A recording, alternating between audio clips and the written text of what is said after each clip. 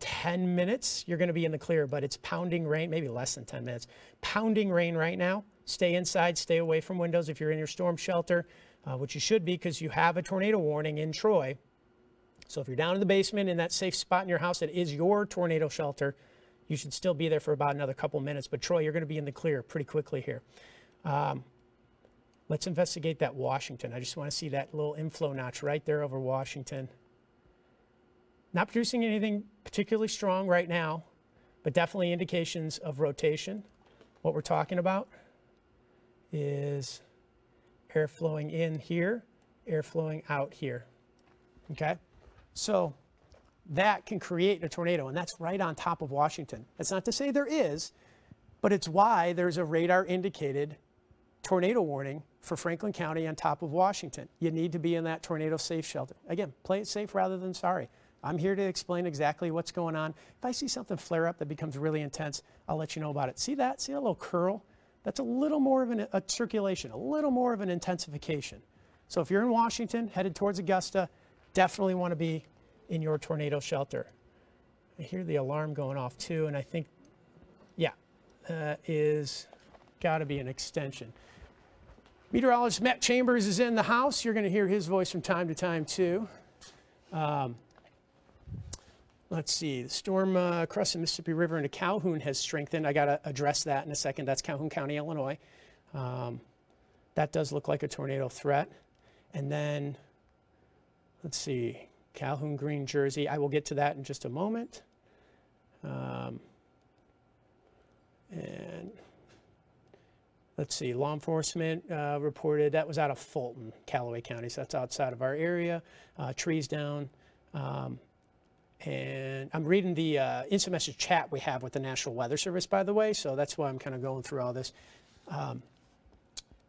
So the storm that they're talking about with Calhoun County, Greene, and Jersey, that's a new tornado warning. Let's address that. Let's zoom in on the Doppler winds. Not real strong rotation, but definitely a tornado threat right there. And it's probably crossing out of Calhoun very shortly into that extreme northwestern Jersey and extreme southwestern Greene. Going to switch over to the normal radar and right in here. Yeah, I don't see a real strong signature, but there's definitely, just like I've been pointing out at some of these storms, definitely still some rotation. The one I was just pointing at that I said, oh, look at that on the latest scan. It looked like it intensified. It's stronger for sure coming through Wentzville. And then the other one was right here in Washington. So that Washington one I was just talking about is definitely intensified. 2 spots. Let me go a little farther south and just see if anything pops up. Okay, right here. If you're thinking to yourself, what, Steve, how are you seeing this? Just trust me, we look at a lot of this radar data a lot. And sometimes you just kind of get a feeling for it, okay? So those 3 spots, and then there's a 4th right here. Those are my most critical areas for threat for a tornado. So while I've been talking to you about, hey, anywhere along the leading edge of this line, big picture, be inside when this comes through, those are really the 4 kind of be hyper aware, be in your tornado shelter. I think anyone in a tornado warning should be in your tornado shelter in your safe spot in the basement. But I think those are the 4 spots that I kind of want you to take a little more serious. We just investigated that one, the new one that's going into, that would be Greene. This is Jersey County coming out of Calhoun County. I want to investigate these 2 a little more. This one's coming right at Wentzville. It's right on top of you. Might have some strong straight line winds that are taking down some trees, maybe even power lines right now. That's the type of radar signature I'm seeing there. So let me zoom in on that. And as I do, just to get a look at, yeah, it's going to be hard. Hey, Matt, will you keep an eye on the BJC sky cams for me, too? It's just going to be when lightning lights them up and maybe you see some lowering. I would appreciate it. Thank you very much. Okay, let me go back. That Doppler winds is kind of helping me pinpoint. So what I'm seeing here is, strong straight line winds right here. The green is raindrops that are being thrust at the radar. There's the radar scan. The radar's in Weldon Spring in St. Charles County. So these are really strong straight line winds. These little notches right here, and this is the one that is a little more significant. But those are little notches that all of a sudden can turn into a tornado or produce a weak, brief tornado. So that's what we're looking for, I think, north of Wentzville and in Wentzville. The in Wentzville portion is probably more straight line winds and kind of on the north side of town, a threat for rotation. But, you know, sometimes you can get this a weak tornado develop even out of this little weak inflow notch there. So be inside, be away from windows, be in your tornado shelter. Just play it safe. Okay, we've analyzed that. Wentzville, strong winds coming through. Really want to be away from windows too, down in the basement. Mainly for the threat of strong straight line winds, but I do think that a tornado could develop kind of at any moment out of that specific area. And then this area is the one that kind of flared up when we were on the air with it, looking at the typical radar, which is a little muddier now. It's a little not as crystal clear as it was earlier. But I'm going to highlight it for you. It'll be right here. So if you're in Washington, that's before I give you, yeah, if you're in Washington, all clear. Let's get, can you, oh, you're still getting right. You know what, I'll do it. I was going to get the BJC Skycam from Washington up and running. I'm going to leave with that view. Actually, before I leave with that view, let me just do this. Right there, that's what I want to see.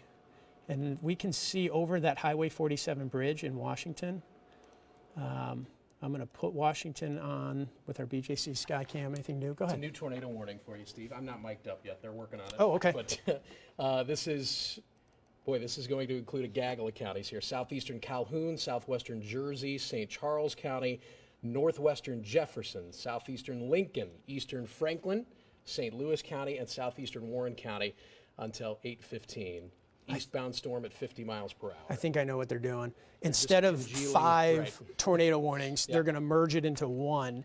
I'll be here to explain to you what's happening and where we see those little circulations. I've got the BJC Skycam network here in Washington looking. In the distance, there's the Highway 47 bridge. That's Main Street. That's more eastbound. This storm is more to the northeast. And, you know, we just have to kind of be lucky to catch it. Let's get back to the radar and show you what I was looking at here.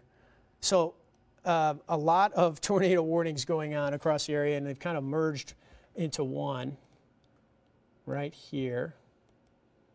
This is going to be the newest one. We also have our storm mode Silverado out at 141 and what was that? At 41 and what? 141 and 44. Okay, so storm's coming at them. And they're in the tornado warning. If they're at 44 and 141, they're in that Valley Park Fenton area. It would be smart to go a little south on 141. I think Jim's in the storm mode Silverado, and hopefully he can hear me.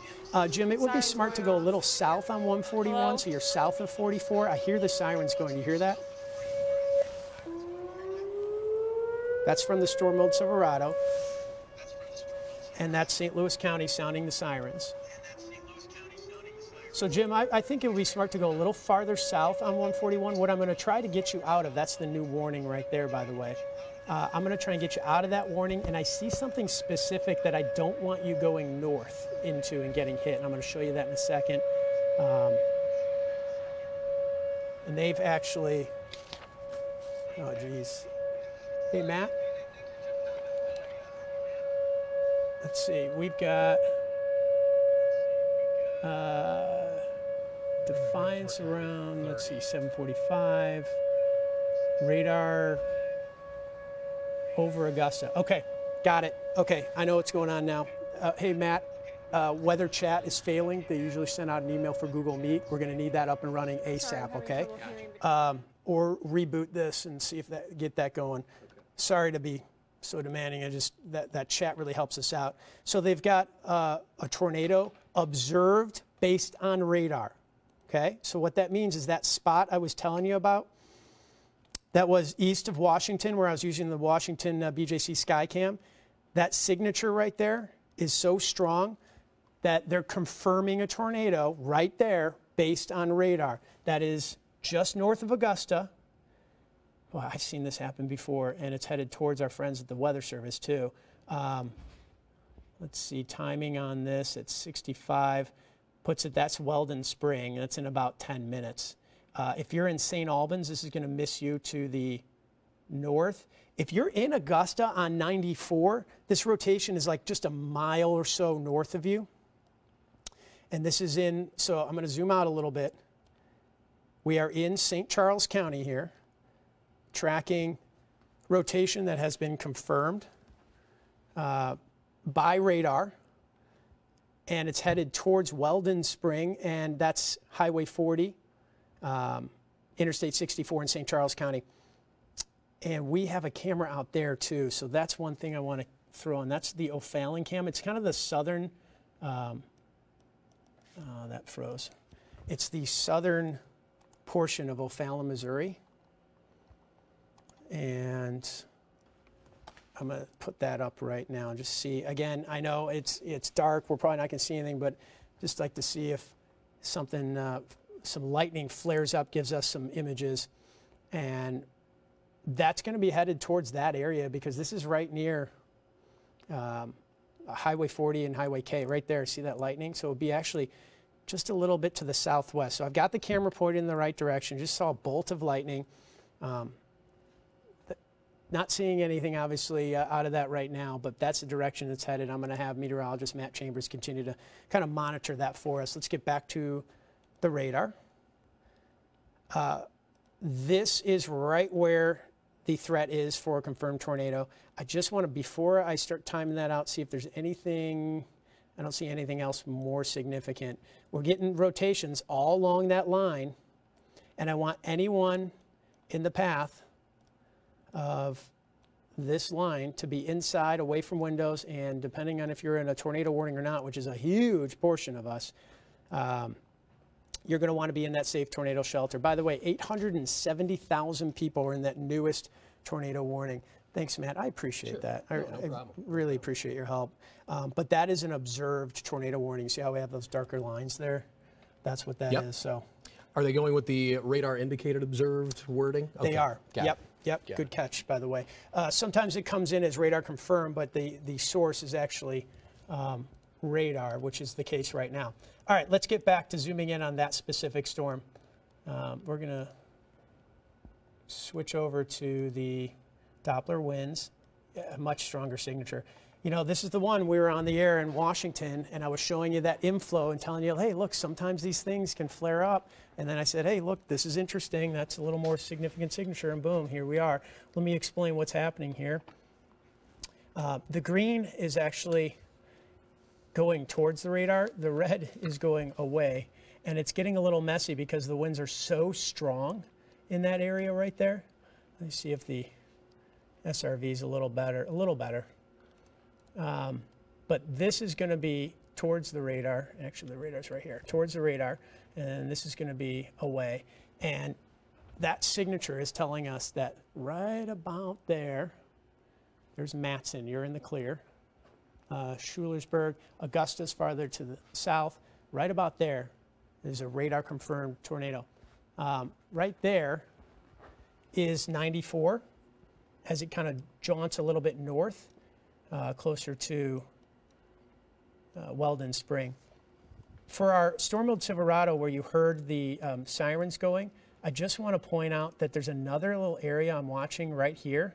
So there's two circulations. The northern one's the strong one. The southern one is weaker, but needs to be watched. And let me get you a timing on that. So two circulations, strong one north, weaker one south.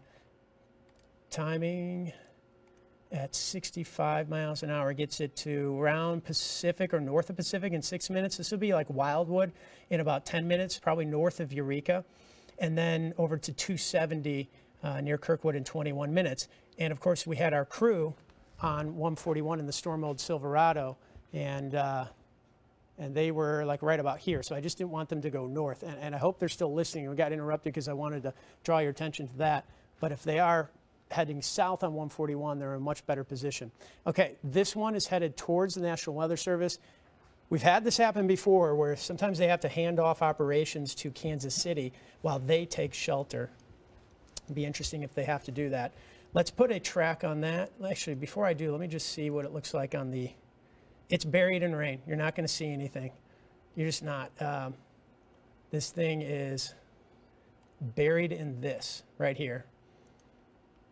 But when I look at the Doppler winds, and this is the beauty of Doppler winds, it really helps us pinpoint exactly where that rotation is. It helps save lives. If this is going to produce a tornado and create damage, folks are going to take this a little more serious now that it's confirmed by radar, and they'll get into their safe spot and stay safe as this moves through. So there's those stronger winds going towards the radar, winds going away, rotation right in between. That's the spot right there. Let's track it and give you an idea exactly some of the cities in the path of that specific storm, because New Melle, you're north of it. You're in the clear. There might be some spots where you're hearing the sirens go off. Just keep in mind that this isn't the only tornado threat. I'm going to throw on the warnings here. Even though I'm focused on this spot right here for tornado, that's the greatest threat for tornado happening right now. Anywhere along this line right here, from O'Fallon, St. Peter's, down into northeastern Franklin County, around Pacific, headed towards Eureka, anywhere along this line, you're in that red box that represents the tornado warning. So we could see anywhere along this line, new rotation, flare up, intensify. Right now, that's going to be the one to watch. So let's track it and give you an idea of where it's going. If you're in, I'm going to get rid of the red box. And if you're in Chesterfield, south, especially south of Highway 40, I think this is going to miss you. I'm looking closely here. Let me put a trajectory. In case, if it goes a little more right, then you're going to be dealing with it a little more in Chesterfield. This would be the valley right here. Man, it's really, really, really close. In fact, let's put on that camera out in O'Fallon, because that camera is almost right there, just to see if the lightning lights up and we get any lowering. That's from the BJC Skycam, Progress West Hospital, out in O'Fallon. And not seeing anything, obviously. We've got someone at 270 and 70 as well that's going to be setting up. Hey guys, let's keep an eye on them. I may want to move them a little farther south so that they miss this. We're not going to get real good readings right this because it's going over the radar. The radar shoots a beam out, it doesn't go up, so we call this the cone of silence.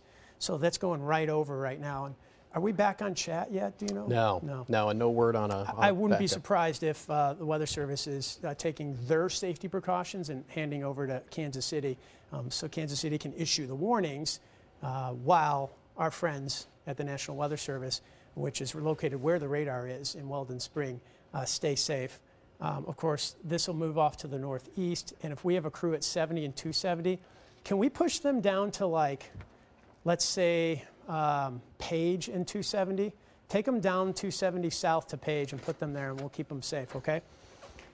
Thank you, I appreciate that. That's Tanya, my producer, in my ear, and I'm going to switch over to what's called our terminal Doppler and see if we can, oh yeah, you can see it really clear right there. So what this is a different radar. It's run by Lambert, even though it's not at the airport, but it's used for the airport here, and it's used for wind shear for airplanes. So the FAA is the one who maintains it, but it gives us a really clear low scan just in a really short distance. It doesn't do a real good job with wide distances away from that radar, but because this is so close, we can really see it. So there we are right there. There's the update. And that is coming just, you know what, we got to take that BJC Skycam. You're going to have to do it on Max 2 because Vedestra froze on Max 1, and then just tilt it more like south east. So the O'Fallon Progress West Hospital camera, and kind of point it southeast. I had it kind of more southwest. Now we have to look at it a different direction. Thank you, Matt. Appreciate that. You bet. Okay, so there's the tornado. That's a really strong signature, guys. This is something where throughout the night I've been telling you, and I'm honest, I'm going to try and be transparent with you, that sometimes we're going to get situations where you need to play it safe rather than sorry. It's radar indicated, but it's a relatively weak signature. This is a strong signature. This is play it safe, period, end of story. You need to get inside, away from windows, down in the basement, to your tornado shelter, and it's a very specific area. This is north of Wildwood, headed probably just across the Boom Bridge. It's literally going to cross the Boom Bridge. Rivers do not stop tornadoes. The circulation for this tornado is up above. And so this is going to cross bluffs, valleys, floodplains, rivers, and it will cross the Boom Bridge here pretty shortly as it crosses Interstate 64, Highway 40 right there. Sirens are going off in the city now, too. Let's get an idea of the timing on this before I kind of address that. Northeast, I think that trajectory's been pretty consistent at 60 to 65 miles per hour. So it says Weldon Spring in 4 minutes, but this is Weldon Spring as well, so that's pretty much there now, okay? St. Charles, that's a city of St. Charles, in about 13 minutes. You see Harvester earlier in 8 minutes. So this is going to kind of cross just to the southeast of Highway K in that southern eastern portion of St. Charles County and slide up towards St. Charles City, again in about 10 to 13 minutes. Hazelwood in about 18 minutes, especially the north side. Florissant, especially north side, may even miss and kind of come up more in this path here, far northern St. Louis County.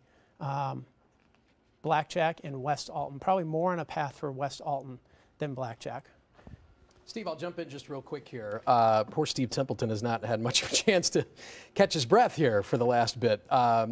One important new detail here to the south of the storm that Steve is tracking right now. A new severe thunderstorm warning has been issued for southern Crawford and southwestern Washington County in east central Missouri. Not a tornado warning here, a severe thunderstorm warning. But Steve, the reason I wanted to jump in with this information is because it was not issued by the National Weather Service in St. Louis. It was issued by their partners in Kansas City. So I think you're spot on. I think they are taking a break probably to seek shelter, as they absolutely should do. We got to practice what we preach, right? So again, severe thunderstorm warning for southern Crawford, southwestern Washington County. That's an area that's typically monitored by the National Weather Service office here in the St. Louis area in Weldon Spring. But this message coming to us from Kansas City, which tells me that they're probably off the books at the moment. They are, yeah, that's what's happening, and that makes a lot of sense. Thanks, Matt, for that update. Sure. I appreciate it. Let me zoom in on this other tornado warning up here to the north, and I'm going to go right back to that other one that's in St. Charles County. I just want to see if we're getting any strong rotation. No, not real strong rotation, but in that Jersey County, Greene County, so it'll be kind of northern. I'm going to highlight it for you in a second here. From northern Jersey County up into Greene County, this not seeing any strong circulation. I just don't want to ignore friends who are sitting in the basement. I know I focused a lot on that real strong signature and rotation coming through Weldon Spring, just north of Chesterfield towards St. Charles City. But I just want you to know, if I'm not mentioning your town, that's a good thing. Although I am going to take time to kind of look around sometimes and just see if I'm missing anything. And Matt, if you hear anything too that you need to draw my attention to, I really appreciate it. Matt was just telling you about this new severe thunderstorm down here, Crawford County. And of course, the front is still back off to the west. So big picture here, we've got to get through this line of storms, and hopefully that just kind of takes a lot of the energy out. But then there is the front that's creating some new storms. So there may be kind of a second wave, and we'll have to watch that as it moves to the northeast through the area. Tornado warnings across the area, a huge one that at last check had 871,000 people in it. We were on the air before that one was issued, and for good reason, just to keep you posted of the multiple warnings. Yep, there it is. So 871,000 people wondering what's going on, hearing the sirens. So let's get back to the nitty-gritty details of exactly where the rotation is and help give people the heads up. Lots of lightning, you see. That's our storm mode Silverado, and we moved them a little farther south on 141 south of 44. Guys, that's a good spot for them. That's a good spot. They can go north after that storm clears them. Okay, switching back to the velocity data, and it kind of looks like the tornado has maybe just cleared the radar there. Let's switch back over to the terminal Doppler. Yep, that's it right there. So, wow. This thing just crossed south of the Boom Bridge, and you know, the Chesterfield Valley, there's some outlet malls right there. So it just came right across there. This would be the Boom Bridge right here. There's some outlet malls. Not too far from there, like right around here would be the Maryville Hockey Center. And then this is going to go north of that now. So if you're in the Chesterfield Valley, especially in kind of the north side of 40 there, and we're talking over close to the airport, that rotation is right on top of you. You need to still be in your tornado shelter. Now, if you're in St. Charles County, like St. Peters, St. Charles, the city, this is headed your way. There it goes. Keeps updating. We're getting these kind of quick low-level scans on this terminal Doppler. Terminal because it's from the Lambert terminal, from the airport, run by the FAA, and that's helping me because the storm was right over Weldon Spring and over our radar there. I thought he said we're good right here. Yeah, Jim, I did say you're good right there for a little bit.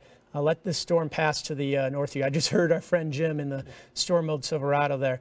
So I'm going to highlight it for you if you can't, if it's not obvious, right there. That's going to get towards Harvester pretty shortly here too.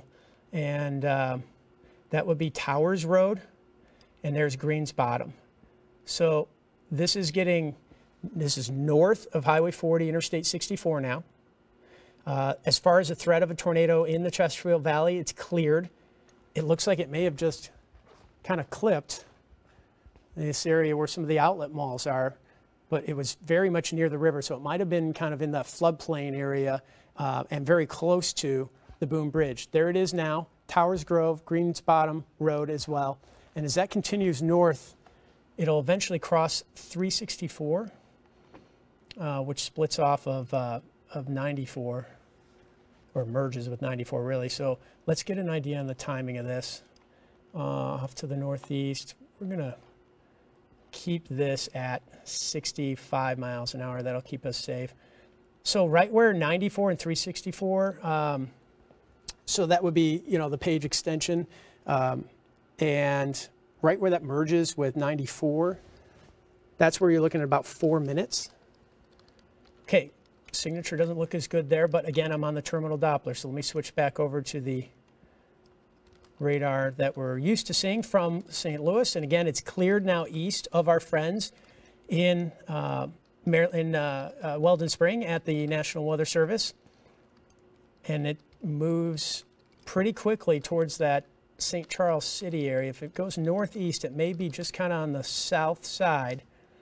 There's 70. Guys, remember when we said we had a crew at 70 and 270? That's right there, and it's too close. So hopefully they're down a little closer to Page. That would be a safe spot as the rotation right here slides just to the north of them. Thank you, Tanya. I appreciate it. That's my producer. She's working with our crews to make sure they stay safe. So that's about 8 minutes. That's Interstate 70, St. Charles City right there. And there's the 270 loop, Maryland Heights. So that's the direction that this tornado is headed. It was confirmed on the ground. We haven't heard of, have you heard of any damage reports so far? I have not. Steve, it still appears that the chat room that we typically have live in these scenarios with the National Weather Service is down. I assume probably overloaded at this point. I just alerted our newsroom if they receive any damage reports directly to make sure they forward it on to us so we can pass it along as well. Okay. Do you mind analyzing the radar for a little bit? I'm going to see if I can't get this back up and running. I just want to know if we have any kind of damage reports, but it's right there, and I'm on the terminal Doppler. Got it. But you can switch over as Sure. needed. Yeah, we'll give Steve a chance to scan the latest reports here, and I will show you the area of utmost concern. This is going to be, oh boy, right now just tracking just north of the Missouri River. So you're right between Chesterfield and Cottleville here. Again, the motion historically on these storms so far this evening has been to the northeast, what, 45 to 50 miles per hour? Like 55 to 65. 55 to 60. Okay, so you can see sort of the whitish, really, really bright green right next to some darker green. That's indicative of that counterclockwise twist in the atmosphere. I don't want to get too deep in the technical weeds here. Oh boy, there you go. Steve talked about how quickly these things are updating. Let me move my circle just a little bit. Again, that northeastern trajectory. Now it's kind of right in that Chesterfield, Maryland Heights, Cottleville triangle, just to the south and southwest of St. Charles proper here. And again, moving to the northeast at about 55 to 60 miles per hour. There certainly have been times this evening where both we here in the Storm Center and our fellow meteorologists at the local National Weather Service office have seen a signature on this storm on the Doppler radar velocity so strong, Steve, that it certainly appeared that it was capable of producing a tornado at any time if it hasn't already. Yeah. You're right. Do you mind working the radar for me a little bit? Not at all. You tell me what you need. I brought up that website, the Google Meet backup website, and I asked to join. So we'll keep an eye on that too. Maybe they'll let us in. I've noticed something. The signature is much weaker. Okay. Yeah. So this is the terminal Doppler radar. Let's switch back over to the typical Doppler, the one out of Weldon Spring, out of our National Weather Service, a little more powerful one. And and stick with the Doppler winds there. Sure. What you'll notice is that signature. It's right there. It's weaker. There still could be a tornado, but go back in time, if you will, for me, Matt, by like a frame or two. Okay. And you're going to see more. Well, it went over there. It's right there. Yep. And then it's right there. It's a little weaker. Now switch back over to the terminal Doppler, and we'll kind of do the same thing. And what I think we'll notice is what we refer to as a couplet, where you have kind of the inbound and outbound winds, inbound towards the radar, outbound away from the radar. It tends to be looking like it's a little weaker. So it's still a tornado that you don't want to mess with. This is going to probably come south of St. Charles City. If you go back in time, just a couple frames, I think we'll see it flare up a little stronger there. Now it looked a little stronger when it was maybe just coming right over Interstate 64, Highway 40. It's still right there. It's just not as strong. Okay, so that's the bottom line. That's good news. That doesn't mean it's done with. You're still heading to the basement. If you're in St. Charles, you should probably be there, especially if you live anywhere south of Interstate 70 in St. Charles. And then this is going to cross into St. Louis County, kind of the northwest part of Maryland Heights. Let's see how close this is going to be to like 141, just to give folks it's going to cross over. And probably miss St. Charles County, or sorry, St. Charles City, as I draw the trajectory here. So that's good news there. We're on the terminal Doppler. That's the one based out of the airport, just giving us a good view right here of this. This is 141 and Interstate 70, and that kind of crosses over into, this would be like the Earth City area, and then off into northern St. Louis County. This would be like Bridgeton, Hazelwood, Florissant. So that looks to be the trajectory. St. Charles City, most likely going to miss you here. Okay? Still no word on that yet, huh? Thank you for checking, though. I really appreciate you, Matt. On the Google Meet, yeah, no, it's still holding steady here. Okay, I'm going to switch back over to kind of the normal. This, man, you're not going to see anything at all because that rotation is buried like right here. So, I mean, there's no angle. You know, you can't be here looking to the north and see it. You can't be out here. It's coming right at you. This right here is that little bowing section. So there's going to be some straight line winds. And it may have kind of transitioned. By the way, what I'm looking at here is both the radar, like you see here, but also the Doppler winds. So I can just kind of eye both of them at the same time. And again, I think the signature has weakened. But I think the straight line wind signature right here is really strong. So this still could be taking down some trees and power lines near and south of St. Charles City, right around Maryland Heights, and spreading off towards Hazelwood, Bridgeton, the airport. Let's see if we can get our Q-Pop input 4 on there, and I'll change it over to the airport cam. You got it. Thank you, sir. Right now it's west down Market Street. There's the Lambert cam. Okay, so that's our airport. And that's where what I'm seeing as kind of translating to some pretty strong straight line winds with a circulation just to the west of the airport. It's not strongest circulation. It's not something that looked like reminiscent of the Good Friday. It's not like that, but it is circulation nonetheless.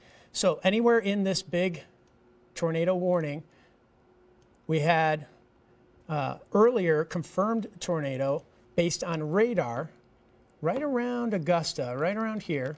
That signature has weakened, but it's still showing rotation as it crosses 270 and 70. So I'm going to get rid of the boxes and focus on that. And the threat is not just for rotation, but strong damaging straight line winds with this as well. So that rotation is right here, and it's just a little weaker signature, definitely not as strong. And in fact, see how this kind of curves like this? That would be those strong winds that could create some straight line wind damage. While I'm highlighted on here, I'm just going to kind of zoom up and down the line. I don't see any other areas of real significant rotation either. I think this is still the most significant, even though it's weakened. I'm looking at this product on my iPad, but then also the normal typical radar, and I can kind of compare and contrast and see where rotation is developing. But that is right around 141 as it comes out of, as it goes north, through western St. Louis County. This is going to cross 141, eventually 270, and towards the airport. We'll keep an eye on. It's a little west of the airport, but we'll keep an eye on it as it continues to move to the northeast. Steve, I want to relay some damage reports that are coming in, and they seem to be coming in from a concentrated area, which obviously builds our confidence here. St. Charles County Police, Fire, and EMS responding to a residence on Highway F that reportedly has had the roof removed, or at least some significant damage from high winds, reportedly after the house was shaking. And there are multiple calls coming in for property damage in that area. Another report coming in from St. Charles County Scanner Traffic on Twitter let's see, hold on one sec, let me jump back in there. No problem. While you do that, I'll continue to talk a little bit, but you jump in when you got something new. Appreciate it. Yeah. This is Matt with some new damage reports. Go ahead, bud. Yeah, and it sounds like in the Defiance area, some damage perhaps as well. Defiance also reporting some damage. Mm-hmm. We just got that. That's from the St. Charles County Scanner. The storm-mode Silverado, which has been parked right about here, which is really the smart thing to do because the strong storms with the threat for a tornado have all been north. They're going to move towards Defiance and get us confirmation. Again, right now, these are just reports coming in. So even, talked about the roof removed. We don't know exactly what that means yet. Right. It could be a shingle. It could be the whole roof. We don't know. Just reports at this point. But the newsroom has the information, and they are working to try to get additional info. And we've got crews that are out there they'll confirm this and bring you the ground truth. In the meantime, we're trying to keep them safe. We don't want them intercepting the storm. We want them nearby so they can go out and do their job after the storm has passed. And that's going to happen pretty shortly. In fact, if they wanted to go down 44 and then maybe take something north like 109, they could do that. They're going to be on the backside of the storm. New tornado warning just issued. This is a big one again, and it's a similar situation where they're just issuing for the leading edge of this entire area right here. So a lot of sirens are going to go off as new areas are affected. We've got in this tornado warning almost 1.3 million people, and that's going to stretch from St. Louis County, St. Charles County, up into Madison County in Illinois, into Jersey County and Macoupin County as well. I'll highlight this for you, but this is a big new tornado warning, and I think that's really the stretch of it right there. And again, Steve, they're using the radar confirmed tornado language here, which means very, very strong indication on Doppler radar here with that. Yep, there's the couplet right there that could be producing a tornado. So they're calling it radar confirmed at this point. It's stronger now too. I agree. Yeah. It's tightened up a little bit. Yes, there. It has. And sometimes that happens. These cycle from right there to right there. That is right on top of 270 and 70. And it's going to move pretty quickly into Bridgeton. This storm is going to fly to the northeast, and I say fly because it is moving. They're tracking it at 60, yeah. Let's check out the airport cam. It doesn't look like this is going to hit terminals. This is going to hit probably runways on the west side of the airport, but that is our BJC Skycam network, and I realize it says downtown. It's not. I've changed it to the airport cam, so that label's inaccurate. I'll get rid of it.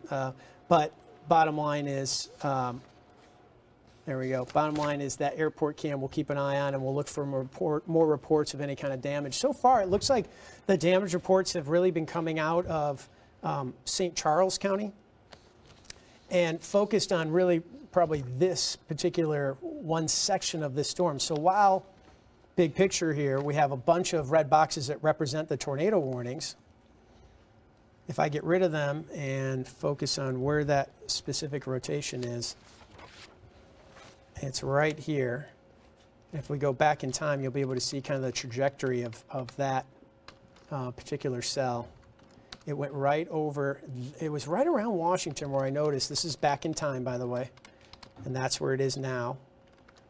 And now let's go forward, and I can see that trajectory is going to take it across 67, across the, maybe very near or just south of the Clark Bridge, and probably across the Lewis Bridge. If you didn't know, there is a Lewis Bridge. That's right here, but the more kind of famous and the beautiful Clark Bridge is right here.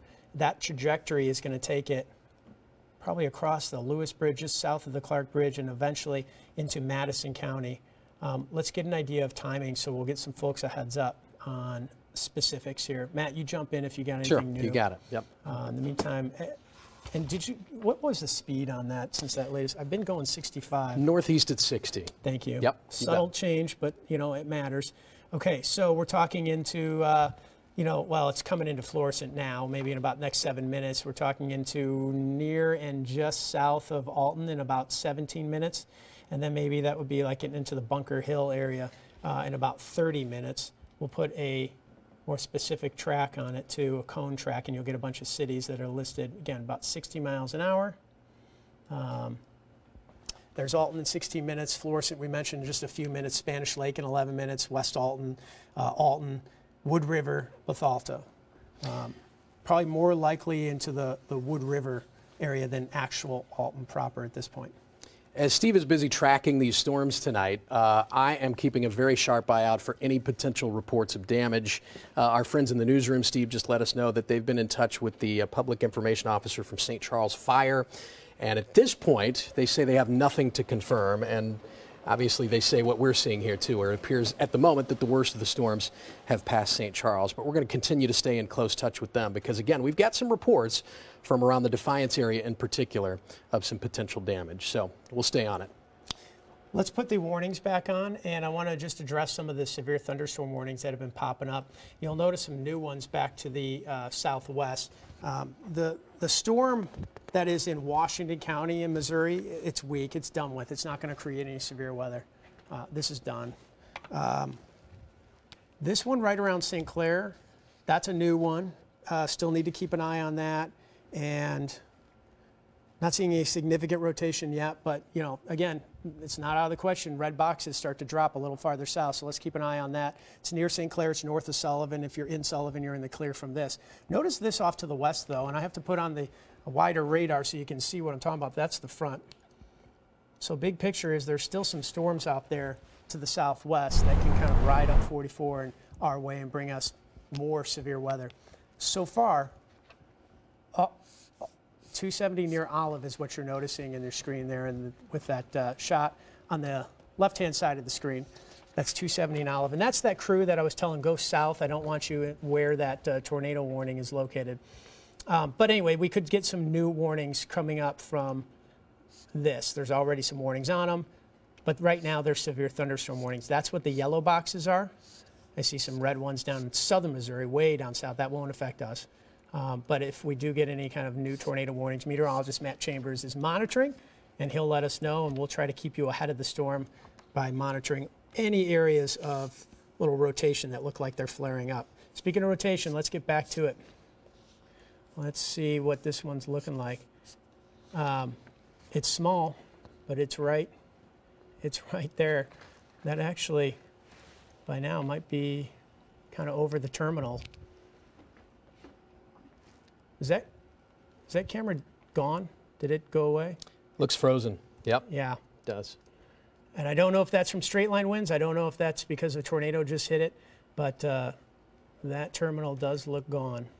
And that's about where the rotation is. Let me switch back over to the Doppler winds, which has been helping me kind of pinpoint this a little bit. And I know I'm moving the radar around a lot. Hang in there with me. I'm going to explain. This is an old view. And if you recall, this thing was on this trajectory, this rotation was on this trajectory, and it looks like it just turned east. Steve, going to hop back in here. We're finally in touch with the local National Weather Service office, which is a beautiful thing. Our friend Jim over there is monitoring the same cell that you're on top of right now. He says indications that the tornado that moved across St. Charles County into St. Louis County has dissipated, but there are new areas of concern for a line of storms from Ferguson back toward Creve Coeur. Several areas of kind of weak rotation embedded in that line that's moving east into the St. Louis area. That's one of them. Yep. Exactly. And that's a legacy rotation from the weakened tornado. And we told you the signature was weakening, but that's still where it is, like a little area of circulation we need to monitor. But see all this down here? This is what they're talking about. This is a line of strong straight line winds that's going to come right through the inner belt right now, 170, and you can get these little circulations that develop along them. So that's what we need to monitor. And I can see there's nothing real significant developing there yet. And even that one area of rotation that had just hit the airport, it's weaker. It's not as strong as what we saw earlier. So most likely that camera got buffeted by some strong straight line winds. Let's hope it wasn't even a weak tornado. But and even that rotation is looking even weaker right now. That's good news. But I'm going to highlight for you what we're talking about. Speaking of good news, while Steve is highlighting that, let me just emphasize, because I think landmarks help people a lot. Sometimes you don't know your neighboring counties, you don't know your geography all that well. The imminent threat for any kind of rotation, any kind of tornado activity, if you're outside of the 270 loop, in other words, west of 270, is basically nil at the moment. There's still some strong thunderstorms and some rain in that area, but if you are west of the western edge of the 270 loop, you're not looking at tornadic activity right now. It's all shifting to the east pretty quickly. Yep, good point. Thank you for a big picture view there. Okay, so this is still a tornado warning, but it doesn't have that strong rotation that it did earlier. It has these little weaker areas of rotation. But remember, we were talking about weak rotation over Washington, Missouri when this thing kind of started to intensify and could have put down a tornado on its track across St. Charles County, where we're hearing some reports of damage. The airport camera is back. That's some good news there. And it looks like the worst of this storm is actually probably just east of the airport camera now. Do me a favor and get Christian Hospital in North County pointing west if you could, Matt. And you can pop that into input 1, and we'll just put that on the air when you get a chance, see what that's looking like. That would be right about here. It's just to the west of the Chain of Rocks Bridge.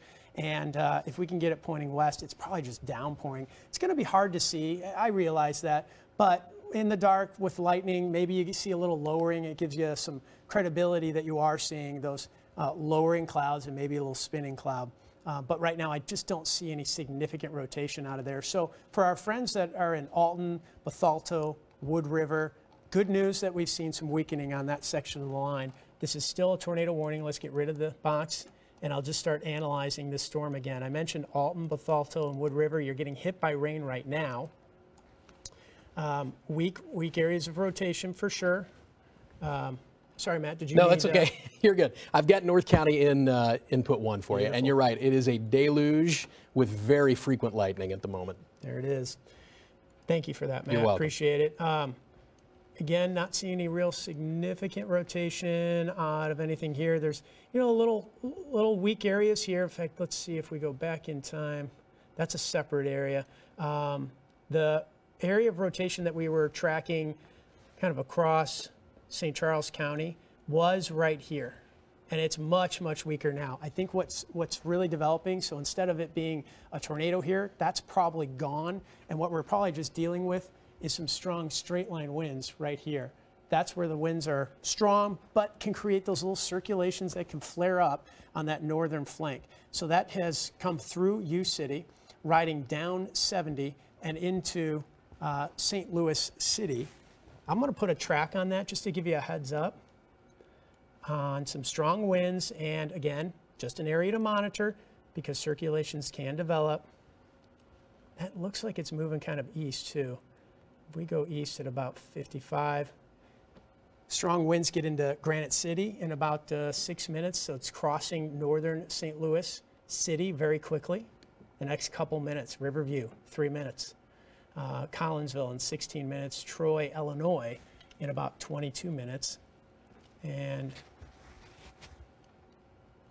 on this side of the radar, when I look at that, it doesn't look as strong. But there still could be some pretty strong winds buffeting and then looking for these little small areas, kind of like what we see right here. See this little notch right there? It's not doing anything. That's not a tornado, but that's kind of the beginnings of what I look for. It's an inflow notch. That air's flowing in as the downpour creates air flowing out, and that can create a little circulation. So probably strong winds. Doesn't look exceptionally severe, but maybe enough to take down some tree limbs. That has come through U City. We tracked that pretty quickly into Riverview, and then eventually there's Granite City. There's downtown, and it looks like that's going to miss downtown just to the north. Steve, as you're walking over here, I've noticed this, and our friends at the Weather Service are noticing this too. This line is transitioning kind of from one phase to another from time to time, and right now it seems to be transitioning back to kind of a supercell phase where there are these individual storms that have a little bit of space around them, and sometimes that can make it a bit easier for them to rotate and eventually produce tornadoes. So they're eyeing 3 areas in particular, North St. Louis County and City, which is the one that Steve was just moments ago zoomed in on, a second near Godfrey, which was kind of in West Alton just a short time ago, and another north of Brighton. So again, these small but noticeable little pockets of rotation doesn't necessarily mean that a tornado's on the ground, but it's obvious to all of us that that the ingredients are there. Thank you. You're welcome. That's very helpful. And as I see those 3 areas on radar, I'd say the one near Godfrey is the weakest, the one north of Brighton, and then the one that's in North County. It's kind of headed from Ferguson to Jennings. Those are the 2 stronger ones. So let's get in on the nitty-gritty details and highlight it for you. All right, so I'm going to have to switch over to the Doppler winds just to help me pinpoint these. So we're going to have one that's going to be near Godfrey. That's just north of Alton right here. That one's weak. Yeah, that one really looks weak. Yeah, that North County one looks more impressive right now. Really, it's kind of hopping from North St. Louis County into extreme eastern St. Charles County there. There's Brighton. Let me switch over to, so there's a little bit of something coming in here and a little coming in here, and then it's probably north of Brighton. Again, nothing real obvious. Like earlier, when we pinpointed near Augusta, moving through St. Charles County, I mean, that was obvious. These are just weaker circulations, but I love that the Weather Service is helping us kind of draw our attention to where some of these weak circulations that could turn into more significant areas of circulation are developing. And this other one that's in North County, I'm actually noticing right around Glasgow Village. That's the one that's headed towards Granite City. And like Matt said, that's the one we've been kind of focusing on right in this spot right here. All of those, I just have to say, none of those scream a tornado's on the ground. Right. Okay? So that's the good news. What we're doing is just, like I said, nitty-gritty, kind of analyzing the radar to give you a heads up on what areas could turn into a tornado. The situation is such that they've issued this big tornado warning because anywhere along the leading edge of this line, which now stretches almost into downtown, just north of downtown, you can get these little circulations that develop and create a tornado. We may have already had one. We may have already had one in St. Charles County. But you've got 985,000 people in a tornado warning, sirens blaring, and you're thinking, what's going on? So a lot of the towns that we've been mentioning, is that a new? That's that wireless emergency alert system we talk about, Steve. It's a good thing. 2 things you need to stay safe is have a warning and have a plan. Matt Chambers has a warning. He has his phone on him. No, that's really good news. But the 985,000 people here are wondering what's going on. Am I under the gun? Am I threatened? If you are in St. Charles City, down to Chesterfield, I know there's still some rain in that area. You're in the clear. As far as this severe thunderstorm warning that's now east of Union and Washington, I think we still need to watch for a little rotation there. It's just west of Cedar Hill. It's weak. It's not a really strong thunderstorm. I'll highlight that in a second. But see that little curvature right there? Just want to watch that. That would have to strengthen. This is not a real strong thunderstorm. You need a strong updraft in order to take circulation and turn it into potentially a tornado. And that's why there's no tornado warning on this. But I'm pointing to eastern Franklin County. That would come into parts of northwestern Jefferson County with a little rotation and something to monitor. Yeah, it is, Steve. To back you up on that, the latest status report on that particular severe thunderstorm warning, again, we're talking about Franklin County, indicated tornado possible. Not necessarily evident at the moment, but it's something that they're eyeing very closely, and we are as well, of course. Okay, so let's get a big picture track on this, and let's try and zoom in and find some more of these little circulations, because they can develop quickly, go away quickly, and I just want to make sure that we have you all covered. If I haven't mentioned your town, or I'm not tracking from where you live, that's a good thing. That means you're not under the threat for a tornado warning, because this is all tornado warning, moving to the east at about, put it about 60 miles an hour. So Granite City in a couple minutes. Remember, there was a little circulation headed your way as well. I can kind of see it. It's on the north side. It's right there. That would be a little circulation. You're going to get some strong winds in Granite City, but just north of you now. It's in Granite City now. Just north of you, right across, it just crossed the Chain of Rocks Bridge. That's where that little circulation is. And so those are the little things we're looking for that can turn into big things, can turn into a tornado. So Edwardsville, that would be in about 4 minutes. You can see it's pretty much coming in now. Let's monitor that area of circulation, though. That would be longer than 4 minutes, but you're getting rain, and heavy rain at that, coming into Edwardsville as we speak. Glen Carbon in about 10 minutes, Maryville in 12 minutes, Litchfield in 17 minutes, Highland in about 27 minutes. That circulation probably north of Highland. But again, you know, that one can fade away and a new one can develop. It's one of the reasons why we've been on the air. The other reason is this particular tornado warning has almost 1 million people in it, wondering what's going on.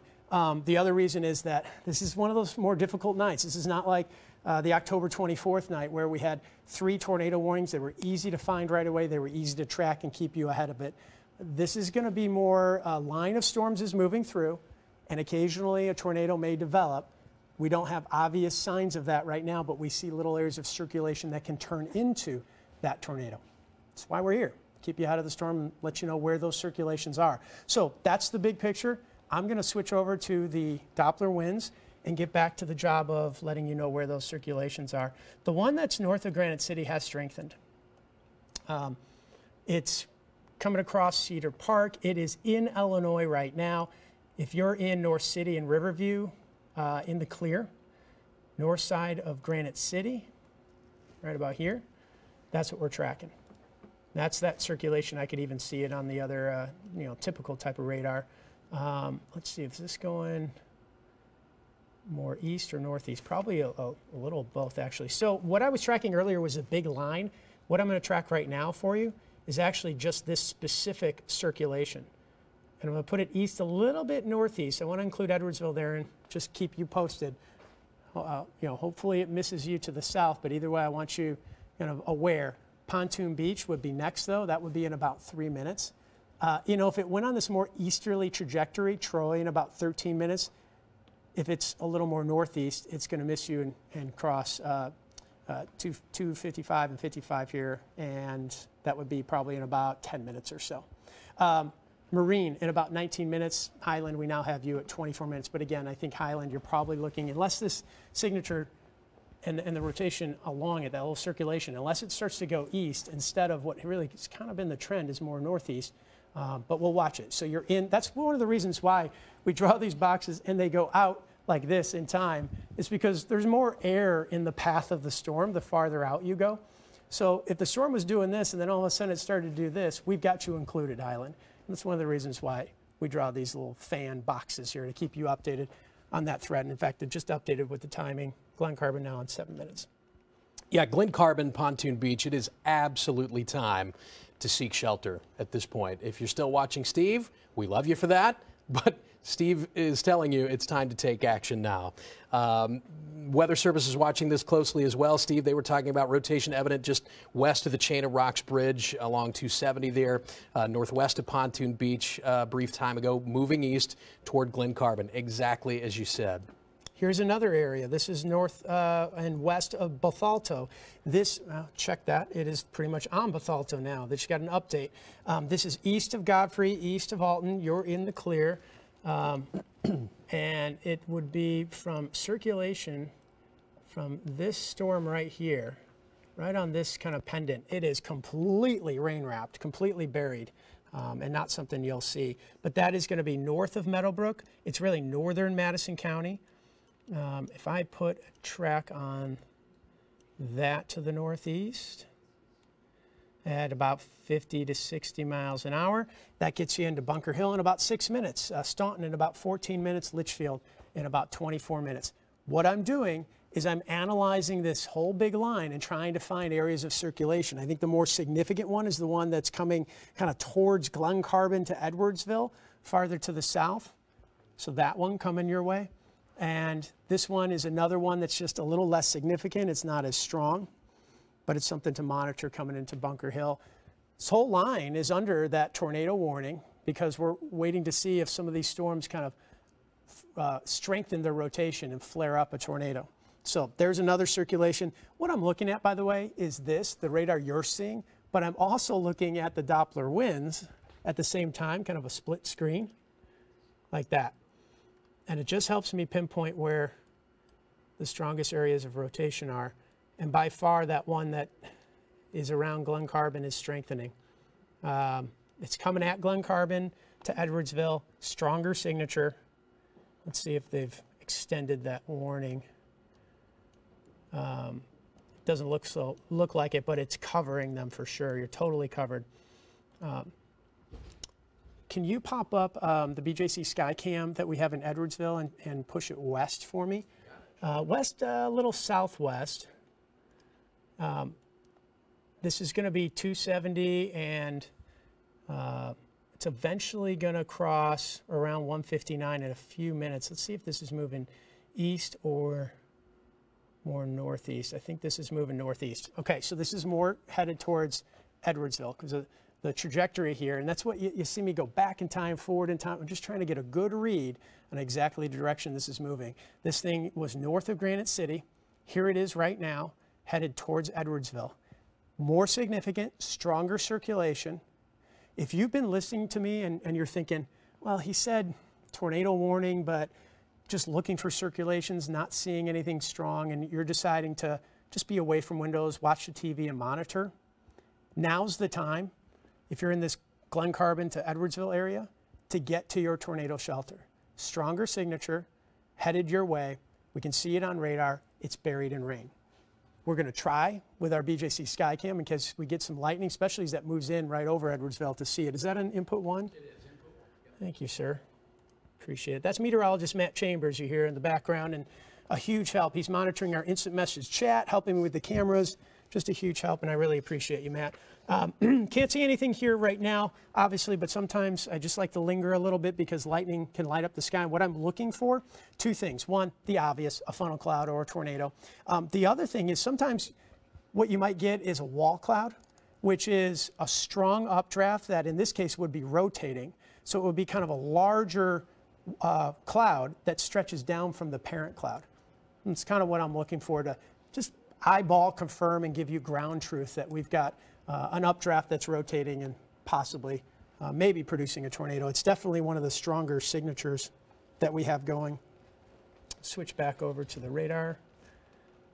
And that is coming right into Edwardsville as we speak. In fact, I don't think the velocity data is probably quite caught up to the radar data, because what I'm seeing two areas here. One is right here, you got an inflow notch, but then you've also got rotation right around here. Let me switch back over to the velocity. Oh, okay, so it's that one a little farther back. That's interesting. Really interesting. I'm going to switch back and explain what I just, what I'm seeing here. So no tornado here, but this is an inflow notch. This is air coming in, and this is air going out. So if a new tornado were to develop, it could actually develop right on top of Edwardsville. Our BJC Skycam from SIUE is pointing down to the southwest to this. This is where there's actually a stronger signature, and still stronger signature of rotation and a possible tornado. And that is going to head to the east-northeast. That's pretty much right on 270, just northwest of Glen Carbon, and headed to the northeast. In fact, it is now east of 255. Going to have to look at the Doppler winds because this thing may be kind of merging. Actually, the winds hasn't caught up, image hasn't caught up, but probably what's happening here is we have have a merger of inflow right here. Boy, this one's getting a little complicated. And then the former circulation right here. We'll see if it enhances it, if this new kind of inflow enhances that circulation. But that's the area right now of concern, coming right into Edwardsville. And again, I mentioned 255, that's right here. So it's east of 255, it's north of 270, and there's 159. So that's going to move to the northeast. Very specific on where it is now. What I'd like to do is zoom out and give you a better picture down the road of where it's going, okay? So we're going to take this to the northeast, a little bit east. We'll go at about 55 to 60. Matt, as new warnings come out, will you help me if the speed has changed? Absolutely. In fact, we just got a new one on this cell you're tracking, so you get to the track there, and I will let everybody know that Bond County and Central Madison County now under a brand new tornado warning until 9:15 p.m. Steve was asking specifically about the forward motion on this. They're now saying east, Steve, east at 55 miles per hour, and I know that you've been cheating those tracks a little, kind of a little more to the right, a little more east than northeast lately, and I think that was a good call. 55, you said? East at 55, yep. Okay, I'm still going to cheat a little north. So Edwardsville now, you see some of the other towns in the path of this stronger circulation, potential tornado, Kaufman in 13 minutes, Alhambra in 16 minutes, as that moves across Madison County and eventually into Bond County. So this is Greenville, Bond County, this is Madison County. So from Madison to Bond, rotation right there. Collinsville in the clear, Granite City in the clear, Edwardsville, that's where it is right now, and then moving to the east, I think maybe a little bit, just a little north of east. If you're in Highland, you got to watch this, because if it is more east, it's coming to the north side of town, right? But I think this is going to be a little more north of east and slide just north of you.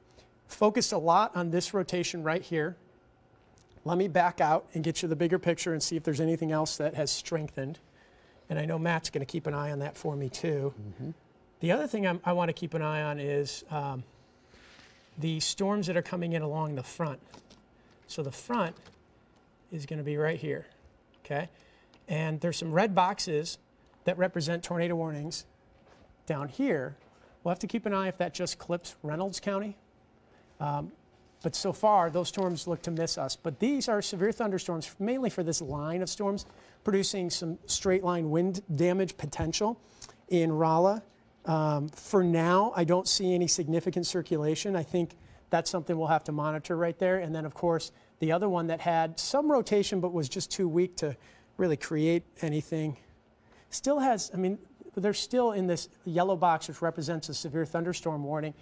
In St. Louis County, kind of the southern portion, I'm still seeing very weak areas of rotation, but the storm's just not strong enough. I'll show you what I mean here. So if you're around Eureka, especially just east of Eureka, that's rotation right there. But this is not a tornado. It's not. It's just a little rotating cell that just doesn't have the strength to become a supercell or even a weekend tornado. It is a severe thunderstorm warning for the threat for some damaging winds, and I wouldn't be surprised. Wouldn't be surprised if the Weather Service has tagged that again as one of those tornado possible. It is, yeah. It's just not doing anything though. This would have to really strengthen in order to warrant a tornado warning. So right now, this is just a severe thunderstorm warning. I got to tell you, it doesn't even look that severe. That's probably producing just some 30, 40 mile an hour winds, has a little rotation. We will monitor. Some potential for just a little bit of small hail perhaps indicated in there as well, Steve. Okay. Penny-sized or smaller, the way it looks right now. Okay, so I wanted to address some of the other storms, and in fact, this one has produced a new severe thunderstorm warning, Gasconade, Franklin. It does include, northern Crawford County, and it's straight line winds. Not seeing any rotation along that. Matt, help keep me posted if we start to see any notches develop there. Yep, keeping a close eye on that one just in case, because there's still a lot of twists, Steve, in this atmosphere. A lot of winds changing with height. If anything, that may be intensifying a little bit over the southeastern and south central portions of the viewing area. Also want to let you know, on the north end of what you're tracking, Steve, new tornado warning, central Madison and southeastern Macoupin County until 9:15. The hazard threats there would be up to quarter-sized hail, and of course, because it is a tornado warning, the potential for a tornado. The language at the moment is radar indicated rotation. Okay. Thank you for that. That's meteorologist Matt Chambers. I'm meteorologist Steve Templeton, and you're watching live storm mode coverage as we have multiple warnings, but specifically multiple tornado warnings that are coming through the St. Louis Metro, especially in the Metro East now. We focused on one area of circulation in particular that's the strongest, but I do want to point out that there's all these yellow boxes that show severe thunderstorms that we'll keep an eye on. They really need to strengthen. I think this is probably the best chance to produce some wind damage that's coming into Gasconade and Phelps County, but they would really need to strengthen the rotation to produce a tornado, and that's why you don't see any yellow or any red boxes out of this. It's all yellow. It's all severe thunderstorm warnings. The tornado threat is focused northeast of St. Louis, and what I'm about to do is get rid of the boxes and just analyze specifically in this mess of storms, and a lot of them are buried within rain that you're just not going to see if you're trying to go outside and watch it. I'm going to try and assess exactly where the best threat for a tornado is in all of those warnings. Important heads up here, too, for you, Steve. Indications of some debris on the radar between Glen Carbon and Edwardsville. Okay. That was about 5 minutes ago. What we call a TDS signature, indicating possible debris being hurled into the lower levels of the atmosphere here between Glen Carbon and Edwardsville, which, again, just bolsters the thought that a tornado could very well be on the ground with that cell. Yep. And so where is that storm right now? It's northeast of Edwardsville right here. It's crossing 55, and it's headed towards Alhambra. And, again, that's moving more northeast, not east. So that is moving this direction. If you're in Alhambra, you're going to want to be in your safe shelter. If you've been watching, you're in a tornado warning, so you should be in it anyway. We're airing this on Facebook, on the live stream, on KMOV.com, and the News 4 app, and of course right here on News 4. So if you had to run to the basement and there's no TV, hopefully you have a tablet or a phone or some way to kind of monitor this live stream. And if you've been sitting down there in Alhambra and wondering what's happening next because you heard Edwardsville, it's coming your way. And it sounds like it did produce some debris on radar. I'll explain what that means in a second. I just wanted to give folks downstream of that storm where it is now the heads up that you really, really need to be in your safe shelter. Staunton, it's going to miss you to the south. Highland, it's going to miss you to the north. It's actually moved even a little more north. I'm going to switch over to the debris tracker. No obvious signatures there, but they're right there, right there. So what the debris tracker is showing us right here, that little bright spot, and this is back in time. So this is, let's see, this is about 8:35, 8:36. It is 8:41. Okay, so we're talking 5 minutes ago, radar noticing that there's debris up in the air. So radar can see the stuff that's in the air, like the raindrops, and it can also see when the stuff in the air is all sorts of different shapes. Some of them are skinny, some of them are fat, some are long.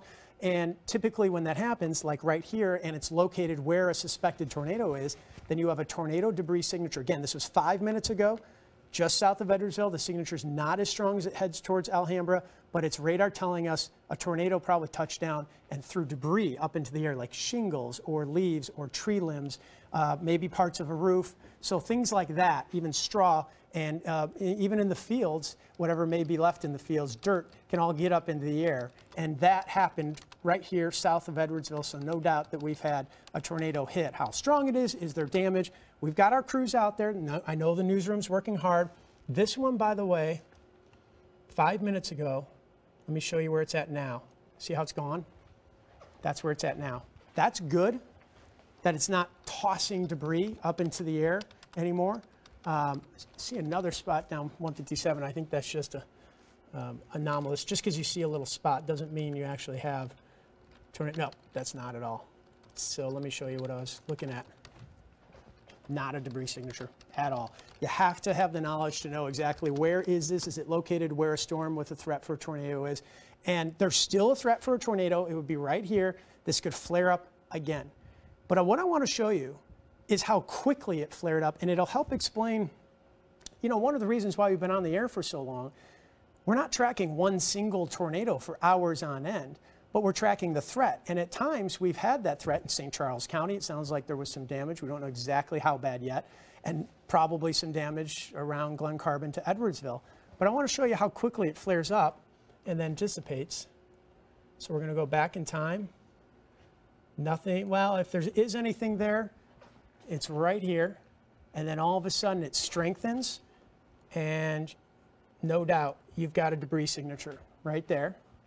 This is in a matter of minutes, and I'm going to go forward in time. Boom, it's gone. Extremely likely that there was at least a brief tornado there, Steve. That's what it looks like to me. And I just can't rule out that it's creating another one right now as the signature strengthens just east of Hamel. It was crossing 55. If you're in Alhambra, it's just to the west of you. This is Illinois Route 4. There's an exit off of 55 right there, 55 and 4. It's south of the exit, but it's headed up to the northeast. So if you're in Alhambra, still need to be in your safe shelter. If you're in Hamel, Warden, you're clear. This probably came right across or very near Hamel as well. But when it did, again, we didn't have that debris signature. That doesn't mean it wasn't producing a tornado. Sometimes it can produce a tornado, it just doesn't loft debris, or the debris it hits isn't really the type of debris that can get high up in the air. Maybe it was weak. And so sometimes you don't have a debris signature, but you actually end up with a tornado. So we don't know for sure if it maybe produced a weak tornado here in Hamel, but I do know that this is still a significant signature as it moves into Alhambra and has crossed Illinois Route 4. It's now east of Route 4. You got some new information? Yeah, I want to let you know, Steve, there is a new tornado warning coming. It's not out yet, but it's as a result of another one of these tornado debris signatures. In other words, where we can see on the radar the possibility of some debris being lofted up into the storm. This is going to be west and southwest of Mount Olive, south of Gillespie. Again, with that tornado debris signature, it bolsters confidence that there is a tornado on the ground. It would be close to Wilsonville, Sawyerville, and I can hear the alarm going off now. That's going to be that new tornado warning. And that's that second area of circulation. It was actually looked a little weaker. It still doesn't look as strong as the one near Edwardsville, but I'll highlight it for you here, what I'm looking at. It was right here. I say was because that's old data, and then there's the new data, and there's the direction it's headed. So it would be towards Litchfield. We've been tracking that one for you as well, and it would be buried in rain west of Litchfield, right around here, right around there. There's even a little bit of a hook right in that location, just west and southwest of Litchfield. So another tornado warning, which we'll put the warnings back on the red box to show you where that goes, but that no doubt is going to extend into Montgomery County. Yeah, and just to make sure we're giving people a proper heads up, as Steve really focuses on where those circulation areas are, where the tight rotation could be, that's the most dangerous part of the storm. But just to highlight this new tornado warning, it includes northern Madison County, northwestern Fayette County, southeastern Macoupin, and Montgomery counties as well on the Illinois side of our coverage area. That is on the books until 9:30 p.m. Again, this storm has a history at this point of, it would appear, hurling some debris into the atmosphere, at least for a brief time. So no doubt a tornado warning is warranted on that cell. Yep. I still think the signature near Alhambra, near Livingston, a little farther south of that one is a little stronger. But what I want to do is go back to that debris tracker and see what that looks like in this area of the new tornado warning that I've highlighted for you, as Matt kind of listed off some of those counties. And again, just kind of southwest of Litchfield. If you're at Litchfield, you definitely want to be in your safe shelter. Let's get back to the debris tracker. And as I go back in time, I'm going to highlight it for you where it really flared up right there. So that's a little more significant than it is right now. And we're going to go forward in time, and it pretty much goes away. So again, brief little hits of confirmed, radar confirmed tornadoes. I'm going to highlight it for you. Boom, right here. And here's another in Edwardsville. Boom, right here. They don't last long. But this helps explain, why we're on the air. What I'm looking for is little blips of yellows, blues, right? Boom, right there. It's gone. Still could be a tornado, maybe just not lofting debris as high to create that signature, but it would be coming into Litchfield. And then here's the other one that would be heading north of Alhambra. That debris tracker confirms why we've been on the air for so long, monitoring this line of storms that can have circulations that can develop a tornado at any moment. These are brief and isolated. We don't know how bad the damage is, but we know that 2 tornadoes at least have hit here and probably a third out in St. Charles County. Go ahead, Steve, Matt. let's shift focus back to those storms to the west for a moment. Obviously, we've got multiple storms that we're tracking, and we want to make sure we're doing our best to protect everybody in the viewing area. Yeah. You asked me to watch for notches in this line of thunderstorms that's down in the western and southwestern sections of our viewing area. We have one, and there's now a tornado warning as a result for Franklin County, southeastern Warren County, and the southern, I'd say the southern to southeastern half of Gasconade County until 9:30 p.m. Again, indications of rotation on radar, no reports of damage with this storm, no tornado debris signature with this storm, but the idea is not to wait until there's debris in the atmosphere to issue the warning, obviously. These warnings are an effort to alert people that dangerous weather is moving in, so you're trying to get out ahead of that. And there are indications, as we were concerned that there might be, that as these storms move deeper into the western half of our viewing area, that they're encountering a lot of shear, a lot of spin in the atmosphere, and it's helping them to intensify just a little bit. So again, that's a new tornado warning until 9:30 p.m., shifting focus back to the west for parts of Franklin, Warren, and Gasconade counties till 9:30. I've highlighted where that circulation is in that notch, Matt. Thank you for drawing our attention. This is why it takes a team. You know, I'm focused on two areas where we know tornadoes have at least recently touched down, base confirmed on radar, but here we are with Matt keeping an eye on the storms coming in out of the west where a new tornado warning has developed. Now, this little bow right here will be strong straight line winds that's coming out of Gasconade County. This is Franklin County. This is where the rotation is, and it's going to come into, say, Union in about 21 minutes. Here's something important on this next round of storms. There's going to be some cities that I've already mentioned. Union's one of them. Washington, Missouri is one of them. If that circulation does go a little farther north, probably stay south of Washington. But the point is that there could be some areas where you've heard your city mentioned before, and you think, oh, we're in the clear. Not yet. This is actually the front that still needs to come on through, and until it does, we still can get little circulations develop, and thanks to Matt for keeping an eye on this. So Union 20 minutes, Villa Ridge in about 26 minutes. Some of the cities a little closer you can see in the next 5 to 10 minutes or 15 minutes as it comes out of Gasconade County. That circulation is going to cross Highway 50 in the eastern part of Gasconade County and then eventually move into Franklin County. I'll zoom in a little bit more and stop the radar. I also want to just take a look at the Doppler winds. I'm not seeing a real strong signature, but definitely seeing that little inflow notch. And that would be right in there. And there's actually another one right in there. The first one was the one I was tracking, or the second one was the one I was tracking, this one right here. That would head towards near and south of Gerald. This one is in more southern Gasconade. Again, not seeing a real strong signature, but definitely seeing a threat for a tornado that could develop and turn into kind of what we've seen march through parts of the metro. Speaking of the metro, there is the view right now, and let's turn on the tornado warnings. We have a bunch of them, including in Madison County, just northeast now of Edwardsville, 100,000 people in that one. And we've got another one in Montgomery County, 50,000. We've got about 150,000 people that are being impacted by, in the Metro East, these warnings. The severe thunderstorm warning that's in St. Louis County, St. Louis City, looks really weak at this point. I'm going to highlight for you what I'm talking about right here. So there's still some storms there, and that's probably some circulation, but nothing too strong, nothing to worry about. Wouldn't be outside, I'd be inside and away from windows for sure, but as far as circulation goes, the bigger threat is going to be off here to the east. So let's track that for you. The circulation coming into Litchfield looks, it's there, it just looks weaker. This was the one that Matt was saying, and he was right, when I looked at the debris tracker through Macoupin County, had produced a little bit of a tornado debris signature. But that signature right there is much weaker.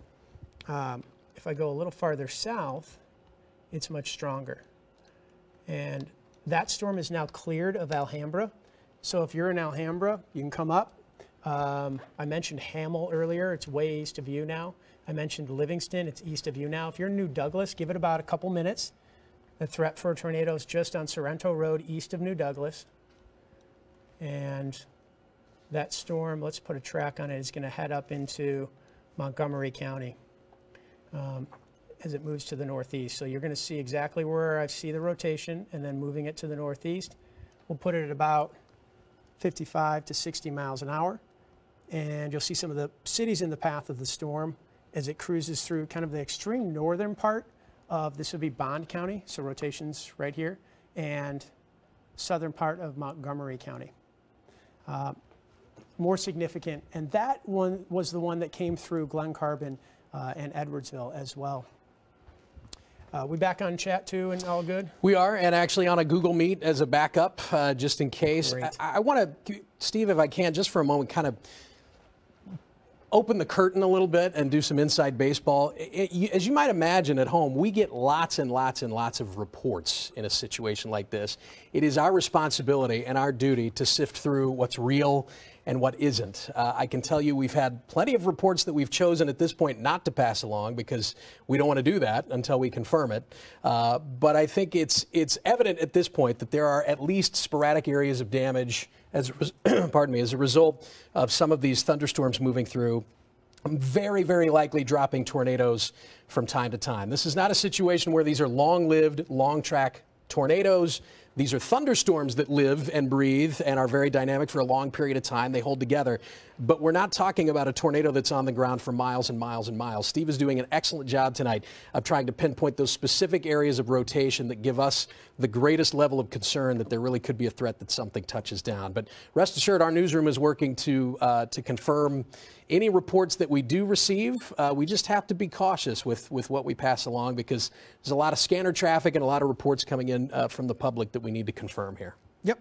And I have no problem, and we will pass along significant reports. Matt did it for you earlier. It was a report of a roof off a house, and we stopped and we said, look, we don't know what that really looks like. It could be a couple shingles, could be the whole roof. We don't know. Right. So we'll tell you when we do have significant reports, but we'll also let you know that we haven't confirmed it yet. We also need to make sure that our crews are safe so they can get to those spots, confirm it for you, and we've been kind of maneuvering them around. And I just want to say to Tanya, my producer in the back, and anybody in the newsroom listening, please, especially as we see this next round come in, if there are some folks in St. Charles County that are part of our crew and you need me to move them or at least kind of give an assessment of if they're in a safe spot, just get in my ear. Tell me about it. I'll walk through it. We'll take a couple seconds out of this live storm mode coverage to make sure that our crews are safe. So please let me know if they're out there and you see the red box and they're wondering, am I safe? Just say, hold on. We're going to ask Steve and he'll just tell you live on the air. Okay, the biggest threat right now is still out of this southern red box here. There's a northern and a southern to the northeast of St. Louis. We do still have a tornado warning off to the west as well. I'm not seeing a real significant circulation signature out of that. It is a similar setup to what we've been dealing through tonight, where you have this line of thunderstorms, and then along that line, you can end up with a little circulation that develops. Matt, will you do me a favor? Sure. Will you zoom in to this southern flank one? We're going to kind of investigate around Sorrento, east of Staunton, northwest of Greenville and Bond County. Kind of investigate that area, and we'll take the warnings off and take a look at some of the Doppler winds within the storm. So, yeah, right there. That's where there's a more significant radar signature. That's northwestern Bond County, and it's getting ready to head up into Montgomery County. So Sorrento, it's on you now. You need to be in your tornado shelter. You see as it comes into that southern part of Montgomery County. Panama would be right here. Coffeen would be right here. Fillmore, just some of the cities in the path of the storm as it kind of moves to the northeast. If you're in Greenville and Bond County, this is missing you to the northwest. This is the storm that came through Livingston. We mentioned Hamel and Edwardsville, and we mentioned Glen Carbon earlier too. In fact, that was the area around Glen Carbon and Edwardsville where it produced a debris signature. So we know this storm has a history of throwing debris in the air, confirmed on radar, a tornado, and still showing a significant signature right over Sorrento. This is in northern Bond County. Matt's going to track that for you, too, as it moves off to the northeast. Hold on. Belay that. I didn't give myself enough room based on the speed of this storm. No so let me back out just a skosh. You know how that goes. While you do that, I'll just keep an eye on that storm that passed northeast of Litchfield. Do not see any significant rotation with that. Okay, good to know. So track on this. I'm going to cheat this just a little bit right of due northeast. So kind of east-northeast at about 45 miles per hour. There's some ETAs for you, Steve. All right, so we're talking about getting into Donaldson in about 8 minutes. We mentioned East Fork 14. I mentioned Fillmore about 20 minutes. And then you can see Ramsey in about 36 minutes. So about the next half hour, some of the cities that this could impact. And again, pretty significant signature on radar, the strongest one we have going. And so while there are 2 tornado warnings in that area, it's the southern flank one that's coming out of Bond County. In fact, this line right here is the Bond County, Montgomery County line, and that's where the tornado is, just south of Grisham. And I know it says 5 minutes, but the radar actually just updated. So it's really in Grisham now. If you're in Sorrento, which should be right around here, it's east of you. You're in the clear. You're in the clear. We have 1, 2, 3, 4 tornado warnings going on. The reality is out of all those warnings, there's really 3 cells. Out of those 3 cells, there's one that has the significance to, I think, produce a tornado, and it's this one right here. The other tornado warnings had significant signatures that have weakened, or the other one to the southwest is one of those line of thunderstorms that has some circulations that aren't strong enough yet to really confirm a tornado. That would be the one that's off to the west. That would be going through Franklin County. So this is the main show in town. It's east of St. Louis, and Matt's going kind of back in time forward, showing us those Christmas colors that represent green, which is raindrops going in towards the radar, and the red, which is raindrops that are going away from the radar. And what that really is it's rotation. So when you have fast raindrops moving that way, fast raindrops moving that way, that doesn't happen in the atmosphere naturally. What's really happening is they're rotating, and one raindrop that may show up green going towards the radar is going to twist and show up red in the next scan going away from the radar. So that is what we're looking at. We call it a couplet, and it helps us pinpoint exactly where the rotation is. And Doppler is actually shooting through and into the rain. This is not something that you'd be able to see. I mean, we're talking 9 o'clock at night here. It's dark. On top of the fact that this is wrapped in rain, you just wouldn't see it. And yet here we are able to tell you that that's possible tornado and help you get to safety. And let you know in Sorrento, for instance, that it's now east of you as it's going to eventually slide up into Bond County. Again, right there is the Bond County and, Montgomery County. It's in the Bond County, Montgomery County line. It's going to slide up into this is Montgomery County. Do you mind putting a track on that? In fact, you can kind of see a little donut hole right there? The reason there's a donut hole, the reason this isn't all red, is because the heavy rain can't come down. The reason why? There's strong updraft, maybe a tornado. That's air going up. So as air goes up, it thrusts the raindrops away from this area, and the radar ends up with this little kind of donut hole. So all the heavy rain is around it. That's just another visual clue that you have a really strong, and we know it's rotating, a really strong rotating updraft and possible tornado just northeast of Sorrento, northern Bond County, eventually into Montgomery County. Matt, what I was going to ask you is if you could kind of track that with the arrow tracker towards Ramsey. Sure. Give me one That's sec off here. in Fayette County. And I just kind of wanted to give folks, here, I'll help you out for a second. I just want to give folks a heads up a little downstream. We're going at 55, right? Yes. There you go, bud. Thank you. Thank you. Northeast 55. So you're looking at an ETA of about 20 minutes, maybe a little bit more in Ramsey, Illinois at this point. And that's, again, a little more significant signature. Haven't seen anything from Weather Service on that one yet either.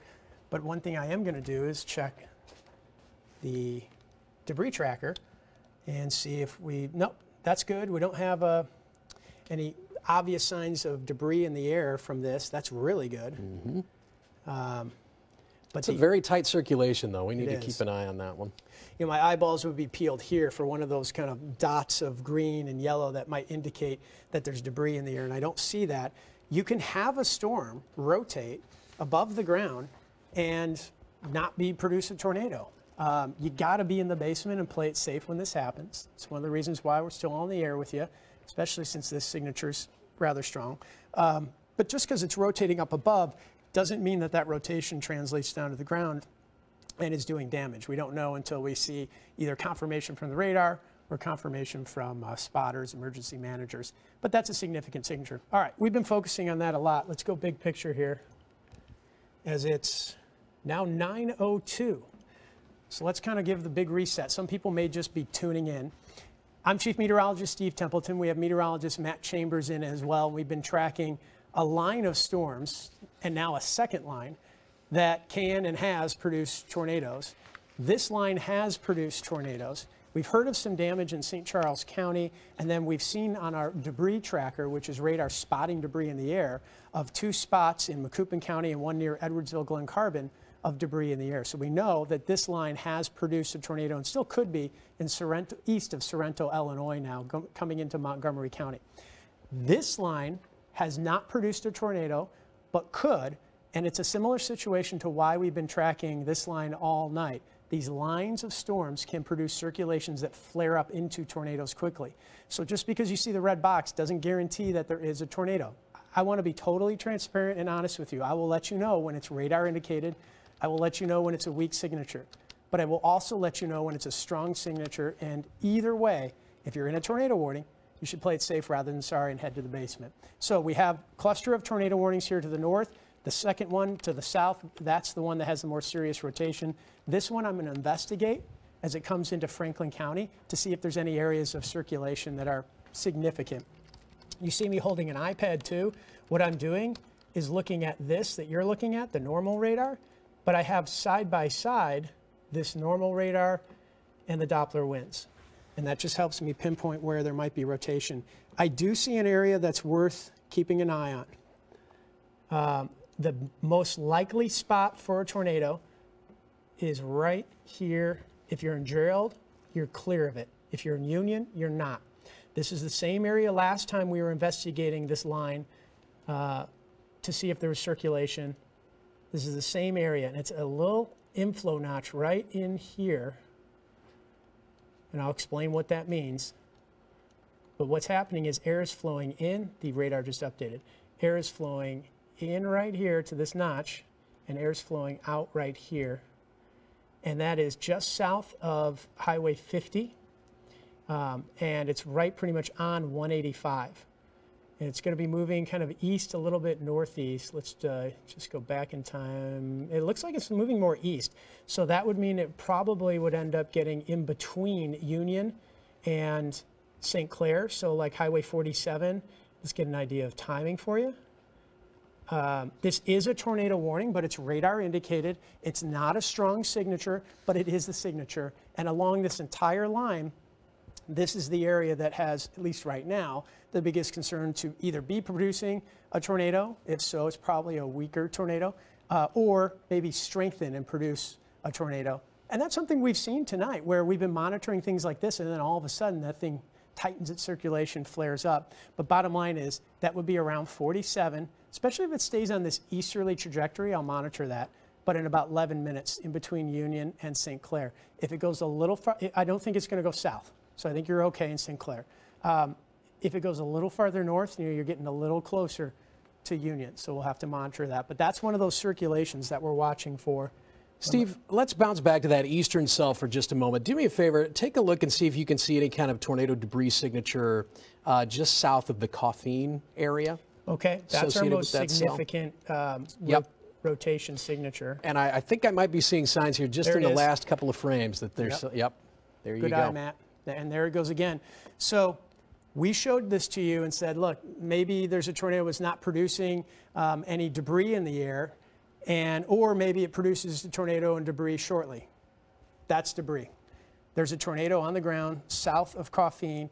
You saw it update too. I'm going to go back in time, but this has crossed 127 in northern Bond County, and now it's up into southeastern Montgomery County near Van Burensburg, but probably just in between Coffeen and Van Burensburg. If you live just south and southeast of Coffeen, that's exactly where this is, and it's you should be in your tornado shelter anyway because you've been under a tornado warning. But Highway 185, it's going to be crossing very shortly.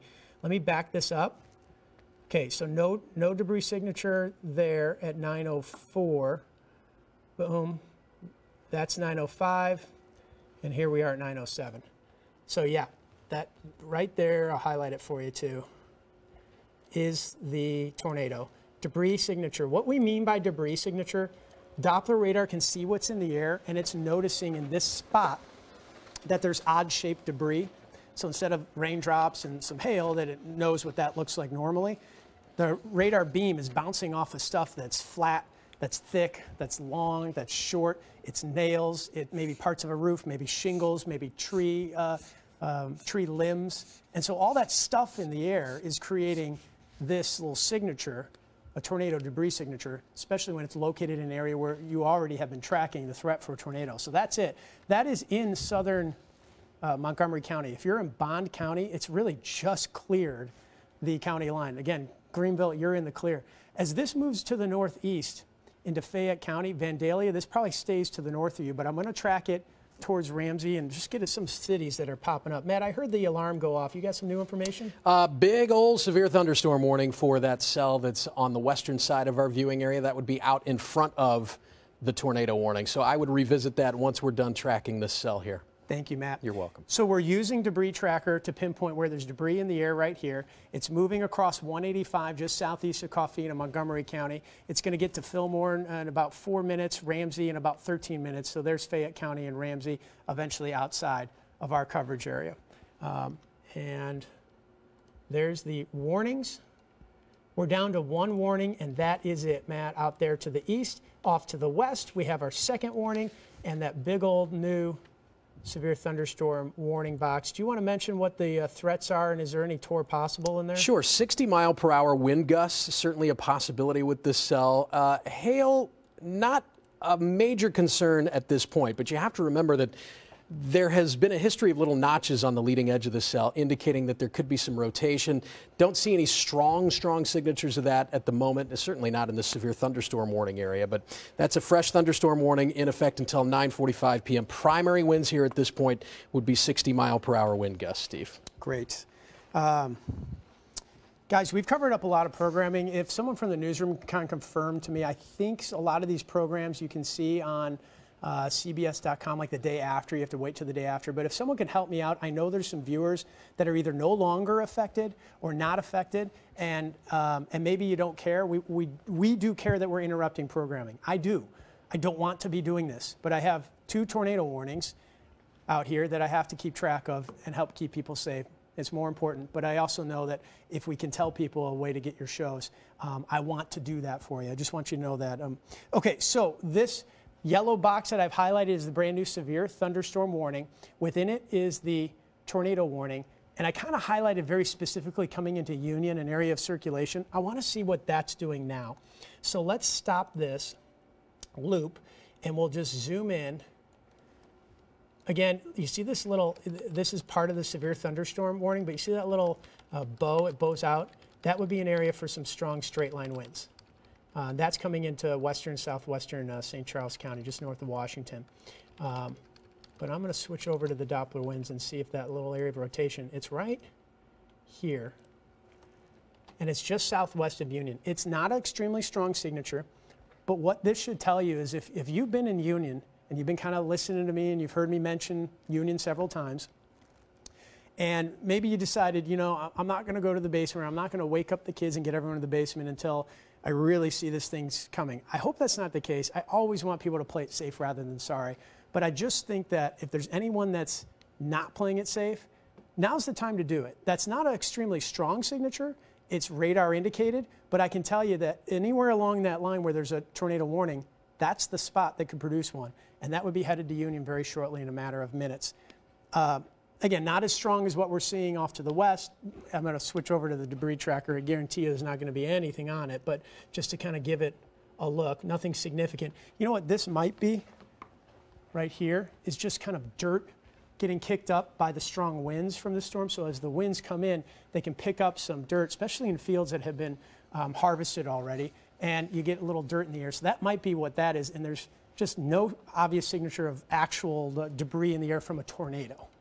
But there's a circulation just to the southwest of Union, and it's about to come up on Highway 50, and I'll kind of give you an idea on timing-wise. Let's see. I mean, Union's a matter of minutes. You should be in your tornado shelter right now, but I will track this at about 55, and we'll put it in Union in about 3 minutes. Villa Ridge, that would be about 9 minutes. And the one thing we'll see is if the Weather Service wants to continue this tornado warning or let it go and just be a severe thunderstorm warning. There's another little area of circulation I was kind of watching too, just to the north. It's not real strong, but just southeast of Washington. And just another spot to keep an eye on. You know, it was over Washington where we were watching a little more significant rotation, and then all of a sudden that flared up and became what likely was a tornado in St. Charles County. We've heard some reports of damage. We just need to kind of tie the two together and get it confirmed. But as far as Union goes, be in your tornado shelter right now, headed your way. And then let's put a track on this off to the northeast at about 55 miles per hour. That gets you into Villa Ridge in 10 minutes, Gray Summit in 14 minutes, Pacific in 18 minutes. It'll be over by Six Flags in about 23 minutes, and then Eureka in about 24 minutes. Steve, I hate to continuously give everybody weather whiplash here, but you gotta bear in mind we've got 15 counties in Missouri, 15 in Illinois, and the city of St. Louis that we're dealing with.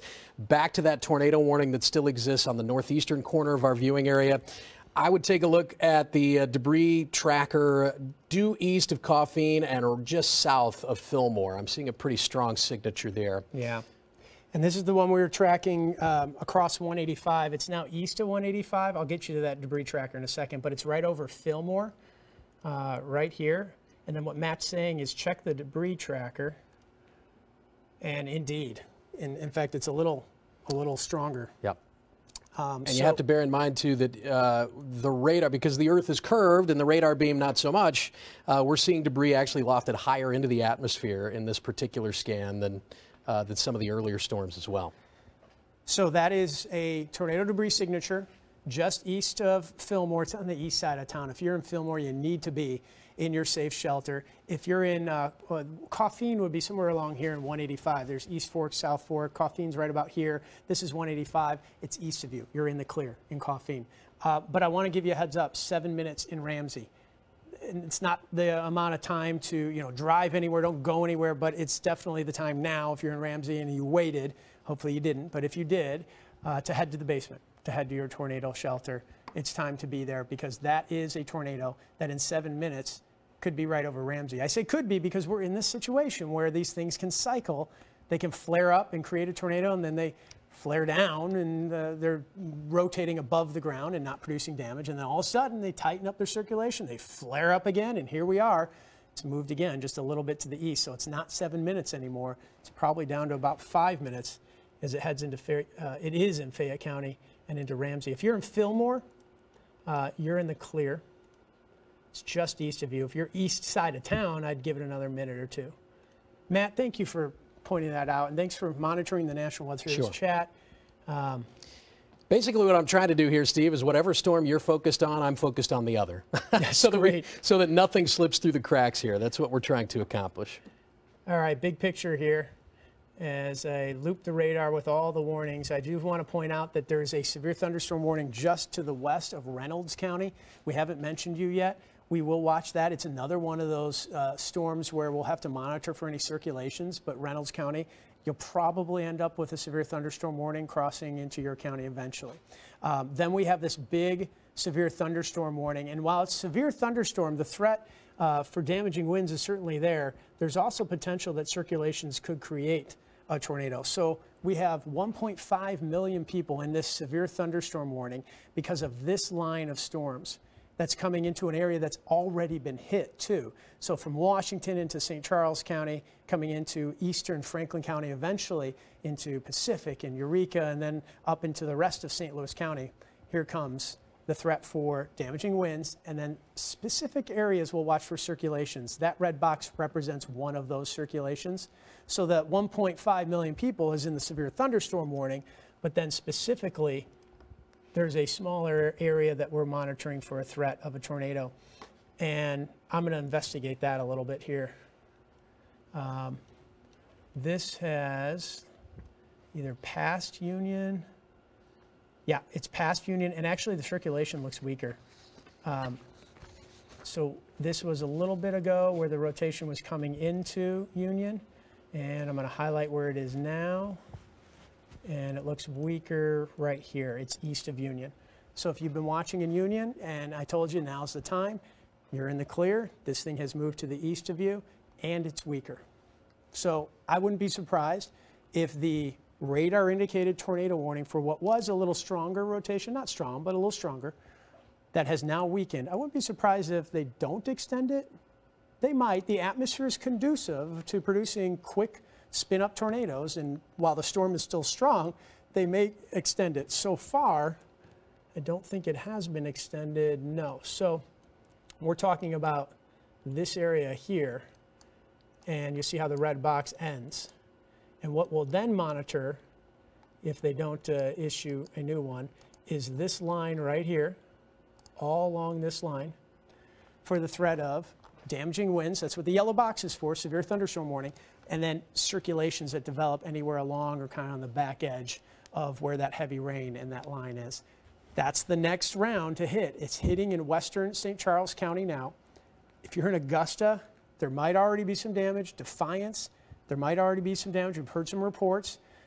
I do not see any rotation, but I do see a threat for some pretty strong winds. So if you have friends or family that maybe you've heard they have some damage in Harvester and Defiance and Augusta, maybe around Weldon Spring and other parts of St. Charles County, give them a call on the cell phone. They might not be watching us. They might be thinking, we got hit, we're done. Give them a call. They've got lightning, which is a threat coming in if they're out and about trying to monitor or look at, observe any damage. And they've got a threat for some strong winds. That is a severe thunderstorm warning coming their way. I don't see any circulation, which is good news, but that can change quickly. And the weaker circulation is east of Union.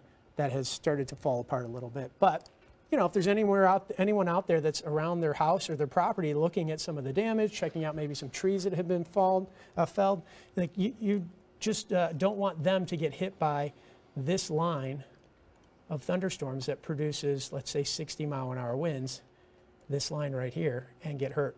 And especially why I'm mentioning St. Charles County is because we have one of those bows. See that little bow right there? So that's an indication of a little stronger winds. What's happening is the strongest winds are pushing the raindrops a little farther out. So instead of a straight line, the stronger winds are going a little farther out, and potential for probably some 50, 60-mile-an-hour winds there. If there's anyone outdoors, I don't want them caught off guard. Severe thunderstorm warning out of that. Not seeing any. Let me double check.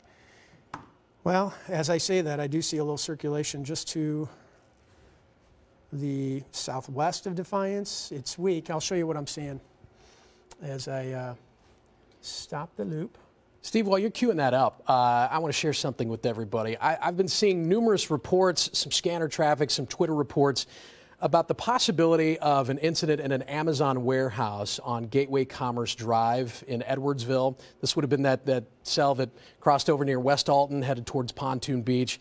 Now the Illinois State Police is telling us at this point that there is a structure collapse, and in their words, multiple subjects trapped at the Amazon warehouse on Gateway Commerce Drive in Edwardsville. Again, my source for that is the Illinois State Police via our live weather chat with the local National Weather Service office. So that was a cell that we watched closely. There was a debris signature associated with it for a time. So obviously strong indications that a tornado was on the ground with that cell for some time. So again, Illinois State Police, structure collapse with multiple subjects trapped at the Amazon warehouse on Gateway Commerce Drive. Thank you to Matt for that. Again, I just want to reiterate what Matt said, and he's right to do it. We're attributing that, getting that from the National Weather Service chat. We don't have our crews on the ground confirming that. And I hope our newsroom, if they do get some confirmation, let's get a news anchor out here to kind of give us some context of this and fill us in with any more information. We do. Do we have her live right now? We have. Okay. We have someone live at the Amazon warehouse. Is it confirmed then from our reporter? Is she seeing it too? Well, we'll get to her when we can. Point is, thank you, Tanya. But the point is that we want to get confirmation from our people on the ground. Let's see what they have to say. Jenna Ray, there you are. Hi. Hey, Steve, we are out here again, like you said, at that Amazon warehouse. You can see, I'm going to step out so you guys can see what's happening. There are dozens of ambulances, dozens of fire trucks, dozens of police and other law enforcement agency cars here. Again, we're at the Amazon warehouse. You can see it's going to be tough to see because it's dark out, but we're going to try and zoom in. It looks like about a third of the warehouse is collapsed. There is sufficient damage. Again, we're not sure if there was a confirmed tornado. This could have been done by straight line winds or a tornado. You can see dozens more law enforcement agencies, fire trucks, ambulances down there. This is as far as media is allowed to go right now. I have talked with several people who do have family members inside that building. One family member I talked to said that her family member is okay. Others that I talked to say they still believe that there are several people trapped inside. There are workers inside. There were workers inside when this all happened. We have no reports of injuries yet. We are still trying to learn more from law enforcement officials who are on the scene. There are, again, several different agencies out here, and we're going to try and get some more information for you guys. For now, we can see that damage, Steve, that you were mentioning. About a third of the Amazon warehouse collapsed. Lots of debris. Firefighters on scene working to get individuals out. We'll bring you guys more as soon as we have more information. I appreciate that. That's significant, and I know we just kind of threw Jenna up on the air. Jenna Ray from News 4 out there on the ground with confirmation. Really appreciate that, and I know she's going to do some more work to fill in some more details. Okay, we've got more work to do because we still have 2 tornado warnings. Okay, one is off to the north and northeast. This is in northern Fayette County. That's going to slide out of our area pretty quickly. We've heavily warned people on that one. I'll get back to it in a second. Before I get to the other one, I just want to point out this is Edwardsville. The tornado that likely did some of that damage that Jenna was just talking about is around 255 and 270, kind of just west-southwest of Edwardsville, downtown Edwardsville. And then here's another tornado warning that this storm has really started to exit that warning, and they haven't issued another one. That's good news. But I'm starting to notice some small areas of circulation within that big yellow box. The big yellow box represents a severe thunderstorm warning that within it we could see this line produce some circulations that could turn into a tornado. I'm going to get rid of the box because our focus is on the line. Our focus is right here. And then along that line, I've been looking for little areas of circulation. I haven't seen anything really all that strong, but near Defiance, as I zoom in a little bit, it's actually just to the east of Defiance now. There was this little, I've gone back in time to see it. It crossed 94, so this is back in time a few minutes ago, and that's where it is now. So that helped me pinpoint it right there. And it's just southwest, wouldn't you know, of Weldon Spring in our National Weather Service office. Our friends at the National Weather Service and colleagues, and I say friends because we really are friends. We meet up regularly with them, and we care about them. They've been taking shelter from a tornado earlier, and the Kansas City office handled the warnings for a few minutes. They're back. There's no tornado warning out of this, so they're probably still operating, but keeping a close eye on it. But that is the radar in Weldon Spring and where the Weather Service is located, and this is where there's a little bit of a circulation that just needs monitoring. I'm not seeing anything significant here. There's no debris out of this. There's no tornado warning. Just heads up, southern part of St. Charles County coming back into western St. Louis County. This would be towards the Chesterfield Valley and Chesterfield. Little circulation that I'll keep an eye on. Matt, if the alarms go off too, of course, why don't we check that and just see. You got it. But again, I don't see it being real significant at this point. In fact, especially as I switch over to the Doppler winds. I'm also keeping an eye on the BJC Skycam network. I've got Missouri Baptist Medical Center there at 270 and Interstate 64. On input 1? Input 1, yes. Okay. Yeah. Still has a ways to go before it. Oh, no, hold on. That looks like Washington. Hold on a second. It does, yeah. No problem. Give me 1 sec. It should be flipping over right now. Still, it has a ways to go before it hits that part of West County, but you can see on the western horizon the sky really lighting up there. Absolutely. And what he's giving you a view of is a camera that's right here, and here's the circulation. So that's exactly why Matt rightfully was showing us kind of what it looks like as this kind of marches towards that area. As we zoom in a little bit more and take a closer look, it's hard to see because you're getting this cone of silence from the radar. I'll explain what that means in a second. But there's a little bit of a claw right here, and if there's a circulation, it's not all that strong, but that would be where it's at, kind of just south of Weldon Spring, east of Defiance, east of Hamburg. This cone of silence is because the radar shoots a beam of energy out, which bounces off the raindrops and gives us the pretty radar view. It also shows us the direction and speed that the raindrops are moving. That's what we call the Doppler winds, so we can pinpoint rotation. The beam goes out. It doesn't go up. So you have this little cone of silence right around the actual radar. But that's a live scan from our radar, and that's a little claw or a little hook where there's a circulation. It's not a tornado right now. There's no warning on this, but I'm simply pointing out where my eyes are fixed as it comes in towards, there's Chesterfield. This would be the Chesterfield Valley. Spirit of St. Louis is probably right about there. But as that little circulation comes in, especially to a heavily populated area, that's what we're watching for in this big severe thunderstorm warning, the big yellow box that represents the warning here. What we're really just trying to do is look at this line of storms and say, where do we see circulations that can, like we've seen happen already tonight, turn into a tornado? And that would be one of them that I think we need to keep an eye on. And I know Matt's keeping, wherever I'm looking, Matt's looking somewhere else. We got exactly you covered. Right. We got you covered. One of those storms that Matt and I were tracking went through Edwardsville, Glen Carbon area, and there's been some damage around the Amazon warehouse out there. News 4's Jenna Ray has more information for us. She is live on the scene. What's new, Jenna?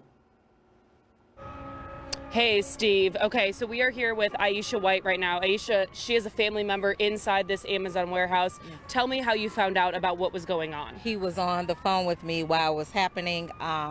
The tornado was hitting the back of the building. The trucks was coming in. I told him to jump out the truck and duck. We watched the building go up, stuff hitting the cars.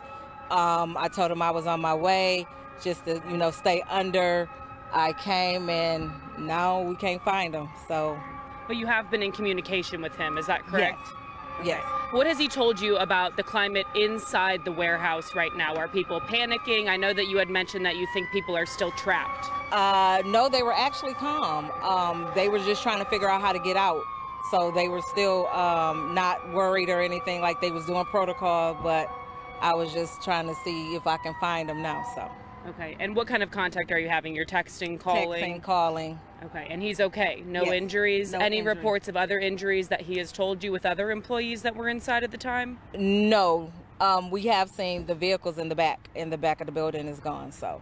Okay, so right now we can only see the front yes. Of the building. So you're telling me there's more extensive damage behind that we can't see yes. right now? Yes. Okay. What's your message to people who are stuck in there right now, and to all these emergency crews who are working to get them out? Stay patient. It's going to happen. So, just stay patient, follow directions, don't panic, and just try your best to stay safe. All right. Well, thank you, Aisha. I appreciate it. Glad your family member is okay. We are, again, checking on those other people who are stuck inside the Amazon warehouse. We'll have another update for you guys soon. Jenna, I appreciate your work. And by the way, you're in a safe spot. Nothing new coming in right now. There's a line of storms to the west we will monitor for you. Make sure you stay safe. This is a look at the debris tracker, and it's a big view, but I can see it. This little dot right here is debris. That's a tornado debris signature. It's the one that we were tracking in northern Fayette County, actually out of northern Bond, Montgomery, northern Fayette. It's now out of our coverage area. I'm going to zoom in on it, but I just want you to know that it's out of our coverage area, and it's still producing debris being flown up into the air, thrown up into the air, and it's now out of Fayette County. If you're in Ramsey, this pretty much went right over you. So we told you a while ago, giving you heavy heads up on this, that Ramsey, you need to be in your tornado shelter. You're in the clear now. That tornado, and there it is headed towards Shelbyville outside of our coverage area. So again, Ramsey, northern Fayette County, in the clear. And as we told you earlier, there's Vandalia. It would stay north of you. And indeed it did. Okay, so Ramsey's in the clear. That storm is going to go away. That tornado warning, actually it already has. And the other tornado warning that was near Union, that's gone. We now have no tornado warnings in our coverage area. Now that said, we have a huge severe thunderstorm warning for a line of storms that I'm still monitoring for circulation. Could develop a brief isolated tornado. And then Reynolds County, you might end up with a severe thunderstorm warning get extended into your area. But right now, I think as far as a threat for any circulations, what I've noticed out of this line coming through St. Louis is out around Chesterfield. I'm going to zoom in and show you. There's a little area of concern to kind of keep an eye on. It's the one that came just south and southeast of Weldon Spring, which is where that radar is. I'm going to switch over to the Doppler winds, although I can see it pretty easily with this radar. And I'll show you exactly what I'm looking at.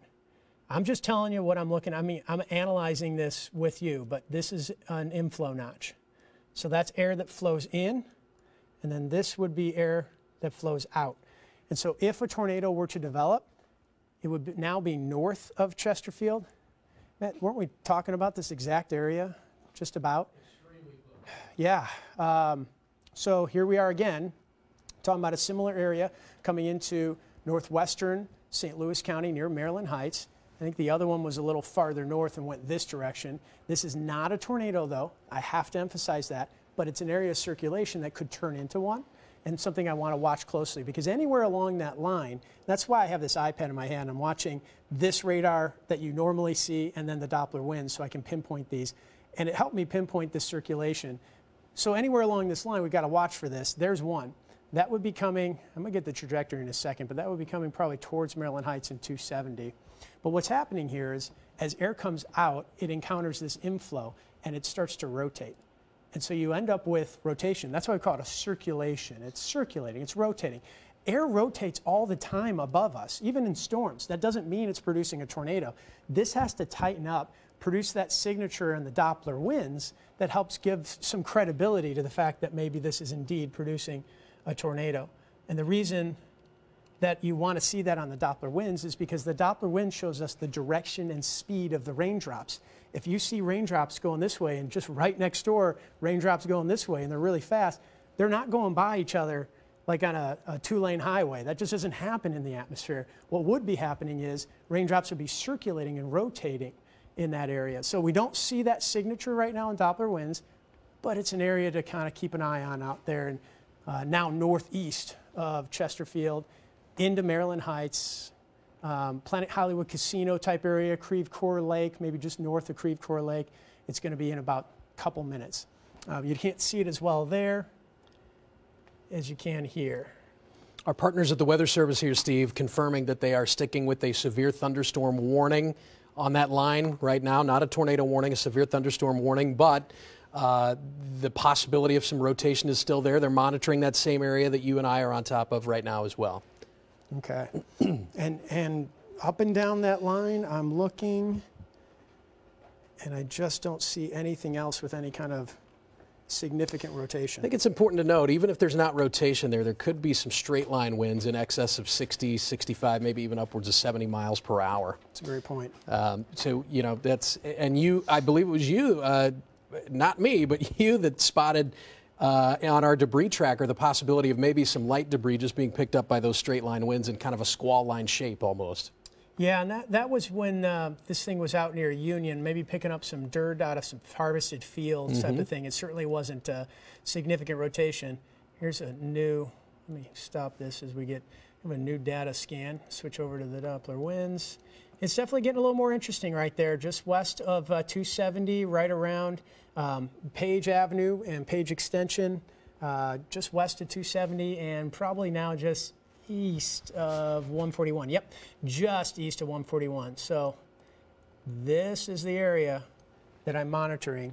A little circulation, a little more significant. So what Matt was saying too is you might get some straight line strong winds. That would be out of this segment of the storm right here. As that moves into Maryland Heights, potential for some wind damage, but then on the northern flank is where you'd notice some rotation and maybe a tornado. And likely a tornado has done the damage that you're seeing on your screen right now. And that's out in Edwardsville. That's that Amazon warehouse. And I think what we're looking at, as I'm looking at this with you, by the way, I think what we're looking at is a collapsed roof, and there's a ladder from a fire truck that goes up. Maybe they're using that to kind of look to make sure everybody's safe or everybody's out in case there is anybody in there. But what I'm noticing is at the top, that roof is heavily, heavily damaged. And I have to tell you, large span roofs are not good for tornadoes. They get peeled away very easily. It's why being in a big box store, a big warehouse like this, or even a gymnasium, you know, school gymnasium, those big, large span roofs are easily peeled away or even sometimes collapsed by tornadoes. You want to be in small rooms. If you were in a box store, you'd want to go to like the bathroom or the, you know, the back in the manager's office in an area where you have multiple walls between you and the outside, and it's a smaller area. It tends to have more structural stability, but those large span roofs, they tend to get peeled away. That's a live view. News 4's Jenna Ray's on the scene out near Edwardsville with an Amazon warehouse collapse. Matt, you got new information? Yeah, Steve, well, something that's just crossed my mind here, I'm going to call an audible, and I think you'd agree. I think it's important at this point for us to start tracking the arrival time of this line of severe thunderstorms on the west side of the metro, because there's such a large first responder presence here, and obviously work underway. We need to alert those folks as to when this next potential line of strong thunderstorms is rolling in, because at this point, all indications are it will hold together long enough to impact Edwardsville. That's a good point. Okay, so what you're seeing on the left-hand side of the screen is radar, which I'll do some tracking in a second. Right-hand side is live view out in Edwardsville of the Amazon warehouse collapse. I'm going to highlight with a circle where that is. It's right around 255 and 270. So on my map here, you can see it. And then what we'll do is put a storm track. Do you know what the speed is on that particular line? Are we sticking with 55? We are, let's see, gosh, northeast at 75 is the latest from the Weather Service. That feels a little bit fast. Yeah, but I'll go 60, 65 on that. Yeah. That feels a little fast, you're right. But still, I mean, check that out. This is a great point from meteorologist Matt Chambers. You know, this is where first responders are right now. You've got fire trucks with ladders up, and there's a potential for some strong winds that could come through in 19 minutes. Not only that, but you'll notice where I drew the arrow from, that's actually the circulation I've been monitoring. Mm-hmm. So what we really want to be careful with is that circulation. So this whole line can produce some strong winds, but there's a little circulation that if that flares up as it's approaching our first responders, that could be trouble. So if there's emergency managers in the Glen Carbon, Edwardsville, Madison County area, I hope you're seeing this and relaying that message. But I think that's important that they've got about 20 minutes, which may not be a lot of time when you've got a big ladder and a big truck up in the air. It may take more time for them to kind of pull that all back. And this was what this is what you and I were both concerned about, Steve. They just issued a tornado warning for that little part of the storm that's got a notch on it there. So again, this is tracking in the direction of that massive first responder response there in Edwardsville, with Jenna Ray on the scene of what apparently is some significant structural damage, at least to the roof of an Amazon warehouse there, very close to 255 and 270 in southwestern Madison County. After I talk about this new tornado warning, we'll get back to Jenna, but let's start with this new tornado warning first. And let me say that this Amazon warehouse, where there's a lot of first responders, are right here with that circle, and the area with the circulation and new tornado warnings right about here. And so let's hope that the circulation passes to the north. Again, we put it at about 20 minutes. It's going to happen quick. These storms are moving fast. But on the northern or the southern flank right here, those are still some pretty strong winds and some heavy rain and some lightning. So even if the circulation misses that area where those first responders are right now to what earlier was a tornado and tornado damage, they're still going to get hit by a storm, and potentially a severe storm, and one that has circulation very nearby. So just kind of impressing upon anyone who's an emergency manager who works with some of those first responders in Madison County, Edwardsville, Glen Carbon, please pass on the notice. We want to make sure that they stay safe. I would encourage our crew there as well, Jenna included, and her photographer on site to start spreading the word that, boy, within the next 10 to 15 minutes, things are going to get very active coming in from the west. And so if anyone's listening that can kind of relay this message to Jenna, before I do that, I just kind of saw the circulation flare up right there. Great, Jenna is listening. So Jenna, the first thing you're going to want to do is you've got 20 minutes. It's not immediate on you, but it's going to come up quickly. My hope is that it passes you to the north, but it's going to be really close. The first thing you want to do is notice if there's anywhere that's really safe nearby that you can get into, not one of those large span roofs, but a safe shelter, preferably one with a basement. If not, what I would have you do is actually drive south on any road, but 255, just a little bit south of 270, and you'll be in a good spot. I think if you go just a little bit south, you'll be in a spot where you may get buffeted by some strong winds, but any rotation would miss you to the north. We'll keep an eye on this for you, Jenna, and anyone that's out there. Jenna, I know you've been listening to me, and we have your safety and our concern, but thank you for being out there and bringing us the ground truth on what's happened. What's the latest? Steve, thank you. I just want to let you guys in the studio know we are tracking that storm again, and we can hear you in our ears. We're also keeping track on the KMOV News weather app as well, watching that streamline. Again, for those of you just joining us, I am outside the Amazon warehouse here in Edwardsville, just off of 255. I'm going to step out so you can kind of see what's going on. We do have confirmed reports of significant damage here at the Amazon warehouse.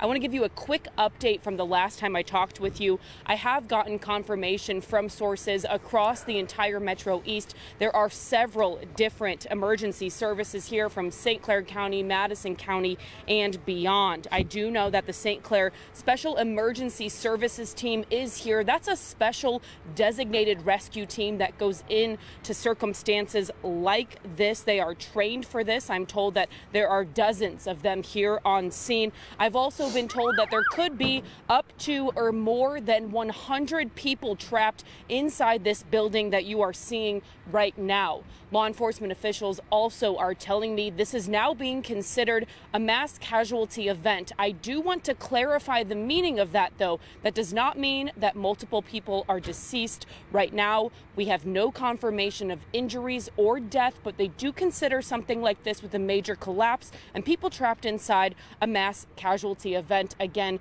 Steve and Matt, we are just trying to learn more information about what is going on inside here. We are going to move out for a moment to get to a safe space with this weather coming in, and we'll give you guys, of course, more updates. I'm also doing some live tweeting from my Twitter at JournalismJenna if people want to follow along. Thanks, guys. Thank you, Jenna, and thanks for wrapping up and getting to a safe spot. I appreciate you letting us know who you're hearing that from and the explanation. Great context of what that is. A lot is going to be changing and happening here in the next hour in that spot. In the meantime, what's happening with where the threat is right now, I've highlighted it. That's the circulation that has prompted a brand new tornado warning. We were tracking it before the warning was issued, and now it's up in North St. Louis County, very near the airport. And here we go again. We're mentioning the same areas that were hit by rotation earlier. And it may be just a little farther south of the earlier rotation, but this is going to be right around Lambert. I'm going to switch over. Do you mind popping up input 4, and I'll switch it from that west cam to the airport? And sure we'll thing. Just get a look. We did this last time, and the airport cam kind of conked out on us. I think it's because of the winds that buffeted it. Again, it's dark, but we use these cameras just because sometimes you'll get lightning that lights things up and gives us a look inside the storm. We're not seeing that right now. Nope, nothing there. But sometimes it's always good to take a look and see if you can get visual confirmation, because right now this is a Doppler indicated tornado warning. We, for a brief moment, did not have a tornado warning. We've been on the air for a long time because we've had, at times, over 1 million people impacted by tornado warnings. Right now, it's over 500,000, 539,000 affected by this tornado warning. Sirens going off, and get this, for the second time. So they're probably wondering what's going on. We're here for you, okay? So we have this rotation right here around Lambert. That's going to move through north of 270. In fact, I think it just did in the latest radar update. I'm going to zoom in and turn off that radar, that warning, and that is going a little northeast. I do think this circulation is going to miss that area where Jenna is at and the Amazon warehouse. But it is hitting Florissant right now, and it's about to cross 367. Do you mind popping the North County Christian Hospital camera in? It should still be facing west in input 1. Input 1, yeah, give me one sec. What Matt's doing is popping in a camera that's right here, and then I'm going to highlight with a yellow. Right here would be the rotation. So, I mean, it's really close. Again, it's going to be dark. We're going to need to see, lightning to light it up. And I'll linger here for a second as we look off to the west from Christian Hospital and the BJC Skycam network. The reason the Skycams are important is because when you have a radar-indicated tornado warning, sometimes people don't take it seriously. Hopefully everyone's taking this seriously, especially at night. You're just not going to be able to see much on your own, and we don't want you putting yourself outdoors, especially out driving. Some people do that, try to go find it and look at it. Don't do that. We'll try to spot it, but if we can spot actual rotation, a funnel cloud, or even a wall cloud, it just gives more credibility to that radar-indicated tornado warning, and hopefully gets people who aren't taking it serious, taking it a little more serious. As far as the signature rotation goes, it's strong, but not immensely strong. It's definitely something that you need to be indoors, away from windows, and down in the basement in Florissant. As this moves through, we'll track. It's a little easier to track from this radar. And I'm going to push it northeast. Is it 55? Is that what we're doing here? Blackjack in a minute. Yep. Wood River in about 12 minutes. Edwardsville in about 19 minutes. Now, let me draw a line in the middle, okay?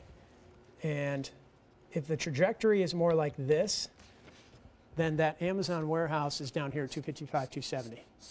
So I really think this is going to miss that area. That said, this southern flank of that line is going to hit that area where you have the first responders. But the circulation that we just pinpointed out around Florissant, this is 270, it's north of 270, headed towards Spanish Lake area, North County.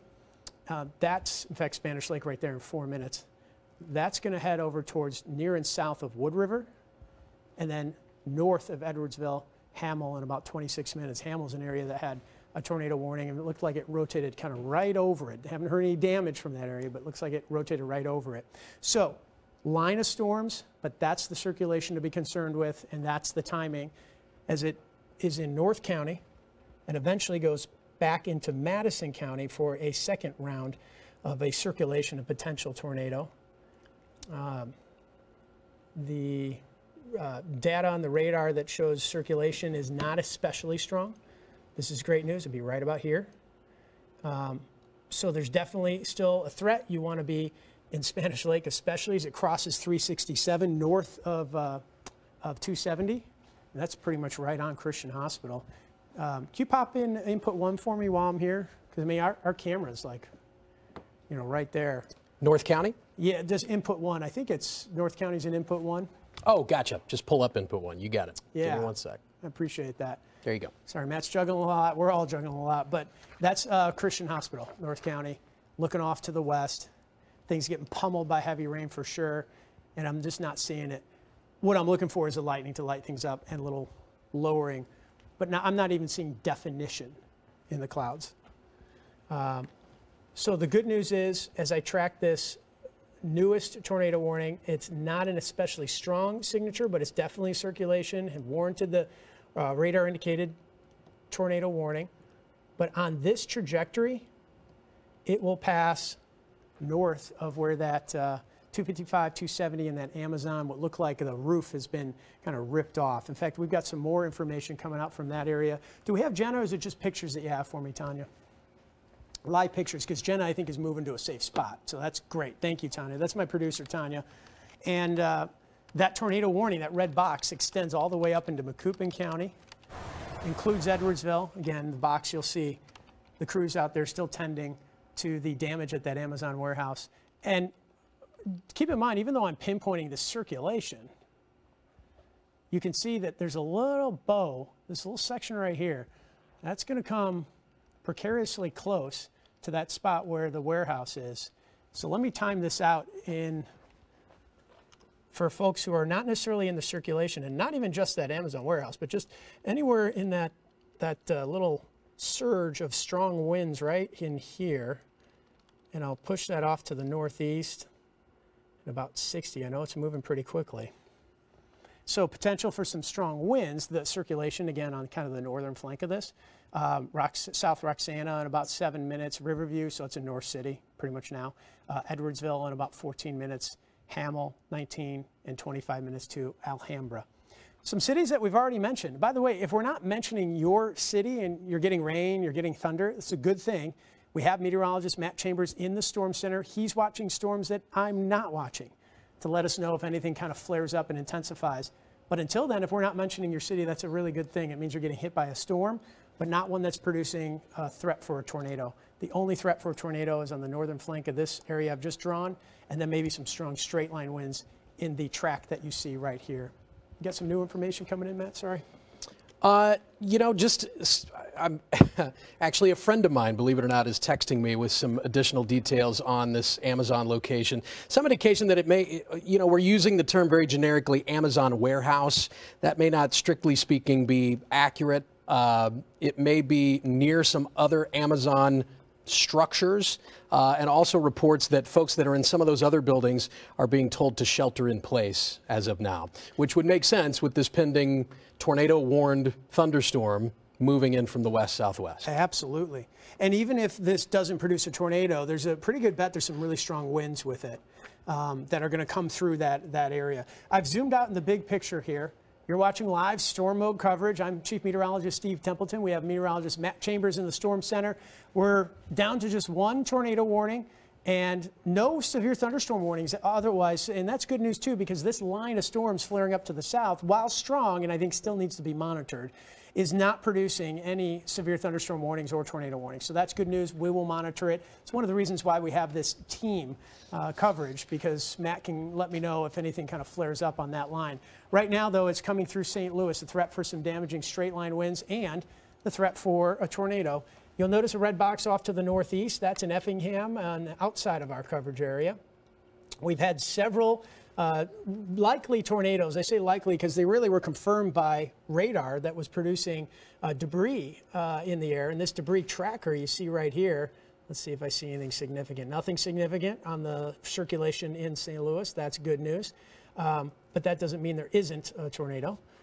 But the debris tracker did kind of give us an idea that there was at least a couple tornadoes. And just kind of off the top of my head here, one was in St. Charles County, and one was near Edwardsville, Glen Carbon, right about here. I think the other one was kind of northern Madison, maybe it went up to Macoupin County. But we had several spots, and now we have another line of storms that's producing that threat for damage and a tornado. And the threat for some damaging winds out of this as well. It's 9:54. We're coming up on News 4 at 10, and we will continue with our live storm mode coverage. As this tornado warning continues, I can see Corey Stark, too, is gathering information. I just want to say I appreciate the folks in the newsroom, Jenna Ray. I know you guys are trying to gather the newest information and confirm it. That's the other thing, is we don't want to just send out reports of what may have happened. We want to kind of explain what is happening. All right, looking at this circulation now, it's looking a little more like real strong straight line winds and a little less of a tight circulation. And that would be, if there is a tornado coming, it's right here. It's south of Alton. Alton, you're not clear from the storm hitting you, but as far as the rotation, that's south of you. It's going to miss. This is going to come through Spanish Lake, as we said. Right now, that was where our Christian Hospital camera on the BJC Skycam network is located. And it'll move into Madison County, South Roxana. But again, I'm not seeing as strong of a signature. Let me switch back to the typical radar here. There's just a couple areas to kind of keep an eye on. They're just not as well defined. There's a little inflow notch there. There's a little inflow notch there. And then there's some strong winds coming out of this storm right here. So the northern flank would probably be a little more likely if there's rotation there. And then on the southern side, there's a little rotation right here coming out of Spanish Lake. If you can tell, I'm trying to analyze this in detail, but it's not a real obvious rotation signature, which is good news, but there's still some rotation right there. And thus, the tornado warning continues. Killed my mic there for a sec, Steve, because I was talking to one of our newsroom managers. There's a fast and furious flow of information right now. We're going to sort of reset the table right at the start of 10 a.m. here, kind of get into a PM. Oh my gosh, it sure has. 10 p.m., my friends, 10 p.m. Our anchor Corey Stark is standing by. We'll get back to some live pictures from Jenna Ray in just a moment. But yes, as of now, one singular warning in the viewing area, but it's got our undivided attention this evening, my goodness. This evening, that tornado warning continues until 10:30 p.m. And we are right on the cusp of seeing the more dangerous part of this thunderstorm move into that area where we have confirmed reports of damage with Jenna Ray, News 4 reporter on the scene here, Steve. So it's about to be a very dangerous situation for those first responders out there. Indeed. And you were the first one to point that out to me. I'm glad you drew our attention to that. What I want to do is track the leading edge of this entire storm that's in the tornado warning.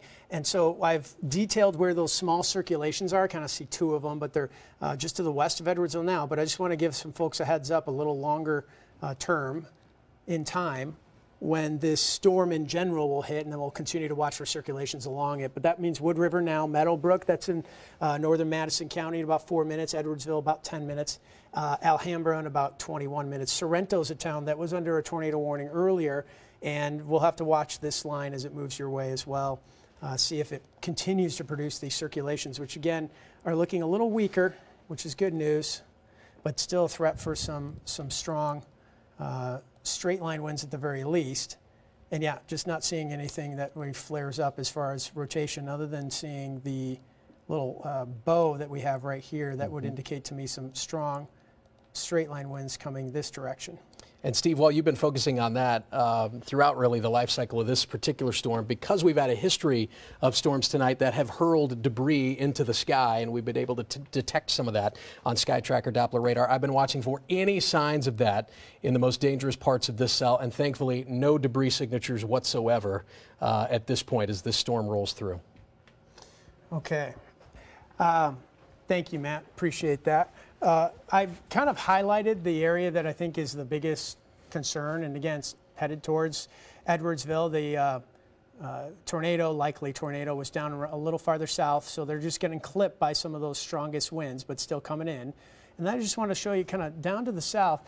This curls back. That's not a tornado, though. There's just a little curl in that. It would actually, you want to curl the other way for tornado. So Afton, you're getting hit with heavy rain. Again, some of these towns that we haven't mentioned you, if we're not mentioning your town, it's a good thing. It means you're not under the gun for the biggest threats for severe weather. In Afton, you're not. Downtown St. Louis is not. But there is a line of storms that's coming right into downtown.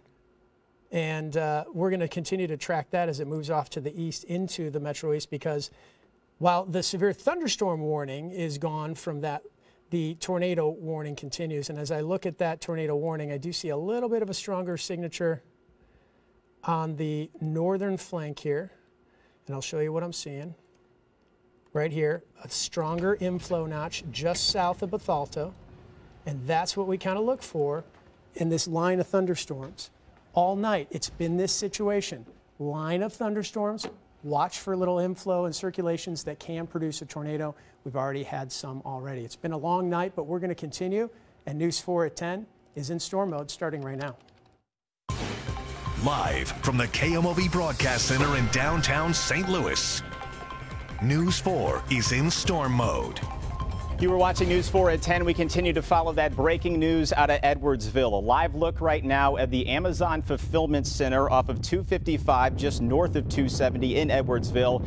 And if you take a look at your screen as our crew is working to get in a safe spot, because we know that Steve Templeton's talking about even more storms moving this direction. But if you take a look, you can see that there is damage to that. We are going to get right over to Steve Templeton to talk more about those storms that are headed right toward Edwardsville. Steve.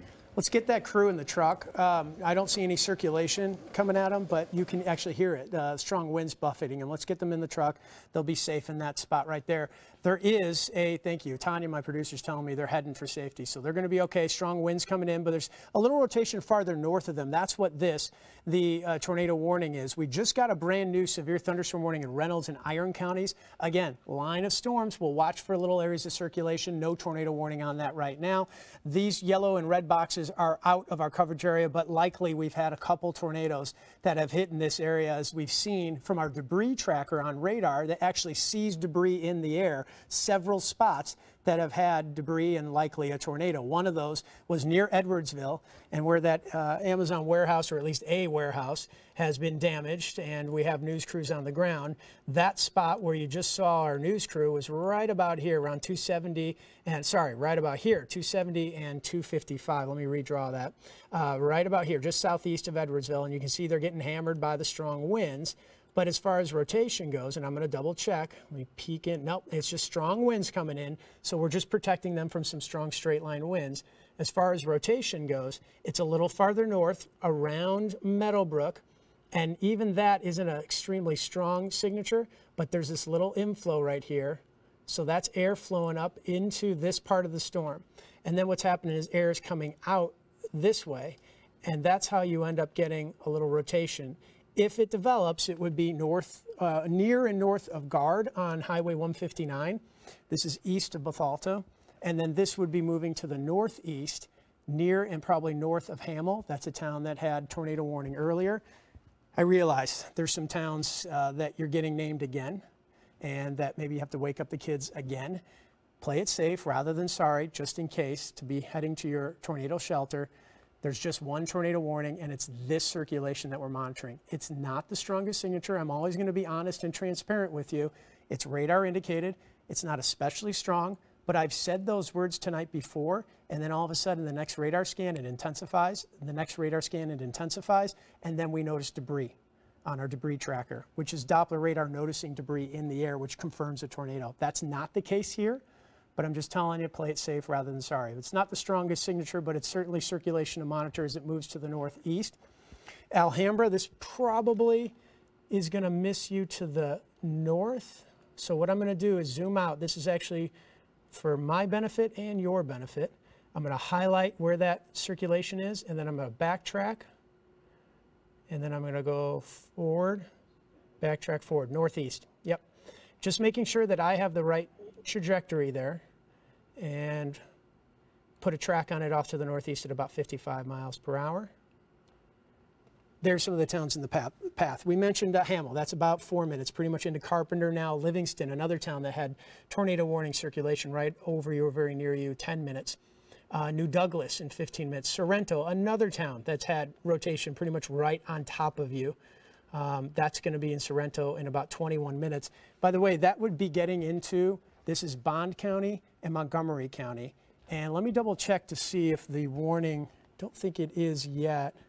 No, it's not. So what we need to see is, and I said it's not the strongest signature, but if this strengthens, the Weather Service may extend this tornado warning into that southern Montgomery and into Bond County. Again, it would be that northwestern part of Bond and southern part of Montgomery, south of Litchfield, by the way.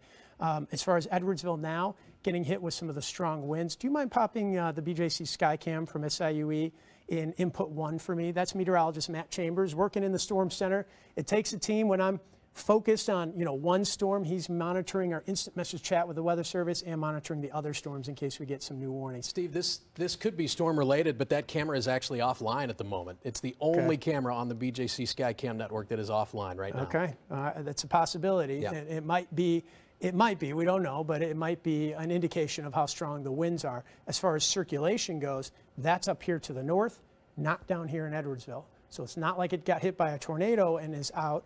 Although, if we haven't checked earlier, there was a tornado that came right over it earlier, and that could have knocked it out. Maybe we just haven't seen it since. But the circulation right now is north of it, and this is some strong winds moving through Edwardsville.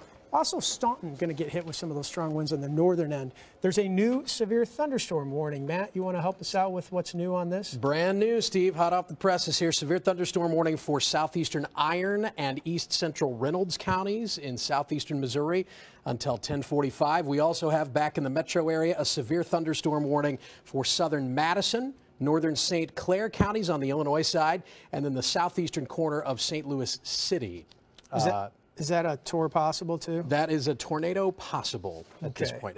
I'll explain what that means. So here's the new tornado or new severe thunderstorm warning. That's the yellow box you see. It's coming through downtown right now. This is the airport cam, I believe. I'm going to have to switch the inputs. I'm going to get you right looking west into the teeth of this storm that just prompted a severe thunderstorm warning. We're looking down Market Street. And here comes the storm and the big raindrops. So that's west down Market Street on the BJC Skycam network. Heavy, heavy rain. Just give me a second to analyze. What I'm looking at on my iPad here is normal radar and then the Doppler winds. I see them side by side. It helps me analyze where there might be rotation, strong winds. And then what I do is I use that to quickly direct you to where the strongest storm is. This looks like just heavy rain. I'm not seeing any circulation out of this. What tornado possible means is that as this storm does hit, that can develop a circulation. I'll show you on the radar. I'm not seeing any circulation, but along the leading edge or just buried in the rain would be the area you'd want to watch. So, new severe thunderstorm warning, heavy, heavy rain right in here hitting St. Louis, and we'll watch for new areas of circulation that could produce a tornado. I'm not seeing that right now. The tornado warning up to the north does continue, and that circulation is weaker and weaker, and northeast of Edwardsville now. It's really right up in this area, northwest of Alhambra. But earlier today, we did have a tornado, or likely a tornado, right about here, around 255, 270, just southwest of Edwardsville. And it has done quite a bit of damage. We have crews in the field that we keep out of the way of the strongest storms and the circulations and the tornadoes, but we have them nearby so that they can get into the area and show us exactly what's been happening. News 4's Jenna Ray has been out there. She has some of the latest information from that Amazon warehouse. Jenna, what's new?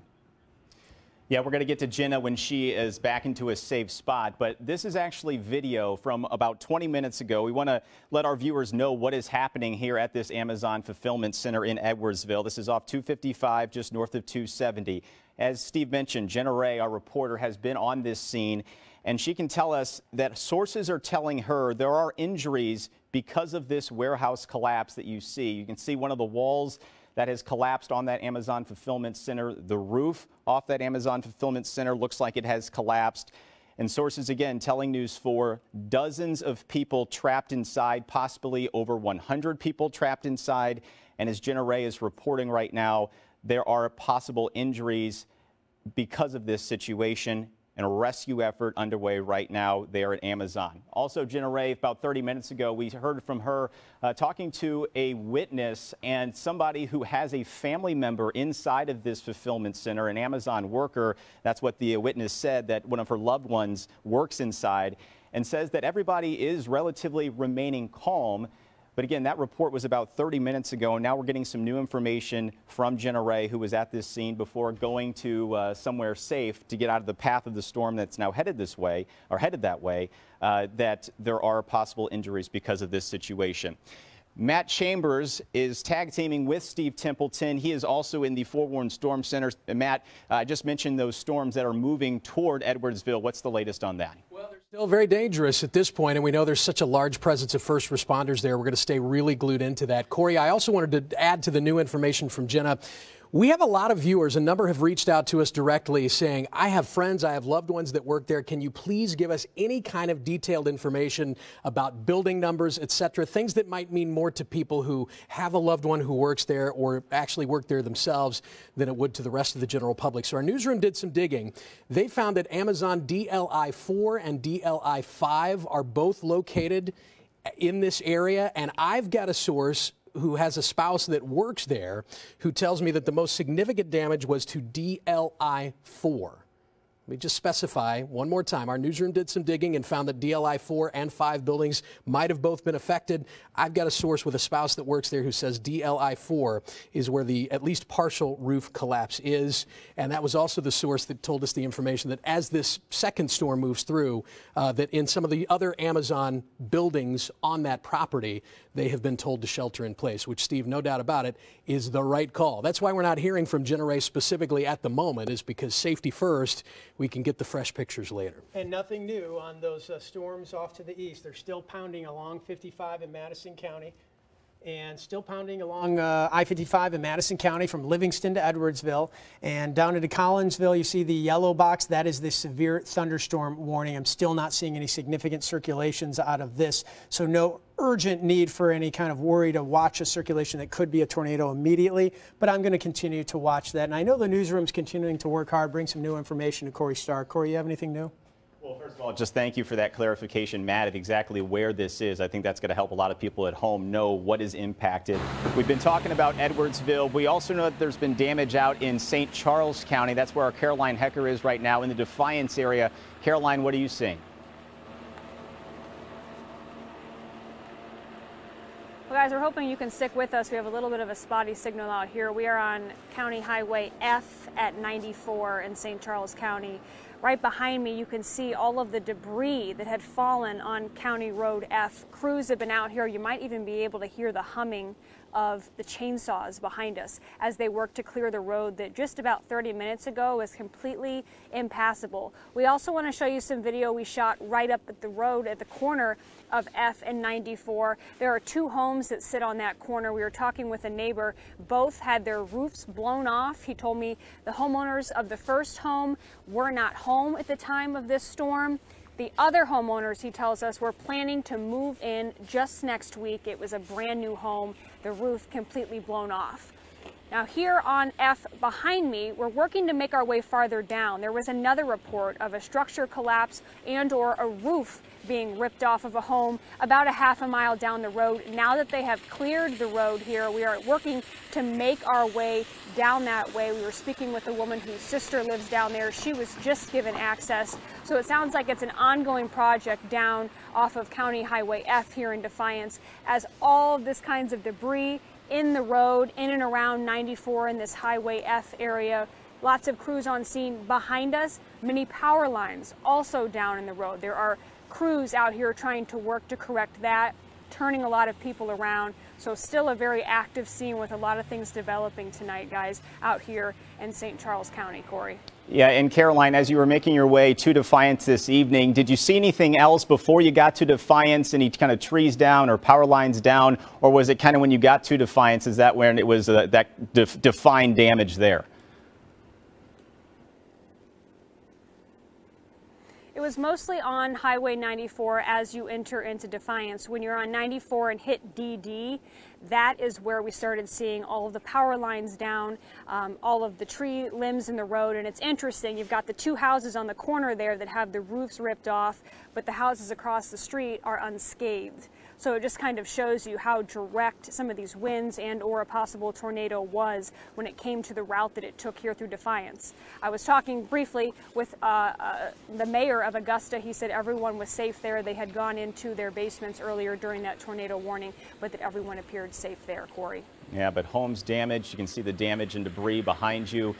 Pretty active night there again in St. Charles County, just like we're seeing over in the Metro East in Edwardsville. Want to get back over to Steve Templeton with the very latest on weather situation right now. The good news is I don't have a significant update other than we still have a tornado warning here. It's our only tornado warning in the area.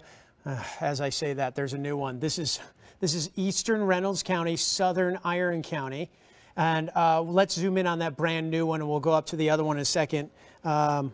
This is a new one that's going to move out of the... Do you mind working the radar for me for a little bit, Matt? I appreciate it. Yeah, let's zoom in down here to eastern Reynolds, southern Iron counties.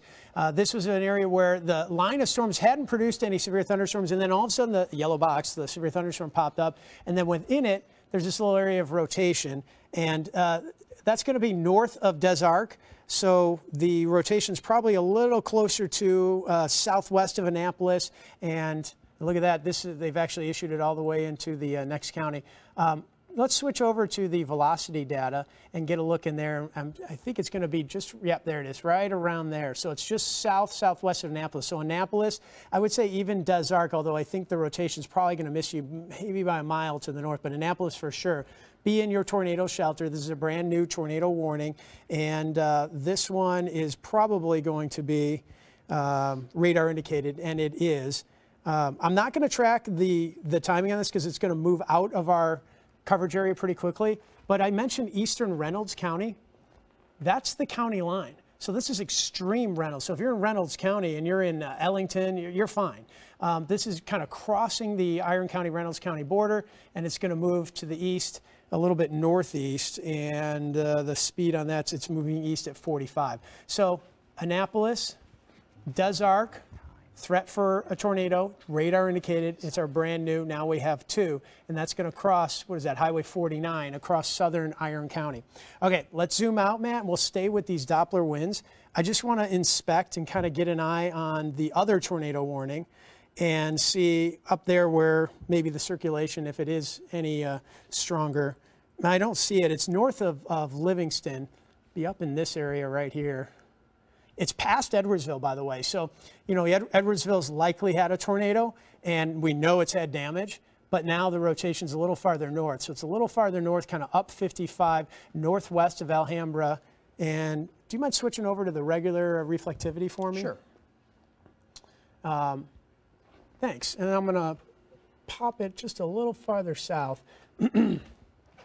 Weaker signature, but there's a little inflow, and the tornado warning continues, but it's a legacy tornado warning, meaning the signature was stronger earlier and it hasn't been extended. And in fact, if I turn on the tornado warnings, you'll notice this is just outside of it. So any kind of rotation is getting away from the tornado warning, and they haven't extended it. That is really good news. Now, a severe thunderstorm warning may be extended, especially for this section of the storm where there's a little bit of circulation here, but more likely some strong straight line winds. Again, north of Alhambra, northern Madison County, coming up into Montgomery and northern Bond County. A little farther south into that severe thunderstorm warning where you see the yellow box we go, and see if there's any circulation. The one spot on the southern flank is the one I want to keep an eye on. Not seeing anything too significant there right now. I'll show you what I'm seeing on radar though and why I wanted to analyze it. Another one of those inflow notches. So what happens is air's flowing in there, it's flowing out here, and sometimes that can create a little circulation that creates a tornado warning. It's exactly what we were tracking a little farther to the north that actually ended up turning into a tornado warning. But it's not a real significant signature right there. So this would be south of Troy, Illinois, and kind of to the east of Collinsville. Just kind of pointing out to you these little areas that if they do pop up into a tornado, I hopefully have given you the heads up before it happens. And I'll just stay on top of it as sometimes you get these little circulations that flare up and then they fizzle out. A little farther north, coming in Marine, this all would be some pretty strong straight line winds crossing Illinois Route 4 and I-70. But that isn't showing any circulation at all. Got a new severe thunderstorm warning out ahead of that tornado warning as well, Steve. This one just coming in. This is going to touch parts of Bond, Madison, Fayette, Macoupin, and Montgomery County. So again, sort of down the Weather River from the currently existing storm. And actually painting a wide enough swath of real estate to compensate for that thunderstorm that's in the southern part of Madison County and extreme northern St. Clair County, which has a severe thunderstorm warning on it as well. So in essence, they're taking the existing tornado warning and thunderstorm warning and extending all of it out all the way through the northeastern corner of our viewing area with one big severe thunderstorm warning. Steve just outlined it there. And no new tornado warning, so that's good news there. Corey, you've got some new information? Yeah, Jenna Ray and her crew are now in a safe spot over in Edwardsville. She's been working to get a lot of information from her sources there at the Amazon Fulfillment Center. Jenna, we see the active scene behind you. What do we know? What's the latest? Corey, right now we do know that I actually saw a video from a viewer on Twitter of a tornado here in Edwardsville. The video is from earlier today. We believe that that is possibly the weather event that hit this Amazon warehouse behind me. We're on scene right now. It's in Edwardsville, right off of 255 to give you guys context of exactly where we're at. There are dozens of agencies from across the entire Metro East here. I've talked with several sources who tell me multiple rescue specialized units are here on scene. Law enforcement are the ones who are telling me that this is now being called a mass casualty.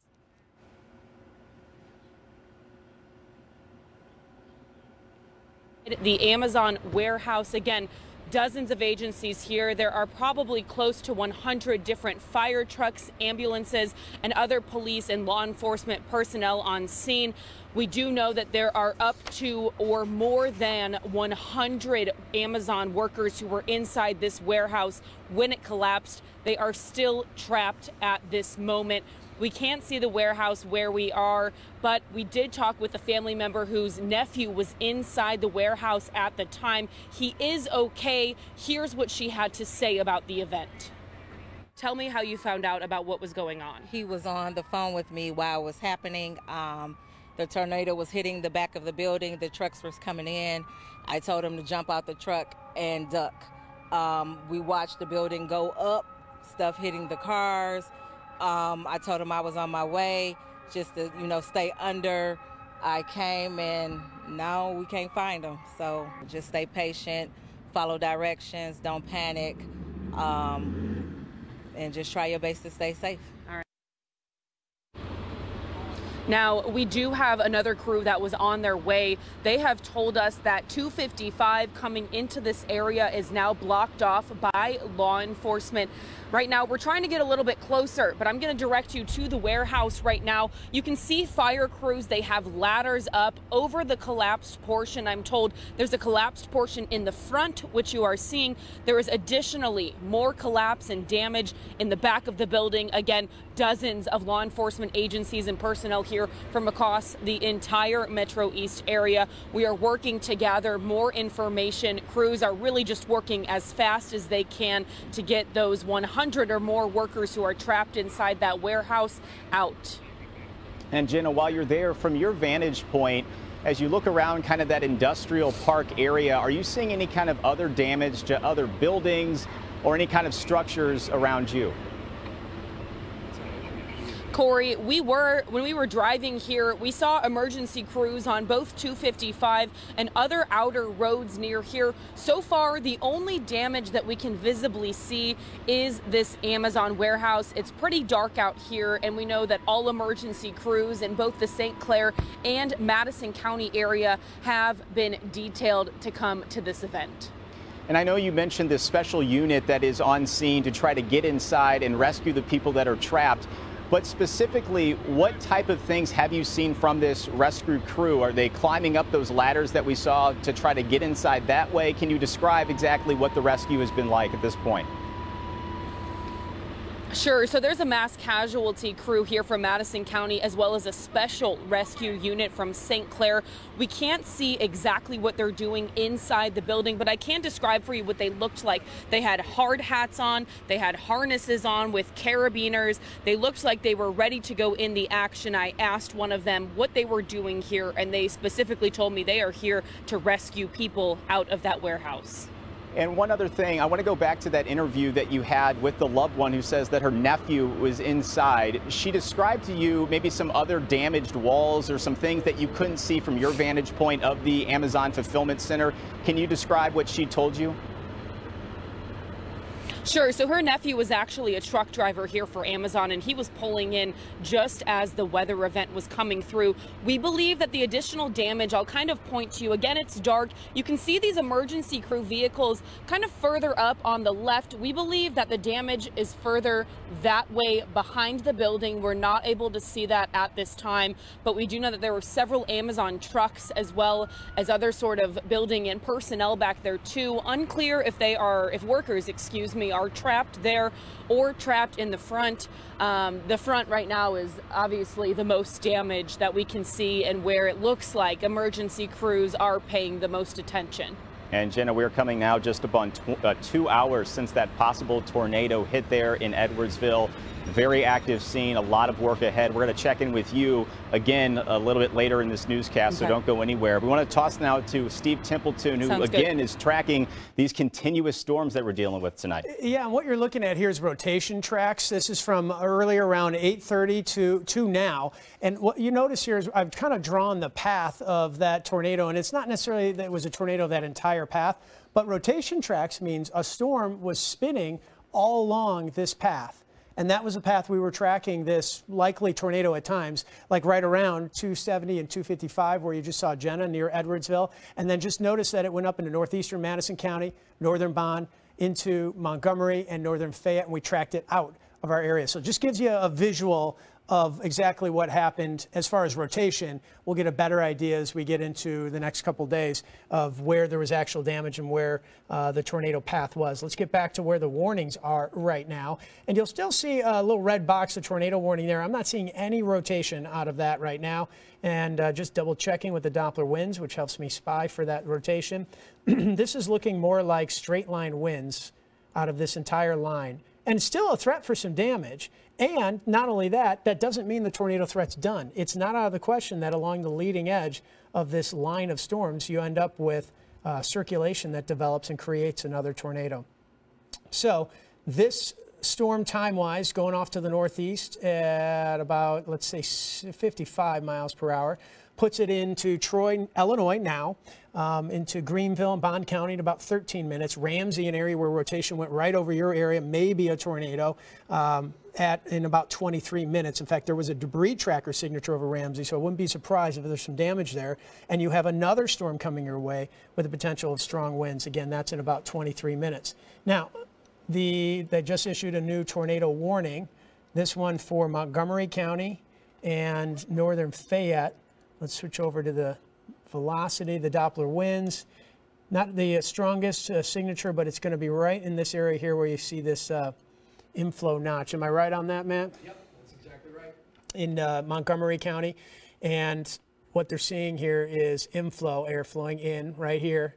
And then the northern flank of this bow echo, and I'll explain what that means, that's where you end up with the rotation. So there's a bow echo right here. These are strong straight line winds. On the northern flank right here, you can get a little rotation and a threat for a tornado. East Fork, I think 185 cuts through here, and Coffeen would be right about here. So this is going to be northwest of Coffeen. Sorrento, you had a tornado warning earlier, and this is a new storm. This one's not producing rotation over you. It just produced some strong winds, and you're in the clear as far as rotation goes. Still heavy rain and some lightning, but the rotation's a little farther north now into Montgomery County. So 185 cuts about here. So this is going to be going to the northeast and probably miss Ramsey. So that particular rotation will miss an area that got hit. So let me draw a couple lines here to explain what's happening.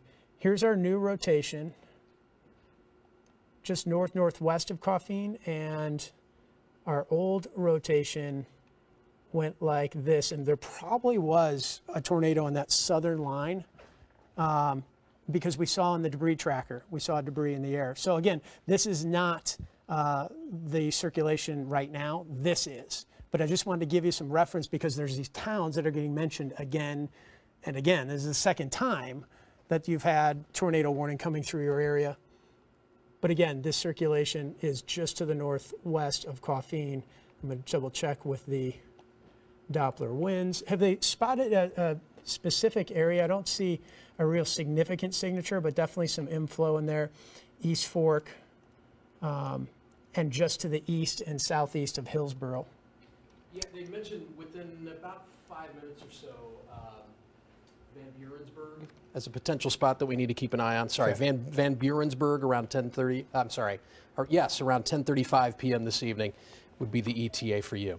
Yeah, that rotation's farther to the northwest of Van Burentsburg, so it must be near Van Burentsburg. Van Burentsburg's right here, rotation's closer to right here. So that's going to be more in the kind of south-central, southeastern portion, but not extreme southeastern portion of Montgomery County.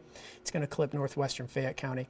Okay, so the other red box you see, the threat there has gone away. So this is really the only tornado warning in Illinois right now in our coverage area. We have a severe thunderstorm warning that was issued too for southern Jefferson, but it's really out of southern Jefferson now in Monroe County. We may miss some of these severe thunderstorm warnings, like that one that just was issued here is now into Monroe. It's because our focus has been on the tornado warning now to the north, and then this one as well down to the south in southern Iron counties. And I'm going to double check on that to see if we've got anything new. You haven't heard of any damage down there around Annapolis? I have not, Steve. And southeastern Reynolds County, that's a brand new severe thunderstorm warning as well until 11 p.m. So, yeah, the southern and southeastern tip of our viewing area just getting pounded with, if nothing else, some heavy rain, but it looks like there could be some strong straight line winds in there as well. Rotation's moving out of Iron County, so really getting the clear there. Annapolis, this is east of you. And then a little farther to the southwest, that's the new severe thunderstorm warning right here. And once again, we're just going to have to monitor along the leading edge here for any spin-ups and tornadoes that can develop. But right now, I think the one in Iron County's left Iron County, and we'll just keep an eye on the tornado warning that's in Montgomery County heading to extreme northwestern Fayette County. That would be this one right here, and that's going to miss Vandalia to the northwest. We'll keep an eye on it if you're in Ramsey, but should be just to the northwest. You can see St. Louis getting the clear off to the west, and that's the good news, is the cold front will eventually sweep all of this out of here overnight. Much calmer tomorrow, but it hasn't been calm tonight, and Corey Stark is at the anchor desk with some new information. Yeah, Steve, I want to get back to Edwardsville, where we have team coverage of that situation at the Amazon Fulfillment Center. And Susan L. Corey now checking in from a different vantage point. Susan, what do you see from where you are? Well, Corey, from where we're standing, you can really get a better idea of just how big the scene is out here, and as well as how many first responders are here. When you see the camera panning over, that is the warehouse, and you can see just how much of the building has been damaged. We're seeing parts where the siding was completely ripped off. There is no more roof on the building, and obviously lots of first responders. Since we've been out here, we've seen more police cars, fire trucks, emergency rescue vehicles, all coming out here Now we are out on 255. Crews have all of the roads leading into that area closed right now, obviously focusing on their search and rescue efforts that are going on in there. But this just kind of gives you an idea of how big the damage was to that building and how large of an area they're having to search through right now. And you can see clearly just a lot of crews who are out there. We, of course, are going to keep trying to get more information about what's happening. We do know that the highway is open, but they are asking people to stay out of that area. Since we've been stopped here, we've seen several other cars stopped along the road, and I know crews are asking them to please just clear this area so they can get to work out here. Corey? Well, Susan, if your photographer can go back to pan where that wall, it looks like it used to be on the Amazon Fulfillment Center.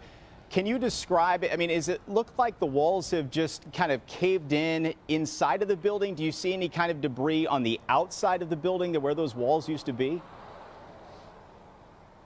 So you can see sections where it almost looks like any siding that was up there has just been completely ripped off. And then towards the edges, you can also see parts where it looks like there was a cave-in of the roof. We can kind of see, I mean, you can definitely see through the building to the other side. There are support beams that looks like what's left standing. And you can kind of see into that middle section of the warehouse. And obviously there are a lot of the police lights are focused over there, and that's where we're seeing some of the damage, where the building almost looks like it was caved in parts.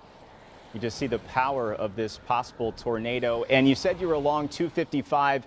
Are you still seeing emergency responders come past you and head to this scene? Are they still headed that way? We had, even minutes before we went on, there were still cars going through, and we can see that they're moving through that scene right now. So there's definitely been a lot of movement going on here. All right, Susan, as we keep this shot up, Jenna Ray is also there. She's getting more details from the scene. And she talked about talking to law enforcement personnel, saying to her that this is a mass casualty event, that there are injuries. We don't know how many injuries that are on this scene, but we are getting some more information, again, from our reporters there on scene, including Susan L. Corey, who you just heard from. And you can just look at this picture. It is remarkable of what this building used to be in Edwardsville, and now the walls ripped down, the roof off, dozens and dozens of emergency personnel there just to respond to this situation. Our Jenna Ray, who we checked in with 15 minutes ago, she talked about the special rescue unit, the mass casualty unit that is in there right now trying to get these people out, possibly more than 100 people that are inside of this fulfillment center, Amazon Fulfillment Center, right now. So a very active situation as we see fire crews trying to assess this situation. And that's another part of this, is this trying to wrap your head around what you're looking at. Where are the entry points? Where are the safe entry points? Going up on a ladder, as we kind of saw from one of these live shots, of trying to go in from an aerial standpoint. So just the personnel that are here right now, trying to wrap their heads around what they're dealing with and the people getting them to safety that are inside, it truly is remarkable, and your heart has to go out to the families affected and the first responders there on scene.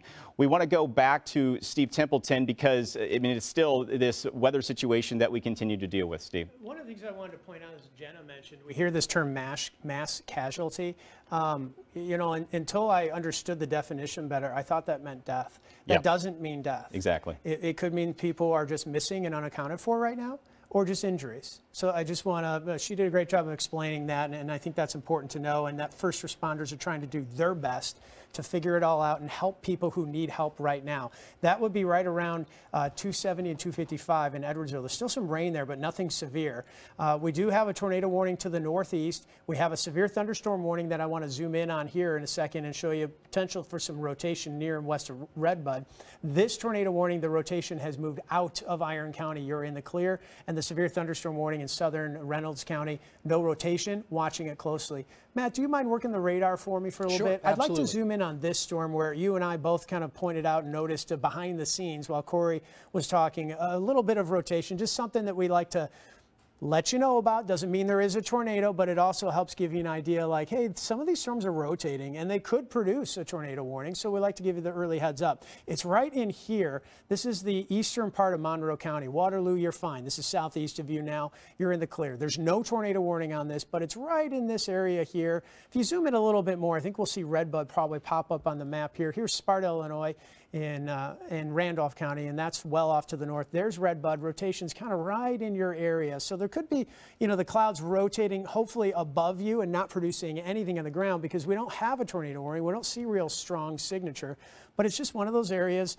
of circulation that we continue to watch. This is, by the way, a severe thunderstorm with a tag on it called tornado possible, and that's the Weather Service just letting us know, hey, there is some rotation. We need to watch this, or the environment's conducive that this could develop into a tornado. So do you mind putting on the velocity data, the Doppler winds? I don't think we're going to see anything real significant. No, it's not a tight couplet, but there's definitely rotation. So I think it's justified west and northwest of Redbud to just mention that we've got some circulation. That green you see are raindrops that are going out towards the radar. The red is going towards Redbud. And so that means this thing just south of Hecker and about to cross 159 in eastern Monroe County is rotating. So just a heads up, this is what we've been doing all night long, giving you the heads up. Hopefully it doesn't produce a tornado. Hopefully it doesn't strengthen. And will you let me know if you hear that alarm, we get a new warning? Absolutely. It may be this, but it doesn't look tight at all. Let's zoom out to the big picture, Matt, and turn the warnings on and just kind of recount the big picture here on what we've got going on. So we're monitoring that severe thunderstorm warning with a threat for a little rotation, but nothing too intense. We still have some rotation that's really extreme northwestern Fayette County right now, and a severe thunderstorm attached to it, because if you look at that tail right there, that tail is a line of storms that doesn't have a tornado warning on it, but could produce some damaging winds. This tornado warning, again, is out, and even the eastern Reynolds County, that line's going to get out. Do me one favor. Let's zoom into northern and northwestern Fayette County and just check on that and make sure it hasn't flared up. One of the things I can do, too, is keep an eye on it from here. I don't see a significant increase in the rotation, but it's northwest of Ramsey right here. And that's important because some of our friends from Ramsey down to Sorrento, they had a debris in the air, and there likely was another tornado here, northern Bond into maybe Fayette County. And this rotation right here is northwest of that track. And that's going to move out of our coverage area pretty quickly. So if you're in Ramsey, you're going to get hit with storms. Stay inside, be away from windows, but that rotation is a little farther to your northwest, and it's going to be moving out pretty quickly. Newsroom's working hard. We have a lot of crews on the ground covering any kind of new information, and it's all funneling in to Corey Stark at the anchor desk. Steve, thank you. And it was about 8:20 this evening when that possible tornado went through Edwardsville, damaging that Amazon warehouse where our Jenna Ray has been for really the last 2 hours. Jenna, you have new information there on the scene and a new vantage point to kind of walk us through what's going on there. Yeah, Corey, I want to start out with that new information that you mentioned. We have seen some Illinois Ameren trucks on scene. This is typical when events happen with weather-related events. Ameren usually is one of the first to come in and try and assess the scene, turn off gas lines, power lines, anything really to just secure the scene to make sure there's no additional damage. We've also heard from people that the Red Cross is on their way. Again, another typical thing for an event like a massive warehouse collapse like you're seeing behind me, as well as dozens of people trapped inside. The Red Cross really just comes to offer some assistance, snacks, water, just your basics to make people who were trapped that get out, and of course first responders, make them all feel comfortable. Let me give you another look about what's going on behind me. We are at the Amazon warehouse right here in Edwardsville, just off of Interstate 255. Dozens of emergency vehicles, fire trucks, police vehicles, as well as ambulances here on the scene. As Susan mentioned earlier, from 255, we can't see it from this point, but she told me that the damage, you can actually see straight through the warehouse. We also have a video from viewers on Twitter who sent us a video of a tornado in funnel cloud near this Amazon warehouse just several minutes before we heard about this collapse. For those of you just joining us, we do know that there are about 100 people who are trapped Inside, there are reports of injury as well as possible death. Again, there are mass casualty teams on scene as well as specialized rescue teams on scene. I know Steve just mentioned this and Corey talked about it as well. I just want to keep reiterating, law enforcement are the ones who are calling this a mass casualty event. That does not mean that there are multiple deaths inside this warehouse. That just means it's a massive search and rescue effort right now. We don't have more information than that. There are emergency crews, more and more of them arriving by the minute. Several agencies from across the entire Metro East, spanning several different counties, are responding to this event. And Corey, we're working to get an interview with some sort of law enforcement official to kind of give us an official update of exactly what is going on inside. And I'll let you guys know as soon as we have more information. Yeah, Jenna, stay right there for a moment. We just got a tweet. Governor J.B. Pritzker sending out a tweet moments ago saying, quote, "My prayers are with the people of Edwardsville tonight, and I've reached out to the mayor to provide any needed state resources. Our Illinois State Police and Ready Illinois are both coordinating closely with local officials, and I will continue to monitor this situation." Again, that tweet just coming from Governor J.B. Pritzker. You talked about your sources and telling you about some of the injuries there. Have you seen anybody taken out by ambulance at this point, or is it still just from what you've seen trying to get people out? From what we've seen, really, it's just law enforcement crews coming in, ambulances, fire trucks, things like that. To my knowledge, there are not ambulances that have come out yet. I'm going to point you over here right now. We have 2 buses coming in. This probably means that they are going to get people out. That means there are survivors, most likely, of this warehouse collapse. I believe they're sending these trucks in to get some of those Amazon workers out. Now, Corey, earlier you did hear from Aisha White. Her nephew was inside the fulfillment center right when the tornado hit. He is okay. However, there are other family members here on scene that have not heard from loved ones yet. There is limited cell service out here, I will say that. But again, there's no telling or no confirmation on the number of injuries or the number of deaths right now. So there are possible deaths, I should say. Sure. So there are family members, possible family members of people inside. Have you seen them gathering around, trying to figure out exactly what's going on if their loved one is impacted by this? Yes, a lot of people have been telling us that they haven't gotten a text, they haven't gotten a call. They're still just waiting to hear from their loved ones. Again, a lot going on. We know that more than 100 people are trapped inside. So we're just waiting with these family members, again, praying, like Governor Pritzker said, as well as the mayor of Edwardsville. Everyone is really just coming together as a community to support all of the law enforcement agencies here, working extremely hard around the clock to try and get these people out and get them to safety.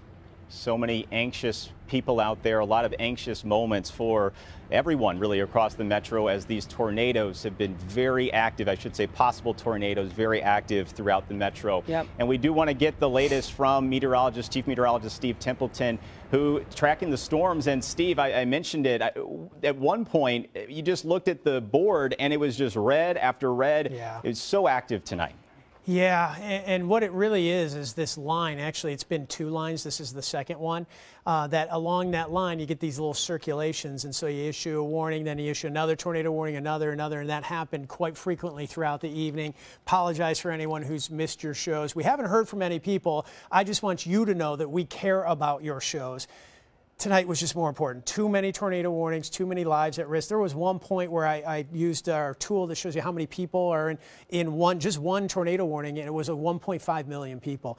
Many fewer people now under warnings, but we still have warnings. Watching that storm that came through Redbud, a little rotation, nothing real significant there. Let me double check. Yeah, I mean, we're seeing a little area of rotation. I have heard, we just heard from someone who used to work here and a friend of ours that in O'Fallon, Illinois, the sirens are going off. There's no tornado warning. I'm going to zoom in. There's a weak signature of rotation, but it's just a little rotation. And maybe someone saw a little funnel cloud on the north side of town.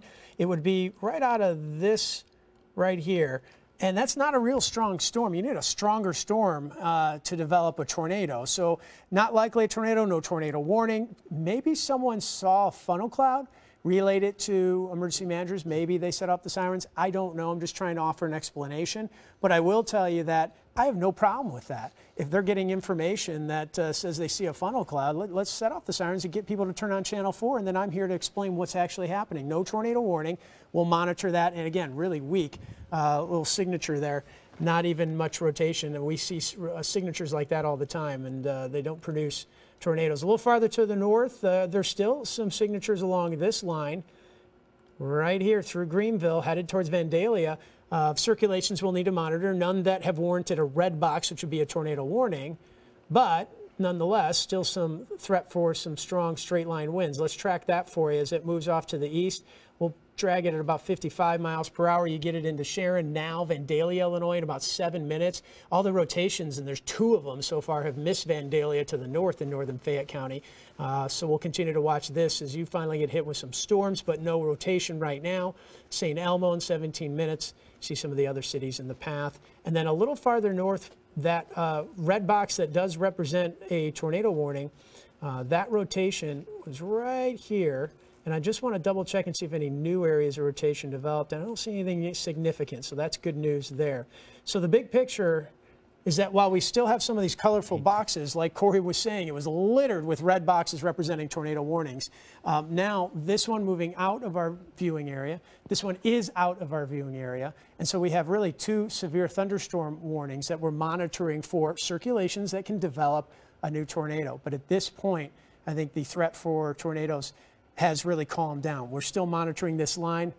If you're in St. Louis City, County, done. Areas to the west, done. They're keeping that tornado warning in northern Fayette County, by the way. So that's going to continue. And that's from about Ramsey north, but not seeing anything real significant there. And I'm going to give you the big picture. Look at this. Here's my line that I drew a few minutes ago, and it's already changing. So let's redraw it. Anywhere west of this line, you're in the clear, you're done. Severe threat's done. Anywhere east of that line still has a threat. So St. Louis is done, but we continue to track these storms as they move through our Illinois side. We also continue to track the information flowing in on the damage that's been happening across the area, and of course, the significant damage in Edwardsville. Corey, what's new on that? Well, Steve, we're going to get on to that in just a moment, but we have had that extensive damage in Edwardsville. But we want to go over to St. Charles County. That's where our Caroline Hecker is in Defiance. And Caroline, you've seen damage out there as well.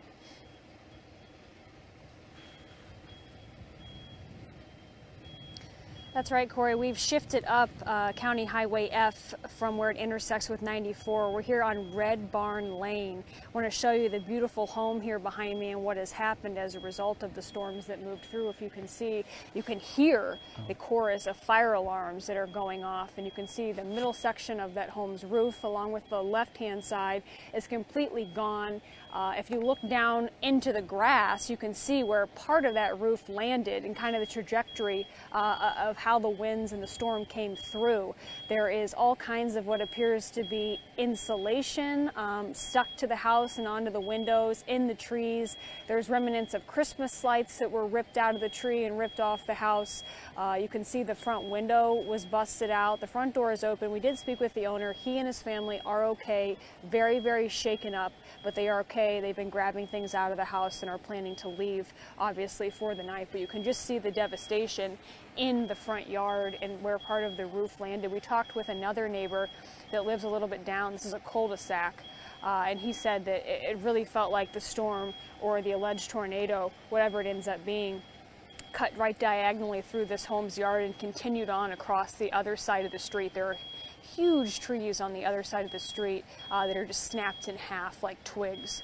So devastating damage up here. We know farther up County Highway F, there are another 14 or 15 homes. We were talking to a gentleman who was helped clearing debris out of the road. He mentioned there are many more homes up County or Highway F that suffered some of that damage. So again, here in Defiance, you've got Highway 94, County Highway F. This appears, guys, to be where a lot of the damage came through when those storms passed, Corey. Caroline Hecker with the update there in St. Charles County. Thank you. We want to get back to our team coverage of the Edwardsville situation of that Amazon warehouse.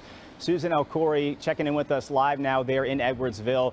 Susan, are you still there on I-255? And I guess my question would be, Jenna Ray is also there telling us about the situation. Have you seen her, or are you at a different vantage point from where she's looking at this situation? Yeah, so Jenna is down closer by the warehouse. We haven't been able to get off of the highway. Crews have the roads leading down there just completely blocked off. They wouldn't let us through. But where we are, you can really see just how extensive the damage is out here and also how large the emergency response is. What you're seeing is, from our vantage point, it almost looks like about half of the building was damaged. We're seeing parts where the metal siding was ripped off, the roof is gone. You can look through the building, and then there are parts where it looks like the roof is caved in.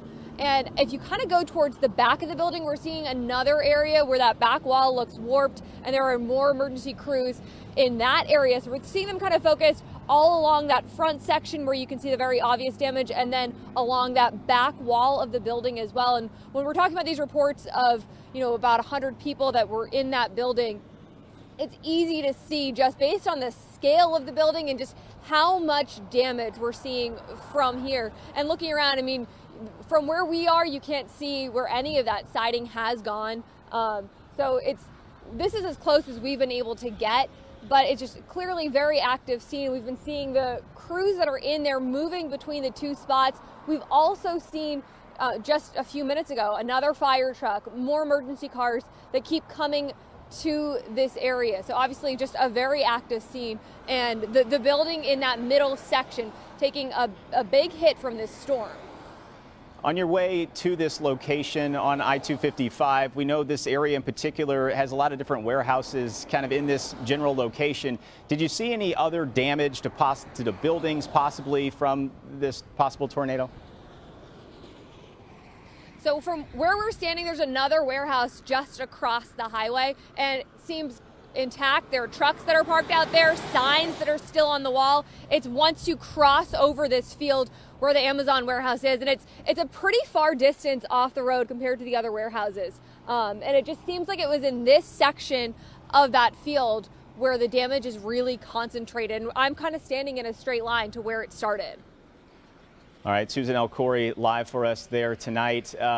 I want to get back to Steve Templeton because we're not done with our weather situation yet. It's been going on throughout the night, and our team here, Matt Chambers and Steve Templeton tag teaming, really getting us the latest information. Steve. Thanks, Corey. While you were talking, we were kind of analyzing the radar, and we are not done. You're absolutely right. St. Louis is done. Our friends on the Illinois side, we still have threats for severe storms and the threat for some circulations that could turn into a tornado, so we're not quitting on you. This storm that's coming through into Clinton County, kind of out of eastern Monroe County and is southeastern St. Clair County, that one has shown a little, at times, a little circulation. This is just a yellow box. I'll zoom in on it, but that's a severe thunderstorm warning, so there's no tornado warning. But we've been kind of analyzing it, and we've seen that at times this storm kind of intensifies, and I'll show you exactly where I'm watching.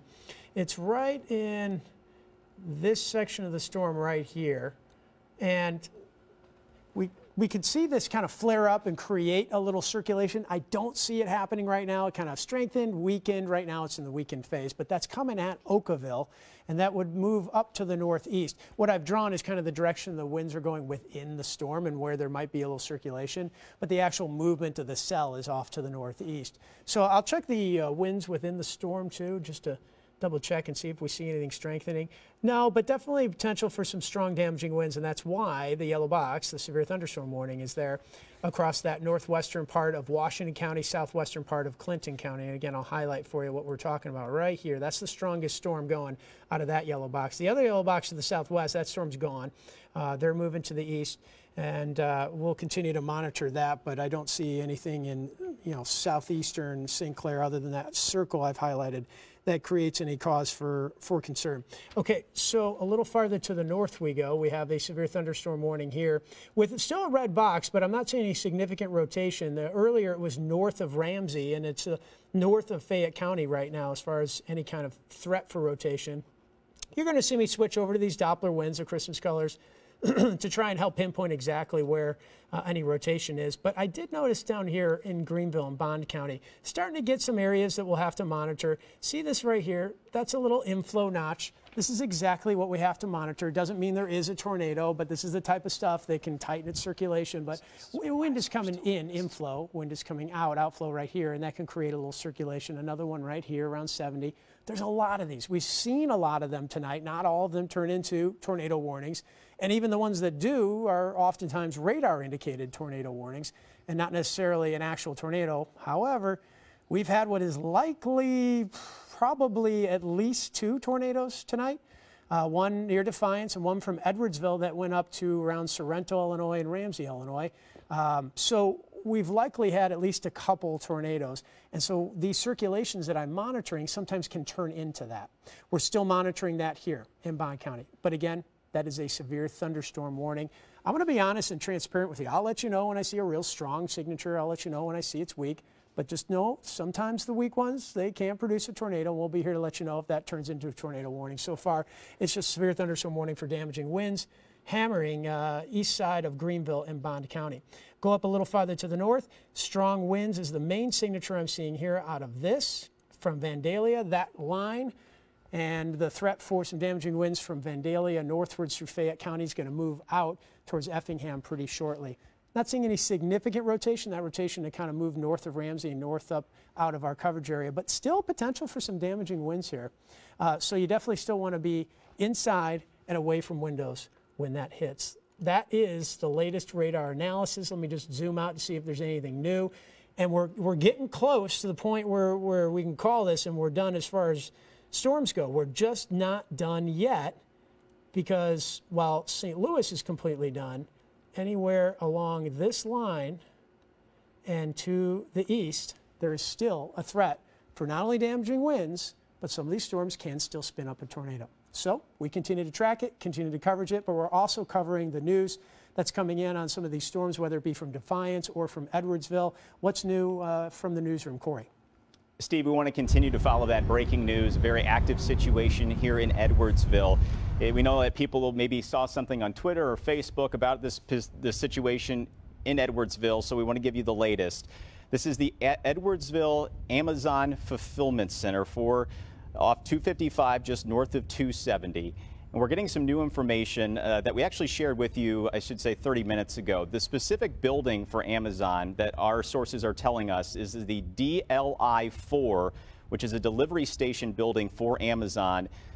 Walls collapsed, roof collapsed, as you can see there. Our sources there on scene telling us that dozens, possibly over 100 people trapped inside this Amazon Fulfillment Center in Edwardsville.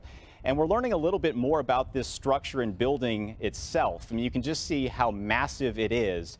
1.1 million square feet, this particular building for Amazon. Again, this DLI-4, a delivery station for the Amazon Fulfillment Center. Also about 15,000 square feet of office space. Gives you an idea of just what first responders are dealing with, of dozens of people that working there tonight, trapped inside, and now rescue crews, as you can see, are working to get them out safely. We are getting reports from our sources of injuries. Our Jenna Ray there is on the scene, and she's talked with law enforcement, which law enforcement is using the terms, this is a mass casualty event. That does not mean that we have death or possible death. It just means that this is how they're handling that situation, with rescue crews there on scene. Again, our sources telling us that there are injuries with this. And it's a tall task for all of the emergency responders there on scene, as we see firefighters doing what they can, possibly waiting for that next moment that they're going to be called in to see if they can get inside this building. We clearly have not had any vantage point inside the building. We don't know if rescue crews are inside at this point, able to get to those people that are trapped inside. But again, this is the Amazon Fulfillment Center in Edwardsville. If you're just joining us off 255 north of 270, where crews will be here overnight into the morning. A very tall task ahead of them of trying to get these people inside that are collapsed to safety. Want to turn things back over to Steve Templeton, who's Been tracking that 2 lines of storms that have moved through the St. Louis area and clearly causing quite a bit of damage, Steve. Yeah, indeed. And I'll switch on all the warnings for you. As you still notice some yellow boxes representing the severe thunderstorm warnings. We still have a tornado warning that hasn't quite expired, but the rotation's really out of Fayette County up to the north. And what I want to do is actually kind of take you back in time here. We're going to go back a few hours, and I'll show you that what Corey was talking about in Edwardsville. I want to show you what it looked like on radar. So I'm going to go back in time. You'll see actually 2 lines come through. It's this first line. Now I'm going to zoom in, and I'm going to show you what the tornado, and it likely is a tornado because we had a tornado debris signature on it, what it looked like as it came in. So this right here, I'm behind the scenes in the Storm Center managing the radar for you, so I'm going to point with this. So this is 255, and this is 270, and this is the rotation around the tornado, which would be right here, right here. This is at about 828. So I'll step forward in time from 828. The rotation is right here. Tornado is right here, just east of 255 at that point. And now we're at 833, and you see the rotation. It's kind of muddy, but it's pretty easy for, you know, trained meteorologists see right here on the southwest side of Edwardsville. We don't know for sure whether it was straight line winds or this likely tornado that did it, but we do know that our BJC Skycam at SIU is out. We can't get anything out of it. So it's possible that this tornado went right over that camera. When I get a chance, I will try to effort the time lapse from that too. Okay, let's zoom back out and go forward in time to where we're at right now and start analyzing where our current warnings are. New warning, is this the one that came out of Greenville, Bond County? Yes. Yep. Okay. It's just crossing the line from Bond into Fayette County now, so a brand new tornado warning for central Fayette County until 11:45. Just in the last, I would say 10 minutes or so, we've seen the rotation on this cell tighten up just a little bit. Yeah. Will you work the radar for me on Sure, this? of course. I appreciate it. And actually, while we're right here, can you just switch over to the velocity? I imagine it's just going to be, yeah, it's right here. So if you're in Greenville, so if you recall, we were mentioning this in Bond County, and I was showing you inflow, and I said, look, this isn't a tornado, but this is kind of how they start. Here it is. Right here is where it's flared up, and it's east of Greenville. If you're in Greenville, you're in the clear.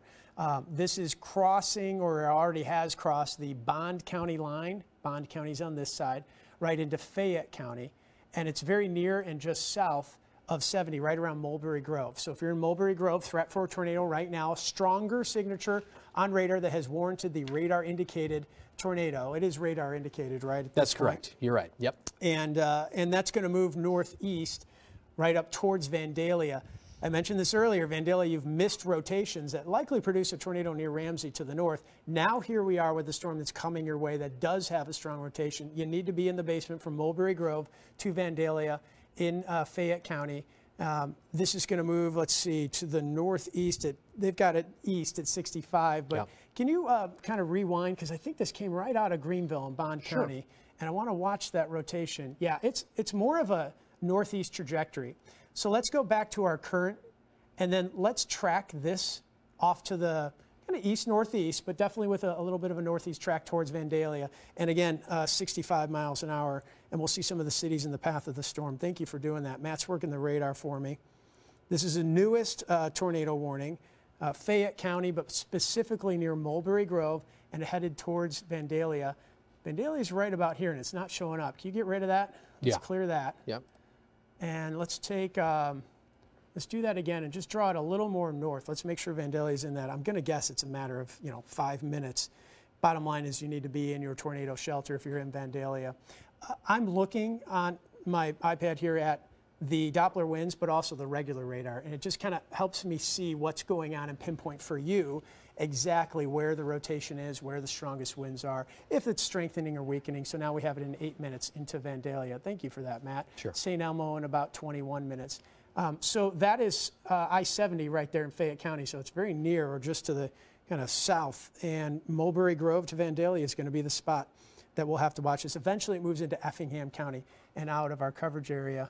But it's going to be wrapped in rain, too. Because what's coming into Vandalia right here, that's not the tornado. Tornado will be back around here. So you're going to get hit in Vandalia with just a a deluge, a downpour, and then all of a sudden the rain will actually, if the tornado is on the ground, because again, it's radar indicated, if there's a tornado, the rain actually lightens up right about here because rain can't go down when a tornado is sucking air up, and the rain lightens up, and then boom, you end up with damage. Hopefully that doesn't happen, but we're here to warn you and let you know that that's a possibility.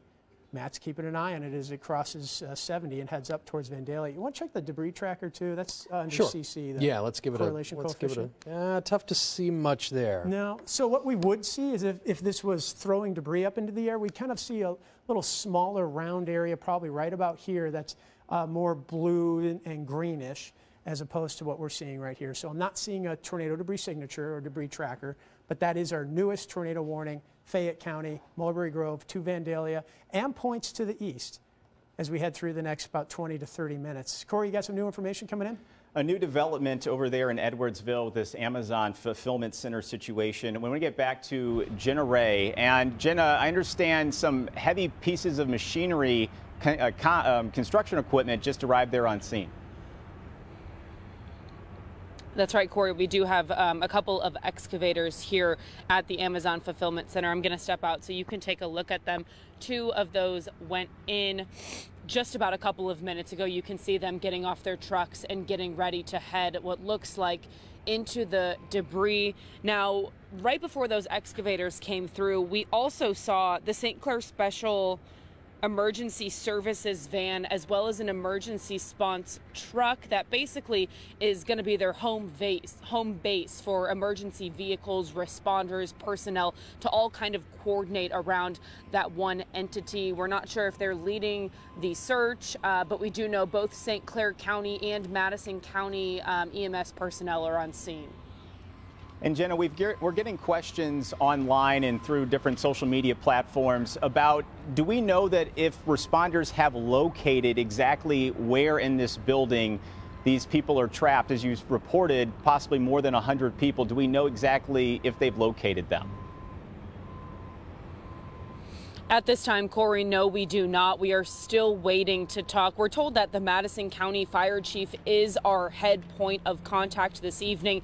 We have not seen them yet and have not gotten any word from any other sort of law enforcement agency about when we're going to get an update. But again, as we mentioned earlier, there is a portion of the building collapsed here in the front, and witnesses who have family members inside also tell us that there is a collapsed portion of the building in the back. From what you're seeing, are more people with possible loved ones inside the building or people who work there? Are they showing up there at the scene trying to get more information from first responders that are there? Corey, we've seen a couple, but I do believe that emergency personnel are trying to keep as many people away from this scene as possible. Again, we're several hundred yards away from the actual warehouse and the actual damage. This is as close as we can get. There's dozens of emergency crews behind our camera right now that stretch the entire driveway of this Amazon fulfillment center. And again, as Susan mentioned earlier in the newscast, she's still stuck outside the entrance to the warehouse where it comes in. So right now, I'm safe to assume that emergency personnel are trying to keep this area contained and aren't necessarily letting more people in, except, of course, for emergency personnel who are going to help with the situation. All right, Jenna, as we just saw from her live shot, two large excavators getting there on scene, possibly to clear some of that debris so emergency responders can get inside that Amazon warehouse. I want to bring Steve Templeton back into the conversation because, of course, we've been talking about this possible tornado that hit Edwardsville. But, Steve, can you go back, 2.5 hours ago when that happened and define what we were seeing at that point when this possible tornado hit that area? Yeah, and I'd like to call it a likely tornado. I mean, I saw a tornado debris signature. Everything I'm seeing on radar confirms it was a tornado. We haven't had anyone tell us they saw it exactly, but this is likely a tornado that hit Edwardsville. It's a little, you know what, Corey, instead of taking you back in time, I'm going to focus on what just happened now, because we have not only the warning that we focused on up near Vandalia and Charbonnier around Highway 51, but this is a brand new tornado warning coming out of the Clinton County, Washington County. It's a tornado warning moving towards Centralia. So let me focus on that. We zoom in. Matt, you working that for me? Sure. Thank you. I appreciate it. So we're going to have to take a little time here to analyze that one too and see where that rotation is. It looks like it's just north of Washington County in north of Covington. And so here's the Washington County line. It's probably right in here. And if you switch over to the Doppler winds, yeah, we'll see a little bit of rotation there. So this moving to the probably east-northeast. There goes the tornado warning just popped up. They've got it northeast at 70. Okay, radar indicated too. Yeah. And yeah, northeast at 70. You're gonna have to back out for that 70 mile an hour stretch to get an idea of the timing.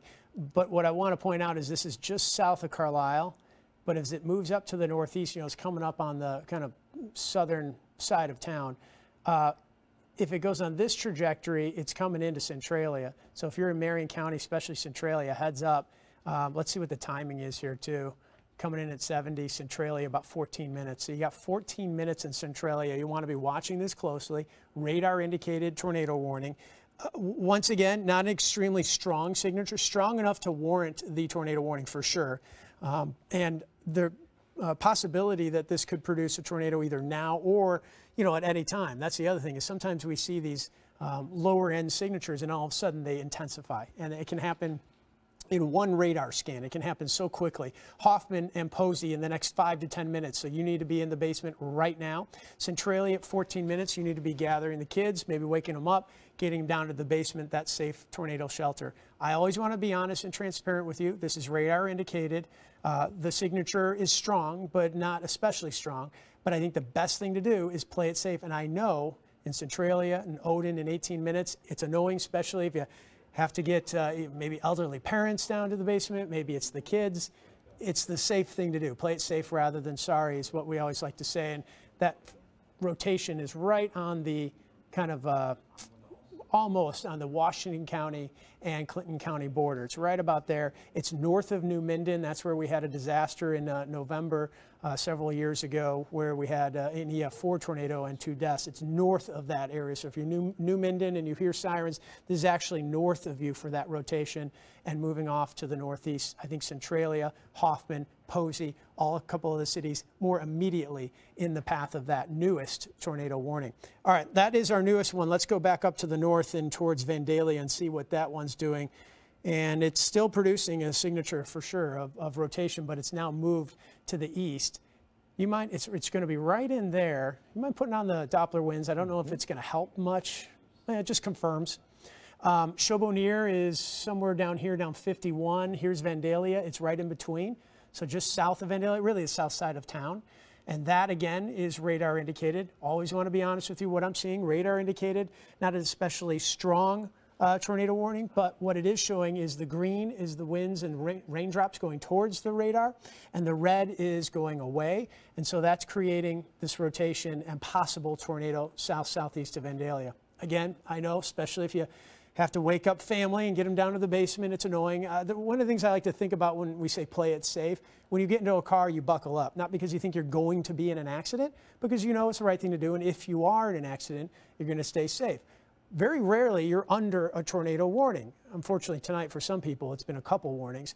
But when it does happen, you play it safe and buckle up, meaning get to the basement or get to your tornado safe shelter and play it safe rather than sorry, just in case there is a tornado. Doesn't guarantee there is, but I always want to be honest and let you know that radar indicated can sometimes help save lives if this is producing a tornado. And if so, it would be on the south side of town crossing 51 right now.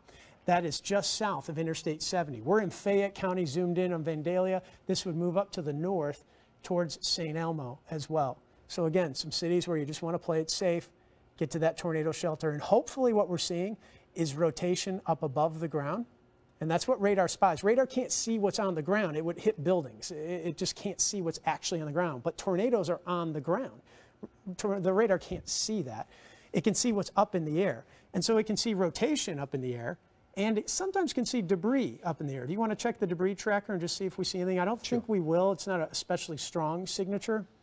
But there's, yeah, debris tracker doesn't show anything real. If so, you would see like a little round area right here of kind of blues, greens, little yellows. And there's nothing right there. Actually, it's probably a little to the east of 51 right now. This is 51. So that's what radar sees, stuff up in the air. Hopefully it's rotating up in the air and there's no stuff because it's not touching the ground. But of course, we want you safe rather than sorry. Okay, big picture. Let's zoom out to our coverage area and let's pop those warnings on there because we've analyzed for you 2 different new warnings. I just want to see if there's anything new here coming out of, and no, there isn't, Randolph County. So that's good there. So I think if you're in Sparta, Farmington, done. Jefferson County's done. St. Clair County, Belleville, Mascoutah, you're done. If you're in Nashville, Illinois, hang on. Washington County and Radom, Ashley, just hang on. This storm hasn't quite cleared you yet. If you're in Marion County, definitely not done yet. And if you're in Clay County, Flora, Louisville, you're not done yet. This storm is going to move your way. If you're in Vandalia, we're almost done. Again, I pointed out that tornado warnings with the rotation just south and southeast of town. But this is the back edge. This is it, folks. We're finally seeing the end. I have been on TV way too much tonight, more than I ever want to be. But when tornadoes hit, I'm trained to be here to explain exactly what's happening. It's been a long night, and I'm sorry that we've covered up programming, and I'm sorry that it's been one of these nights. But when it happens, I want to be here for you, and I want to let you know we're close to the end.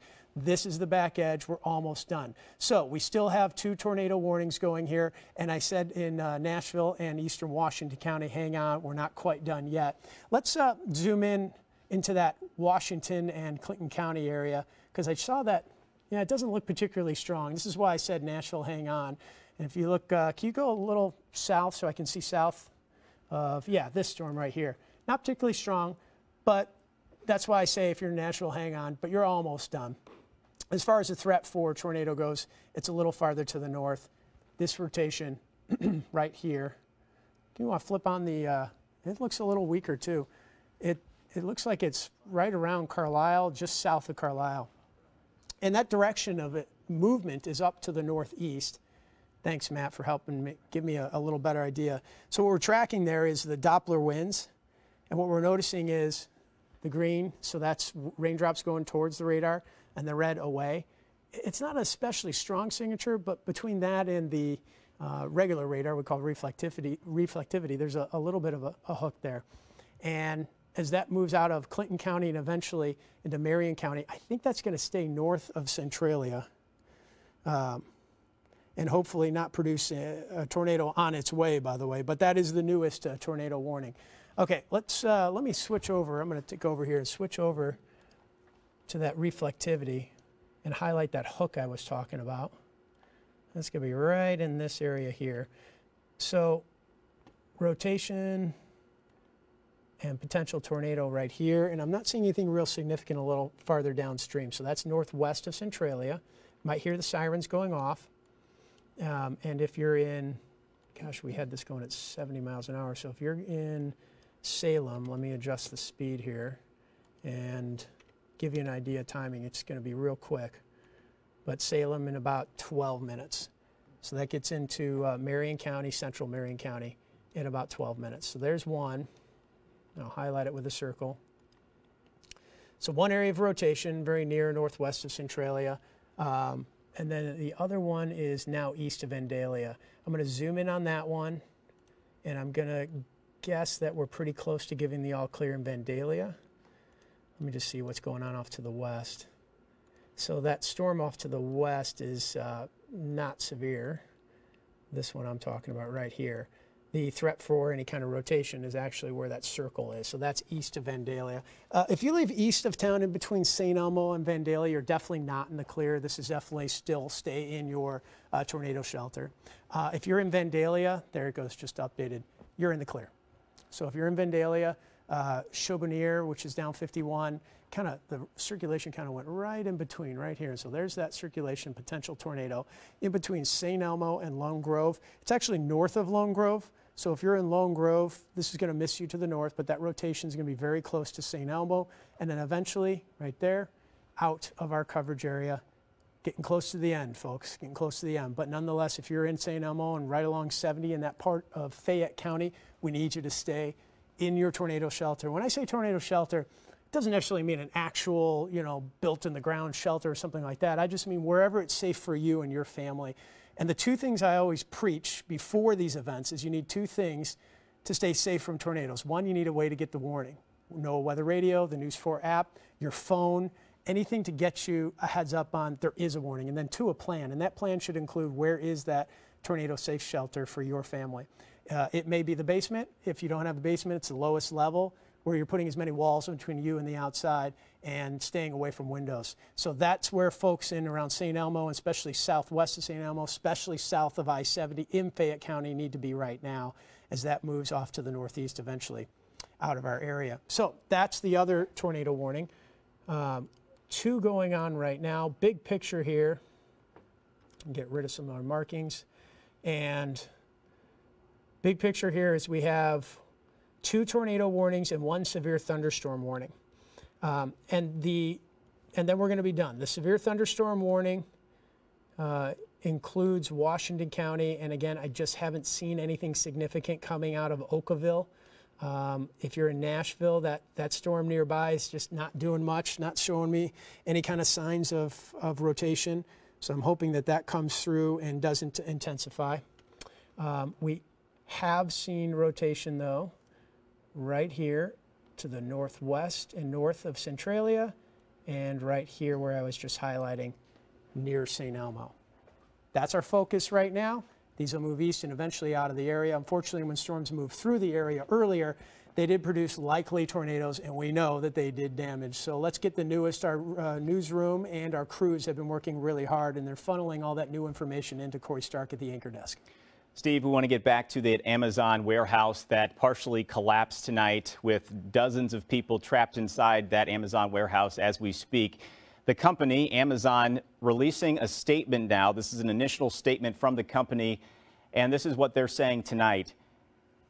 It says, the safety and well-being of our employees and partner, excuse me, I guess we're going to go to J.B. Pritzker at this point, but quote saying, my prayers are with the people of Edwardsville tonight, and I've reached out to the mayor to provide any needed state resources.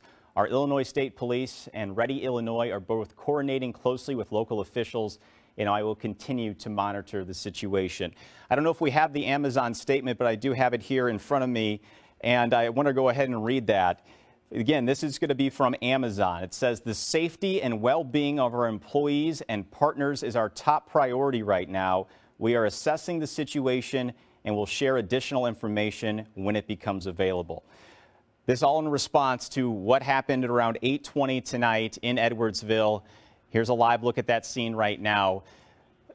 The Amazon Fulfillment Center right off of 255, just north of 270. This is actually video from earlier, but you can see the type of response with emergency crews, dozens and dozens of crews from all over the metro responding to this tonight. We've had our team coverage, Jenna Ray there on scene, also our Susan El Corey collecting information.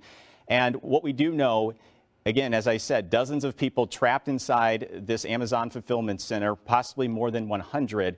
We don't know if rescue crews have located the individuals at this point, but the latest things that we have seen is 2 large excavators have shown up on this scene in order to maybe clear out some of that debris to get people out of the warehouse. Also, our news team collecting this information that 2 Metro buses have just left that area, and they were filled with about 24 people that were evacuated from this scene. We don't know at this point. We're making phone calls to see if the people that were evacuated were actually inside the building or if they were just there on scene, but we're still collecting that info. But we do know, again, that 2 Metro buses just left this area with about 24 people inside. Want to go back to Steve Templeton because he's still tracking some storms out there. I am, and I've highlighted in 2 circles the areas of rotation, and they are under tornado warnings. They're Doppler indicated. This is the stronger signature right here, but it's going to move out of Fayette County. We warned you folks in St. Elmo, you need to still be in your safe shelter. We also told you in Vandalia, you're in the clear now.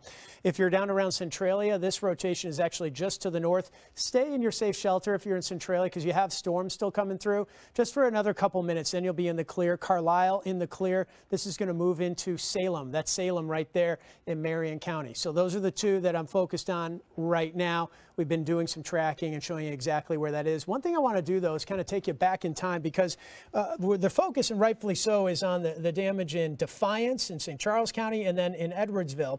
But I'm going to show you the storm that hit Edwardsville likely produced either the same tornado farther downstream or it produced new tornadoes. And you're going to have to bear with me here. I'm going back in time, and I'm doing this all manually, so hang in there. We're going to go back to where the tornado hit in Edwardsville, and that's about it right there. Tornado would be right there, and just before it crossed 255 and 270 and hit that warehouse area, okay? So I'm going to go step forward in time, and that hook echo is still right here as it moves southeast of Livingston over towns like Hamel, Sorrento. In fact, if you can see, there's a little donut hole right there. That donut hole is the tornado. We explained it on the air while it was happening. The reason there's a little bit of a donut hole yellow and not all red is because instead of the rain coming down, it can't come down on a tornado. Tornado's air getting sucked up. So you get this little hole right there.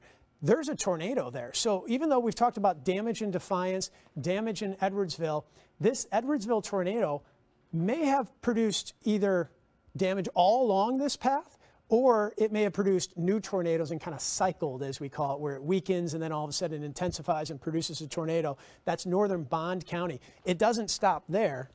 If I continue a little bit more, and again, I'm back in time. I'm at 9 p.m. right now on the radar, and I'm moving to, I'm going to have to adjust the radar so you can see it a little better, but I'm going to go to about 9:15 and right around Ramsey in northern Fayette County. So what I'm now going to do is kind of connect the dots. I'm doing this on the fly, but I think what it's going to do is give you some perspective that this either is all one tornado or is one circulating storm that dropped a tornado near Edwardsville, again, near Hamel, Sorrento, and Ramsey. We're starting to hear reports from emergency managers of some damage here in southern Montgomery County, and parts of northern Fayette County too. And I think because these are areas that are less populated, no more significant than any other area, and that's why we were on the air tracking it for you, but more or less populated, you tend to not get the reports as quick as you might say from the really populated Metro East. And we are indeed starting to get some of those reports. We know there was a tree down in Sorrento, and they were trying to get the tree out of blocking the entire road that goes into the main part of Sorrento. And again, these are smaller towns, but it gives you some perspective that that's either one tornado or it's multiple tornadoes along a path where a storm was circulating, dropped a tornado, it weakened, then moved on, dropped a tornado, weakened. That's what happened earlier tonight. And I know, Corey, you were asking me about perspective on that earlier, and I just couldn't give it to you because we had those new tornado warnings pop up. But I wanted to go back and get that for you. As far as those new tornado warnings, they're now older tornado warnings, but they continue. And you'll see the eastern part of Fayette County. This is going to move out of our coverage area very shortly. So the red box is the tornado warning. That's going to move across into Effingham County, where they have not extended the warning. And there's still some circulation there, though. Wouldn't be surprised if they keep an eye on that in Effingham County. And then not seeing anything real significant here. The circulation looks to be weaker, but just northwest of Salem. So if you're in Marion County and Salem, I still think it's best to be in your safe shelter. You see Salem pop up on the map right there. And then as I check the Doppler winds, let me see if it looks any better from this perspective. And it doesn't. I'm not seeing any real significant intense rotation. I'm always trying to be transparent and honest with you with what I'm seeing, but that is much weaker near Salem and Marion County. That looks a little stronger, but moving out of our area. And that's the two areas of concern. And pretty shortly here, we're thankfully going to say goodbye to these storms. But they've done the damage, and we're getting some new information coming into Corey. Our reporter Susan L. Corey has a really good vantage point from where she is along I-255. And Susan, from your angle, you guys kind of have that wide view of, you can see a lot of the damage there to the Amazon building there.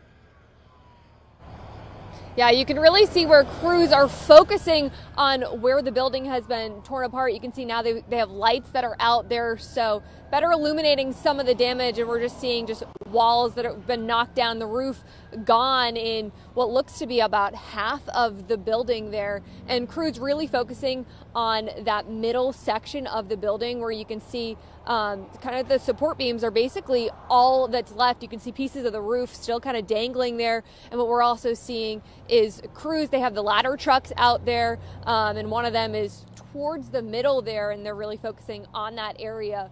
Another thing, we're still seeing emergency crews continue to come out here. An ambulance just passed us, and this is something that we've been seeing just in the hour or so since we've been here, a constant emergency cars coming back out to this area. Something else crews are having contend with is people who are stopped on the highway just trying to look at what's happened, and that's actually causing traffic on the highway, not just on the side where the Amazon warehouse is, but also on the other side of the warehouse. We're seeing people stopped in the median, stopped in the breakdown lane, and that's something crews are asking them to just please clear this area so that they can stay out here and do their work. I do know that they have all of the roads to the Amazon warehouse closed right now, so the highway is basically the only point where they can see it from. Susan L. Corey with the latest from her vantage point. We do have team coverage. Our Jenna Ray is a little bit closer to that Amazon warehouse. And Jenna, you just saw some brand new crews showing up there on scene. What department are they from? So, Corey, for the last 3 hours, all of the emergency crews that have been here are Metro East emergency vehicles, emergency personnel. Just seconds ago, dozens of St. Louis Metro law enforcement agencies have arrived. I've seen Maplewood Fire, Metro West Fire, Maryland Heights Fire, the Urban Search and Rescue Team, multiple St. Louis Metro agencies again coming in here. There are several dozens of fire trucks and ambulances that are sitting behind me. We have even more behind our camera lined up on this sidewalk and pavement entrance to the Amazon warehouse. In just the last couple of minutes, we have seen a Life Flight helicopter land on the property. We have also seen 2 Metrolink buses carrying about 24 Amazon workers out of the facility. Now, we know that they were Amazon workers because most of them were dressed in the Amazon delivery vest that they wear to work. We saw some earlier employees that were here dressed the same. We also again saw some excavators going in, as well as some tow trucks. We still don't have any sort of update from law enforcement yet. I am working to call several sources to try and get the fire chief to kind of come out here and just give us some more logistics of exactly what is going on here. So it's good clarification that who you saw on those buses were Amazon workers. Did any of them look injured from your vantage point? Could you tell from what you saw? Not necessarily, Corey. What we saw, one bus had the lights off, so it was really hard to tell. The second bus did have its lights on, and I've posted a video to my Twitter kind of detailing those buses coming out. But the bus that had the lights on, they were all just honestly kind of sitting there calm. Some of them looked relieved to be getting removed from the premise, many of them on their cell phones, I assume calling loved ones, telling them that they are okay. But for now, those are the only vehicles that we've actually seen leave the warehouse grounds in the last about 3 hours that we've been here. And the last question for you, you mentioned those excavators. Have you seen those excavators at work at all over the last 20 minutes since we saw them arrive on scene? I know that they were getting off their trucks and getting ready. We saw them kind of lifting up and down. For now, again, it's kind of hard to see. We're about a couple hundred yards away from where the action is happening. Right now, again, like you said, 20 minutes ago, we could see those excavators. Right now, we cannot see them from where we are, so they must be closer in the rubble, maybe possibly digging through debris. Again, we still don't know, what they're doing, how many crews are actually here. We just know that there are dozens of emergency personnel. We have more on standby here waiting to be potentially called in, and everyone is just kind of on edge right now. I've talked with first responders here on scene. They say they haven't seen anything like this in such a long time. As Steve and Matt have been saying all night, tornadoes and strong winds are so unpredictable. You truly just never know what's going to happen. You never know the extent of the damage, and these first responders are really in awe of what they're seeing tonight. Yeah, it's such a massive structure and so many emergency personnel there on scene. Thank you for all your updates tonight, Jenna. We want to get back to Steve Templeton because we're not out of the woods yet with some of these storms. Not yet. We're getting close, Corey. We really are. Here's the line eventually moving out. By the way, Jenna touched on something about December tornadoes. I've heard a couple people talk to me about this, how hey, that's not usual, is it? It's not. I mean, March, April, June, May, those are the big tornado months. But at the end of the year, the not big tornado months, out of all of them, August, September, October, November, December has the most tornadoes in our greatest St. Louis region, greater St. Louis region, out of any of those other months. We do get tornadoes in December. We call it the second season, late November into December. You start to get some of these systems where you get a warm up like today in the 60s, mid to upper 60s, and then you get slammed with the cold air. That's not what causes a tornado. You need other ingredients, but it helps create the thunderstorms that set the stage for it. So December tornadoes happen. They don't happen very often. They're rare, but sometimes they do, and they create tornadoes. December 31st, 2010, the New Year's Eve tornado, that created a bunch of them, including an EF3 that went through parts of St. Louis County. Here we are now with the tail end of the system, but it's not quite out yet. So for our friends there in that red box in Marion County, I continue to track what is a weaker signature. In fact, what I think's really happened is it's transitioned where one's really moving out and the next one moving in doesn't have much rotation. Here, let me explain what I'm seeing here. I'm going to get rid of the red box. And the original area of concern is really in Comundy, and it's a weaker storm right now. But that's the area of rotation that had warranted this tornado warning. I'm always trying to be transparent and honest with you. It is radar indicated. We haven't heard of anything on the ground out of this, and it's not a strong signature. It has weakened. And this storm coming at Salem, if you're still in your basement, just hang out there for a little bit until this passes. I don't see any strong rotation out of this. I think this is going to pass with just a downpour, some lightning, and some strong winds, and then you'll be done. But just give it like another 2 to 5 minutes. Get the kids yourself out of the basement.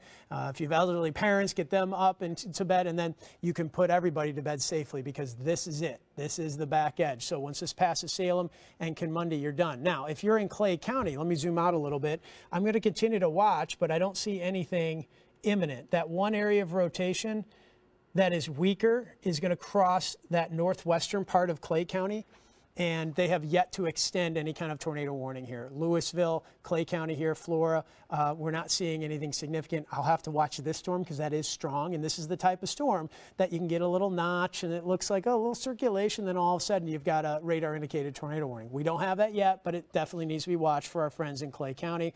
Otherwise, we're really kind of getting on the back edge here as it starts to move east and eventually out of the area. So those are the two areas of concern, monitoring the weaker but still rotating storm here over Comundy and monitoring a strong but not rotating storm coming through Salem. Both are going to move through parts of Clay County very shortly and then eventually out of the area. Other than that, we are actually getting into the clear, and if I put the big radar on the big picture, this is actually part of a bigger system that, yes, to the north is producing snow. So we're not getting any of that, but we're going to get some of the colder air tomorrow. It will be dry, cool, breezy, windy really tomorrow. But this line just has to clear our coverage area, and then we're done with the storm threat. We are done in St. Louis and all of the metro, including where we've seen some damage from Defiance to Edwardsville to even around Fillmore, some of these smaller towns in Illinois that have reported some damage as well. You all are done. We'll continue to track this. In the meantime, we're also tracking new information coming in on the damage from those areas. Corey has the latest. We want to get the latest from Edwardsville, and the video that you're looking at now, you heard Jenna Ray about 5 minutes ago talk about those metro buses carrying about a dozen Amazon employees, and if you look, you can see them in their Amazon gear. That's normally what you see when they're making deliveries or working there at the warehouse, like is the case in Edwardsville. And they're leaving this scene. They look like they were pretty calm for the most part, but our understanding is that it's 2 of these metro buses that were filled with about 24 Amazon employees leaving this scene. What we don't know is, were these individuals inside the building? Were they outside of the building when this partial collapse happened and the possible tornado hit the building there? That's what we're trying to find out right now. We also know that there's been 2 large excavators that showed up at this scene about 20 minutes ago, and here's some video of that. You can see them being hauled in there. Again, when we talked to Jenna Ray 5 minutes ago or so, she said that you could see them unloaded from where she was just right behind her, And then 5 minutes later, those excavators were gone. So possibly that means that they've traveled farther into the warehouse, into the building, where there's a lot of debris, as you can imagine, from just the massive structure that has partially collapsed. You saw the walls that have collapsed, the roof that has collapsed. And if you're just joining us, our understanding is dozens of people, possibly over 100 people, trapped inside of that warehouse there in Edwardsville. It's been an active night. We've got the damage reports out of Edwardsville, as we've been sharing. We have reports out of St. Charles County as well, where we've heard from our Caroline Hecker tonight out of Defiance, and our weather team. If you look over there, I know we don't have a camera over there, but you have Matt Chambers, Leah Hill, and Chief Meteorologist Steve Templeton here tracking all of this for you. And we want to check back in with Steve to get us the very latest on our ongoing weather situation. Thanks, Corey. You know, it does go on. It just is going to go on east of our coverage area very shortly here. This big yellow box is outside of our coverage area, but it just shows you they're still dealing with severe weather, severe thunderstorms, same thing up around Effingham. So the reason why this red box, and it's our last warning before we're going to be done, okay? That's in Marion County, and as long as nothing new comes out around Clay County, hopefully that'll be done. But the reason why that is still out is not because of the original storm. The original storm is right here, and it's still rotating, but it's a much weaker storm. The reason why is because of this storm, that strong storm that's not rotating strongly, but it's in between Kinmundy and Salem right now. And meteorologist Matt Chamber helped draw my attention to something on this, that the Weather Service had actually said, you know what, we're going to keep the warning, the tornado warning, here in Marion County, even though this is weakening. So instead of canceling it, and then let's say this flares up in the next radar scan, and then renewing it, they're just going to keep it. So what they're doing is they're saying, look, we recognize this is weakening as that rides north of Kinmundy up 57. If there is a tornado, it's super weak and it's right there. But this doesn't have that type of rotation signature, but it's stronger. You can see by the red. You don't need a degree in meteorology to know that's a stronger storm compared to that. So what we're waiting to see is if, especially like right in here or on the far southern flank here, if you get that inflection point circulation area where winds come in as winds are coming out, and it creates a little rotation. Not happening, not seeing it. I'm going to switch over to the Doppler winds just to see if there's something I'm missing out of this view, because you do really need to kind of flip back and forth, and no, I'm not seeing anything significant there. But that's the reason why that warning hasn't quite been lifted, just in case this new, stronger storm starts to develop circulation. At least those folks are still covered. The bottom line is, if you are east of Salem, you're still under the gun with this strong storm. I would say in Kinmundy, it's probably south of you, but if you're in your safe shelter, hang out for another 2 to 5 minutes. And if you're in Salem, I'd give it another minute or two, just because of that little thing right there in the southern flank. Real technical language, that little thing. That little appendage, which could turn into a little rotation. East of Salem, maybe by half a mile. So you give it another couple minutes, it's going to be even farther to the east, and you're in the clear, okay? So Salem, hang out just a little bit. If you're west of Salem, you're in the clear. Kinmundy to Salem, though, that's going to be it. I do want to show you, too, kind of the bigger picture. I've drawn 3 circles here where I know we have damage. Out around Defiance, Edwardsville, and Fillmore in southeastern Montgomery County. I think there could be some other damage along this line I've drawn, too. Not sure if this is all one rotating storm. I think it's 2. We were looking at the radar data. I'm going to replay it for you. But I want you to just kind of see how this all evolves. This is over the last 4 hours. This is the main line that caused that tornado. Here's the second line that we're now tracking the storms with 1 tornado warning exiting. So there are really 2 lines that moved through. Defiance, I think that one fizzled out, and then a new one developed here along that line and moved out. And then look at that same area in those circles got hit again with storms, not necessarily tornadoes, but got hit with storms yet again. And that was a problem for folks, especially in the Edwardsville area that were doing some search and rescue. So that's how things kind of evolved throughout tonight, and we still have damage and new information coming in. Corey, what's the latest? Well, Steve, so many families are dealing with the unknown right now. And Susan L. Corey, who is on the scene of that Amazon Fulfillment Center in Edwardsville. Susan, you just talked with the woman whose husband works at Amazon, and she has not heard from her husband.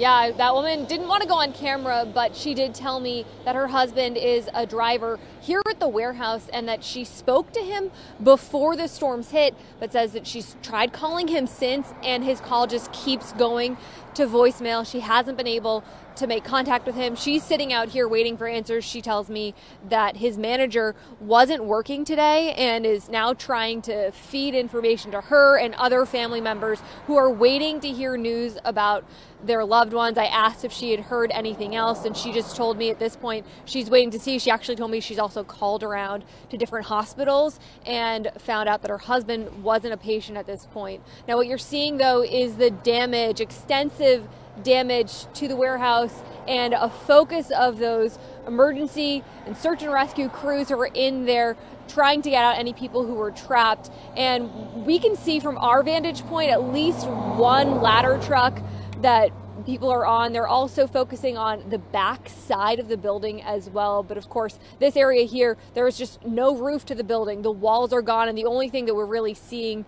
left standing here are support beams. And for families who are out here looking at this, at least the woman who we talked to telling us that, tonight she's just trying to get answers about where her husband is. And at this point, she still doesn't know, Corey. And so many families, the reality is they may be dealing with that same situation. And when you were talking to her, did she have any correspondence with emergency personnel? Any luck reaching anybody to try to get some information that way? Yeah, and that is something that I asked her, and she told me at this point that she hasn't been able to get any information. She's being told to stay out of the area. She says that there hasn't been anyone in terms of a first responder or anything like that that's been set up, at least as a point of contact for families. She told me that what she's been doing is trying to call her husband's manager, who is trying to get information to families. Your heart goes out to her and so many families that are dealing with a similar situation. Susan, thanks for that update. We want to go to that Amazon statement. They released an initial statement about 20 minutes ago. And if we could show that there on the screen, this is again from the company tonight. We'll wait for that to pop up. The safety and well-being of our employees and partners is our top priority right now. We are assessing the situation and will share additional information when available. Again, that from an Amazon spokesperson tonight. That is just their initial statement. As you can imagine, they're trying to fully grasp what is happening and what continues to happen over the next hours at that fulfillment center there in Edwardsville. I want to get back to Steve Templeton with the latest on our weather. We still have a tornado warning. We're still tracking that for Salem County, in Marion County. I think Salem's probably in the clear. I'm going to zoom in a second and let you know if you're all clear. And if you're in Clay County in Illinois, this is going to move your way. We'll see if the red box gets extended into this is Clay County. So let's zoom in. That's the big picture there. We have only one warning left. It is a tornado warning. And while the original storm weakened and moved out, the new storm that has strengthened is showing some signs of a little bit of circulation. Let's get rid of the red box. And if there was a circulation that would develop a tornado, it would be over Omega. I'll bet there's not much there. Yeah, there's not much there in the velocity data. I'm actually going to switch to the Evansville velocity data just to see if there's anything there, because we're kind of getting on the outer reaches of our coverage area, and sometimes looking at radars from around the region help give me a better perspective and a more complete picture, and I'm just not seeing any real significant rotation. What I am seeing is air flowing into this storm right here, not much of a notch, air flowing out. So if something were to develop, and the reason why we have that one tornado warning going is because of right there over Omega. Salem, you're in the clear. I know you're getting heavy rain right now. That's going to pass in a couple seconds and, well, maybe a couple minutes. That's going to be done. Kimundi, you're in the clear as well. So Marion County, even Iuka, rotation is north. You're in the clear. That's a heavy downpour. There's lightning, but that's not severe, not showing any signs of rotation. Now, that can move east into Clay County. So right there, that's the Clay County border. This is Clay County. That would be north of Xenia. Louisville, we'll have to keep an eye on it. You know, this is one of those storms that is strong, showing some signs like, hey, we should keep an eye on this. But I would guess that for now, unless this circulation strengthens, they probably won't issue a tornado warning into Clay County. It could strengthen like that in one scan. And so that could head up towards Louisville in Clay County. We'll continue to watch that for you. In the meantime, it's in eastern Marion County, Salem, Kimundi, you are in the clear. We're almost done with this as far as the current storms. We're not done with the news gathering and figuring out what is happening out there and how bad the damage is. New information coming into Corey right now. Assess the entire situation in Edwardsville. We have team coverage. We just heard from our Susan L. Corey, but we want to go back to Jenna Ray. She is the reporter that has our closest vantage point to the Amazon warehouse. Jenna, what's the latest that you see there? Corey, still no update on what's going on. The newest thing that we've learned right now is that a couple ambulances have come out, but they're now stationed here. There's about 4 or 5 of them sitting right here. It looked like they were just trying to get some vehicles out. It does look like they are going now into the debris that has fallen inside the Amazon warehouse. Again, several emergency crews still on this driveway. Let me turn you around to go back to this warehouse over here. You can see there are a few cranes.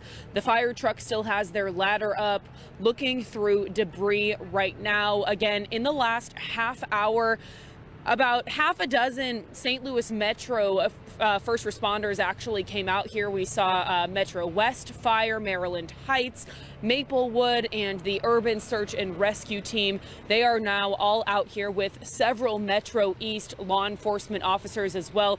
I just asked law enforcement who was standing here, when are we going to get an update? We still haven't talked to any personnel who has given us information tonight.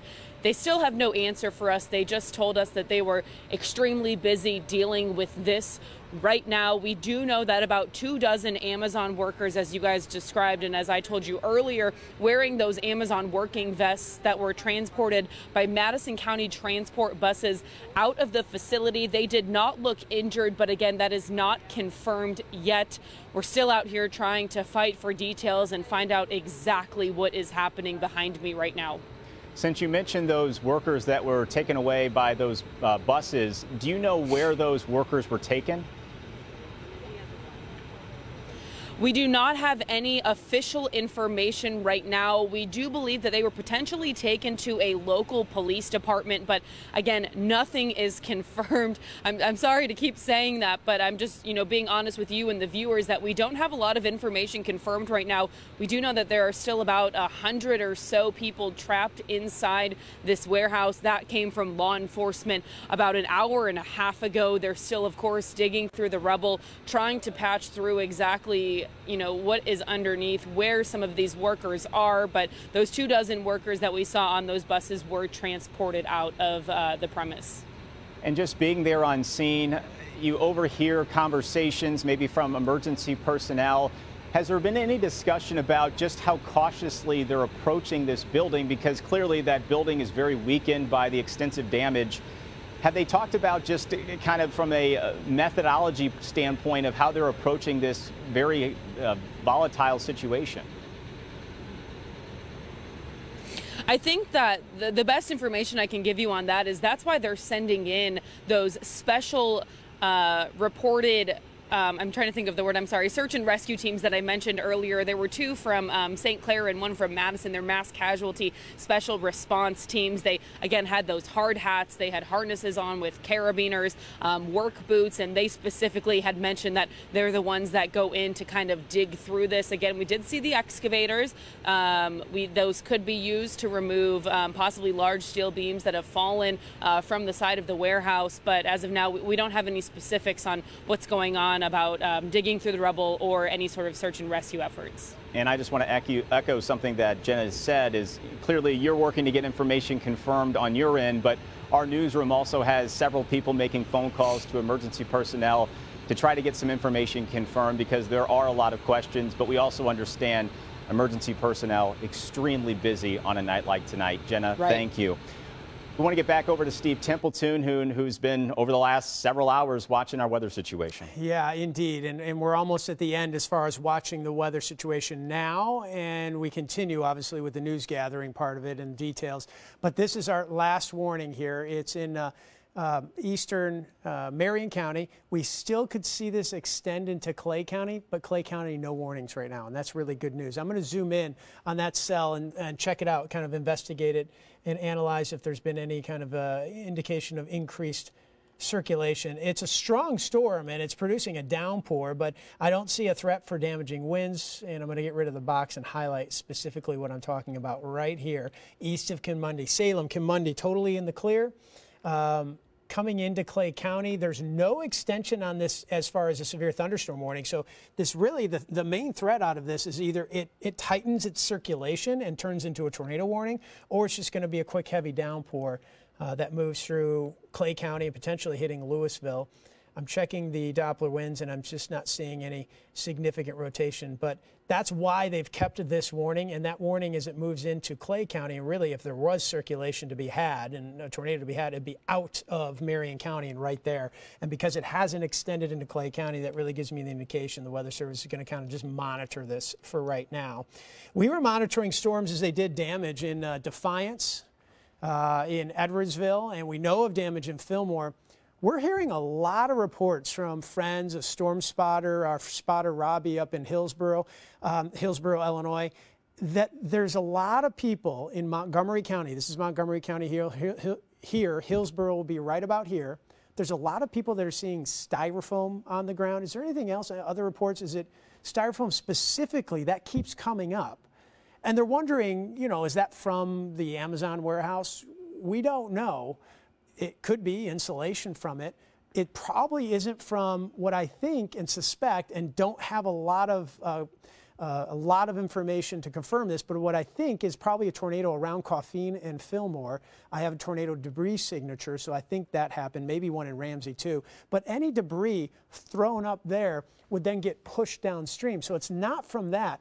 It is possible that it came from this Edwardsville tornado, likely tornado, that then debris thrown up in the air, traveled hundreds of feet, thousands of feet above the surface, and then eventually floated down to Hillsborough. Matt, what else are we hearing out of that? Yeah, it's interesting, Steve. You mentioned Robbie, one of our trusted spotters. He does specifically say roofing materials. He uses that phrase. So regardless, though, whatever you want to call it, whatever it may actually be, it all appears to be relatively light, which, of course, it would probably have to be to travel that distance. Steve and I were tracking that out between 35 and 40 miles, and that would not be at all unprecedented. There are plenty of historical events where we've had debris hoisted into the atmosphere and carried even farther than that by tornadic thunderstorms in both Missouri and Illinois. So sometimes it's paper, possible. Checks, things like that. Right, exactly. So light things that can float up in the air, like styrofoam or siding. My advice to people in Hillsborough, by the way, would be don't touch it. I don't know if it's dangerous. I don't know if it's fiberglass on it, but stay away from it. But it's possible. This is going back in time. Again, this is a radar replay back in time. This is about 8:30-ish, just rough. That's the hook echo coming through Edwardsville. There's 255, there's 270, so the warehouse right about there. And then, of course, the trajectory of this storm and thus the winds are all in this direction off to the northeast. And as it travels to the northeast, and I'll zoom out a little bit so you can kind of get a better idea, but as it does travel to the northeast, so now I'm going forward in time, it could still be producing a tornado here, but here's Hillsborough. So it is possible that debris, you know, got up into the air. When we show our debris tracker, and we showed that on this storm, actually, in Edwardsville, we pointed out a little area where debris had been thrown up into the air. The question is, where does it settle? It's possible. So to answer a lot of the questions for our friends in Hillsborough and around Montgomery County, we don't know for sure, but it is very plausible that some of the styrofoam and some of the debris, especially the lighter weight debris, nothing really heavy, but lighter weight debris that you've seen on the ground could actually be from what hit around Edwardsville. And it's possible, too, that it may have hit even a little closer to Hillsborough. Hillsborough will be right about here. It's not out of the question that there's some damage reports that haven't come in, along that line. That line is a rotating storm. The circles represent area where we know there's damage. And again, that's a radar replay. As I play it out for you, you'll see that first line come through. And then the second line, that's the one we're tracking out of the area right now. So 3 areas of damage we know about, 2 very significant, one in Defiance, one in Edwardsville. Still getting some new information. Corey has the latest. Steve, we are getting a new look inside the Amazon warehouse building. I'm looking at this live picture. So if we zoom in, my understanding is that we can see a little bit better inside where crews may be. Again, I'm looking at this for the first time, but you can see some movement inside there, possibly, I don't know if I saw just a flashlight, them trying, or that looks like it's just something that's blowing in the wind there. But yeah, Steve, Steve, go ahead and jump in here. If we can get Steve's mic on, he wants to talk about something here. There's a couple things that I noticed. I've seen a lot of, unfortunately, a lot of tornado damage in my time and visited a lot of bad sites. But one of the things that kind of catches my eye is if you look above that J sign, that's the sky in the distance. So that siding or roof in the distance is completely pulled off. So you have at least one side of the Amazon warehouse where the siding has been ripped off, and you have another side. That's indicative of a tornado because straight line winds would maybe peel off the roof and damage one side, but winds that rotate would actually damage both sides all around. The other thing I noticed is if you look at the very top, it's almost kind of cream colored. That kind of looks like that styrofoam I was just talking about that we're getting from spotters. So anyway, I just wanted to jump in and we just confirmed that there's styrofoam all over the place from a neighborhood. And Bryant is, I'm going to guess that's probably somewhere, around Edwardsville. Okay, which is, keep in mind too, Edwardsville downtown is actually northeast of this location. So it's totally plausible that this debris then carried even a couple miles into Edwardsville. But that's what I'm seeing when I see some of that damage right there. This is from our live crew, Jenna Ray, there on scene. So Jenna, while we have you, you've been monitoring this particular angle of the building for the last several minutes. What kind of movement and work have you seen from this vantage point over the last 5 minutes or so? Yeah, so Corey, you can see, we're zooming in now with our camera, and what you can really see is kind of the inside of this fulfillment center.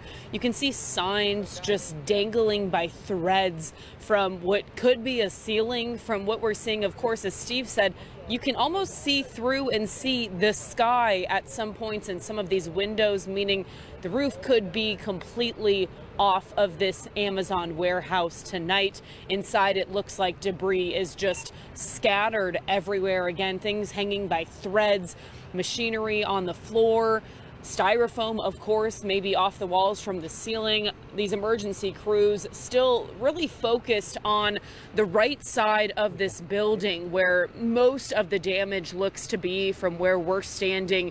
Again, dozens of emergency crews here. We can see cranes, we can see those excavators in the distance, as well as fire crews with their ladders up.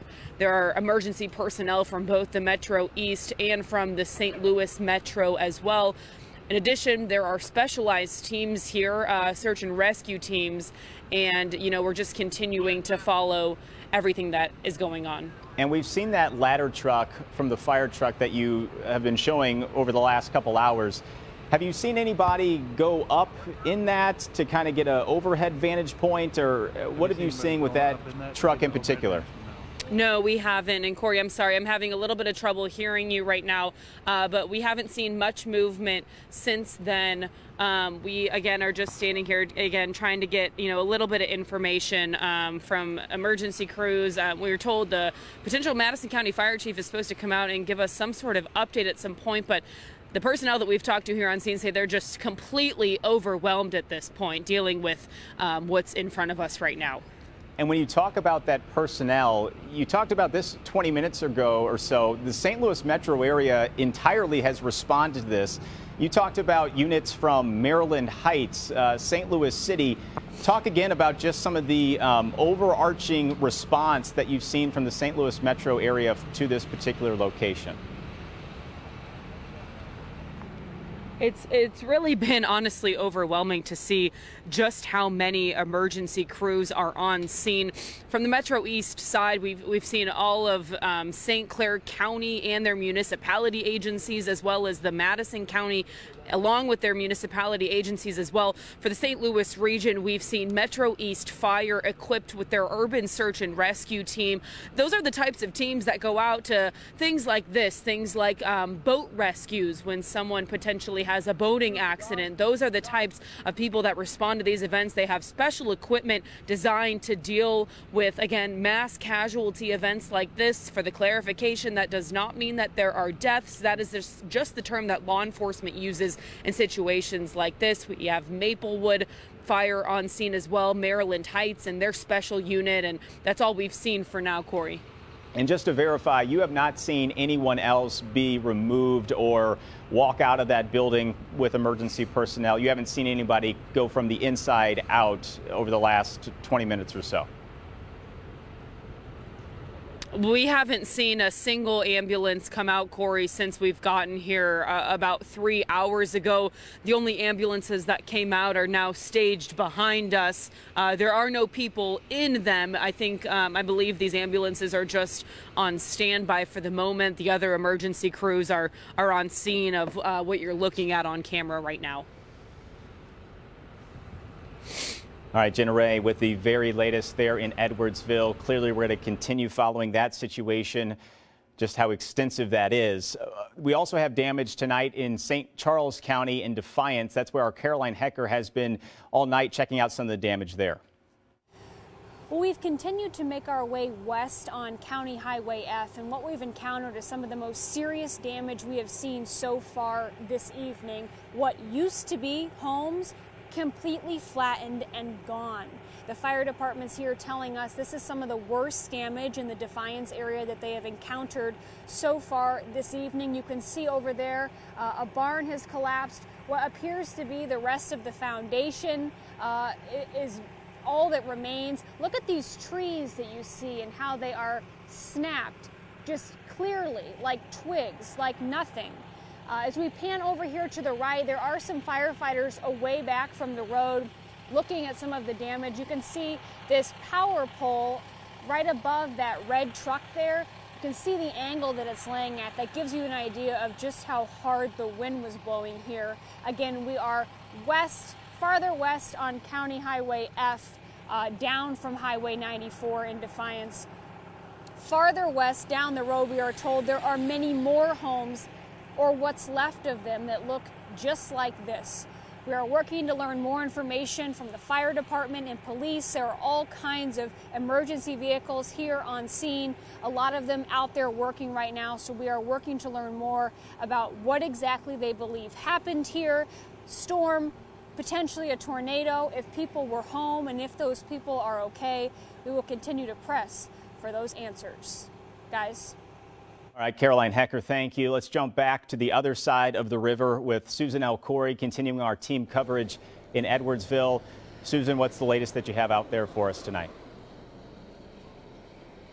Well, right now you can still see just how massive this search and rescue is. A lot of those flashing lights centered on around the middle of the building where we're seeing just the walls completely gone, roof also gone, and basically all you can see at this point is support beams are actually looking through the building to the other side. Not too long ago here, I did talk to a woman who's parked out along 255 with us, and she tells me her husband is a truck driver for Amazon, and he was at work today, and she tells me she was talking to him before the storm hit, but says since then she hasn't been able to reach him. Right now she tells me the only information she's getting is from her husband's manager, who is trying to pass on whatever they can find out. But of course, just a very, very big concern for family members who had loved ones inside of that building, just trying to get information, but telling me at this point they really don't have answers. I know she told me she called different hospitals trying to see if her husband was okay. But again, that's just something that they just don't have those answers. And right now are watching all of this unfold from the highway and wanting to find out what's going on. Again, we do know that at least some people were injured inside of there. This woman telling me she's hoping her husband is okay and that hopefully it's just his phone that died. But again, families still waiting for those answers tonight. So many anxious families. Susan, thank you. I want to go back to Jenna Ray. And Jenna, I understand there's a new development from what you've seen out there at the scene, a little bit closer to the warehouse where you are. Yeah, so the new development that we're seeing right now is actually a drone flying over the top of the rubble here at the Amazon warehouse. Again, the entire right side, I should say, the partial right side is collapsed. I know that, like, from previous experience working with some law enforcement agencies, those special units that I was telling you guys about earlier, they actually use these drones in events like this. Sometimes it's hard to get those fire ladders up high enough to kind of see exactly what's going on at a higher level, at an aerial view, and get a little more detail. So we could possibly assume that that drone is a fire and rescue team's drone, just trying to get a better advantage point of what's going on inside. And Jenna, as you continue to look there, we talked about those excavators a little bit about 20 minutes ago. I wanted to bring those back up just because I wanted to see if they've been clearing any debris from what you've seen to kind of make it easier for some of those rescue crews. Yeah, so again, you know, we can't see the extent of the debris from where we are, Corey. Honestly, a lot of these emergency crews are blocking a majority of the debris. We know that there are still some steel beams standing inside the warehouse, but as we pan over to the left, as we were showing you guys earlier through these windows, we can't tell if the glass is there or not, to be honest, but you can see right through the windows. Some of it you can even see the sky. We have signs dangling from threads. It looks like debris has been tossed all around inside the Amazon Fulfillment Center. Jenna, thank you. As we keep this live picture up, you can, as Jenna just said, just see some of the debris. You can, if you look really closely, what you're looking at is the sky to show you that the roof of that Amazon Center warehouse is gone. And just to reset, because here we are at 12:11 tonight. We have been on the scene since about 8:30, 8:45. So this is an ongoing situation. You have dozens and dozens of emergency personnel, not just from the Metro East, but throughout the entire St. Louis metro area that are responding to this. Dozens, if not more than 100 people trapped inside. That's information that we have from about an hour and a half ago. So we don't know if that number has changed. We're making calls here in the newsroom to get the very latest. Our Jenna Ray and Susan Elcori, they're outside of the warehouse trying to get some information. But understandably, emergency responders, their focus is here. Their focus is to get these individuals out of the building safely. Hopefully, this is going to be a situation where there aren't deaths, but we don't know. We don't know about deaths. We don't know about the extensive of injuries. So that's all questions that we're asking right now. And we know many of you at home are watching this and been watching this for the last 2 hours or 3 hours or so. And you have these same questions. So I just want to let you know we are contacting the people that we know in order to get some of these questions answered. I want to go to a statement that was released about an hour and a half ago by Governor J.B. Pritzker. You can see it there on your screen. Quote, "My prayers are with the people of Edwardsville tonight, and I've reached out to the mayor to provide any needed state resources. Our Illinois State Police and Ready Illinois are both coordinating closely with local officials, and I will continue to monitor this situation." Again, that tweet coming about an hour and a half ago from Governor J.B. Pritzker. Let's get back to Chief Meteorologist Steve Templeton, still tracking, but it's at least getting out of the area. That's the good news, Steve. It's out. I'm done. It's done. Clay County, I'm going to continue to watch, but that's all week. That's all rain. There is no severe threat across the area right now. I want to jump on with something that Corey was talking about. First responders are trying to do their job, and we see this sometimes. We see this all the time when we have significant tornado damage, especially in the populated metro area. You tend to get people who want to drive by and see it. I don't think that's as much of a problem this late at night.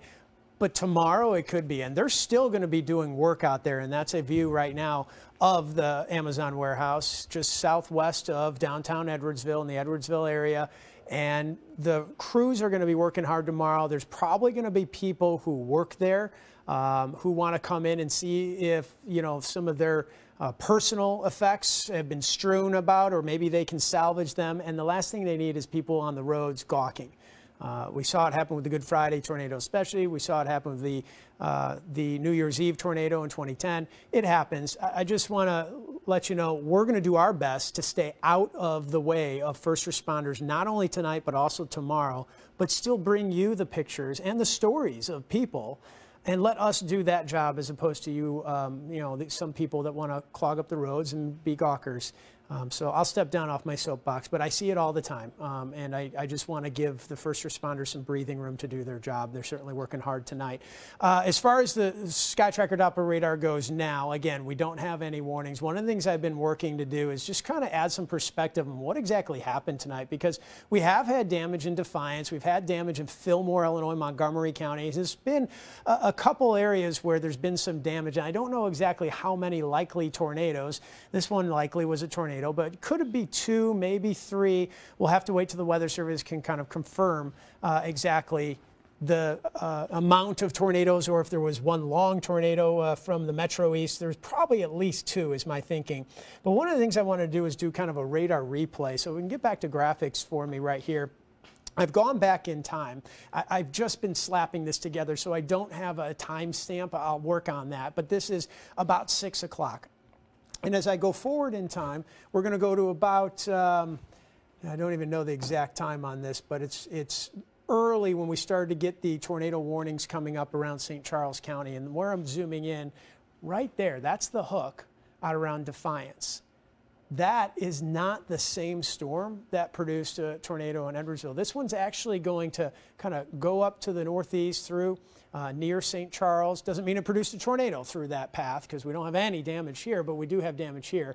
But the storm, as it rotates, goes up to the north, and then a new one is going to develop, and it's going to produce that tornado out around Edwardsville. Let me step offside and kind of click that for you, and you'll see another little hook that develops right around Edwardsville. The actual Amazon plant's just a little to the southwest of Edwardsville, so it would be right about here.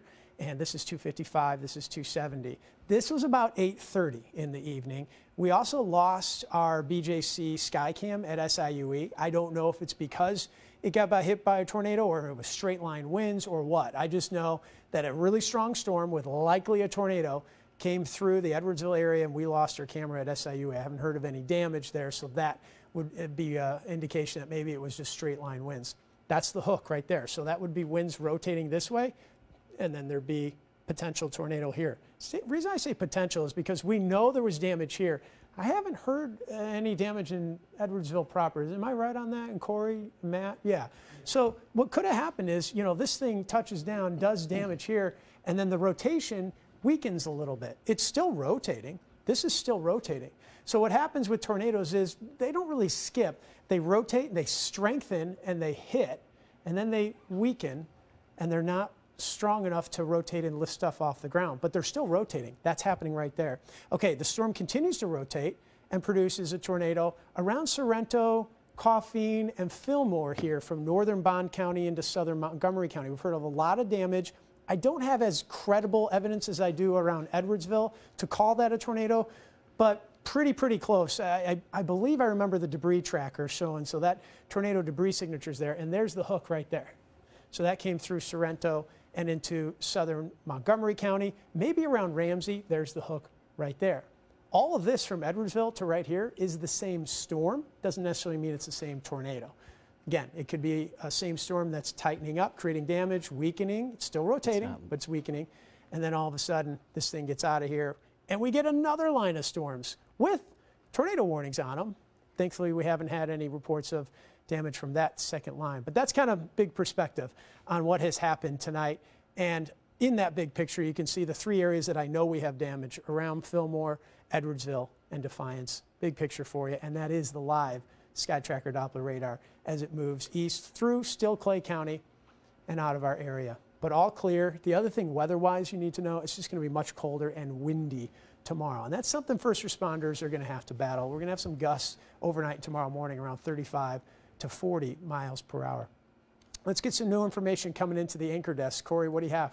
Yeah, Steve, we are getting some information from Illinois Emergency Management Agency with Governor J.B. Pritzker activating State Emergency Operations Center to assist local jurisdictions respond to the severe weather that we have seen in the Edwardsville and adjacent Pontoon Beach area tonight. Just reading briefly from this press release, they say that the hardest hit areas, as we'd said and we've seen, have been in Madison County, where they're responding to this partial collapse of the Amazon warehouse. Multiple agencies there on scene in which the state is trying to assist with. They also say, and Steve, you touched on this, at this time, state and local authorities are urging the public to avoid the area until further notice. Please stay clear of areas with damage and allow rescue crews time and space to do their job. So that's just reiterating what Steve Templeton just said, because it's not so much tonight that you have to worry about. It's individuals driving up I-255 tomorrow, trying to maybe catch a look of the damage. So that is what the state is trying to avoid. But again, the headline here, Governor Pritzker activating the State Emergency Operations Center to assist these local jurisdictions, these local emergency response teams that are responding to this severe weather tonight.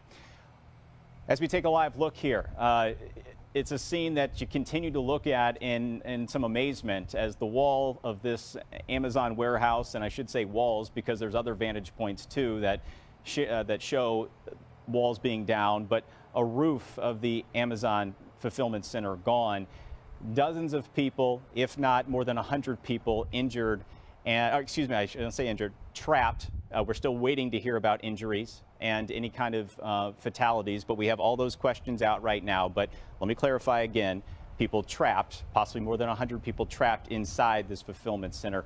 And crews have been on this scene for 2.5, 3 hours, and more emergency personnel have shown up, as you can imagine just the extensiveness and how big this scene is for so many of these first responders, Steve. You know, Corey, sometimes in these large span roof incidents where a tornado kind of peels the roof away, you can get into, just sometimes by sheer luck, you get into a situation where if you are in there and if there are people that are trapped in there, they can actually, like some of the roof can create like a pyramid almost and create this little air pocket, this pocket for you where debris hits portions of the siding and the roof that have fallen on some of the scaffolding that holds up all the products that are in there. You know, I'm not trying to be overly optimistic, but I'm trying to be realistic that can happen. And just because you're hearing people, you know, trapped doesn't mean that they aren't okay, and maybe they are, and I hope that's the case, but that certainly can happen in these, especially these large span roof, big box areas with all that scaffolding and stuff that keeps products up. It is something that can happen. It's not something we'd suggest to hide in those aisles with all those huge scaffolding and products, but it can happen, and so if there's any loved ones watching at home, we offer at least that.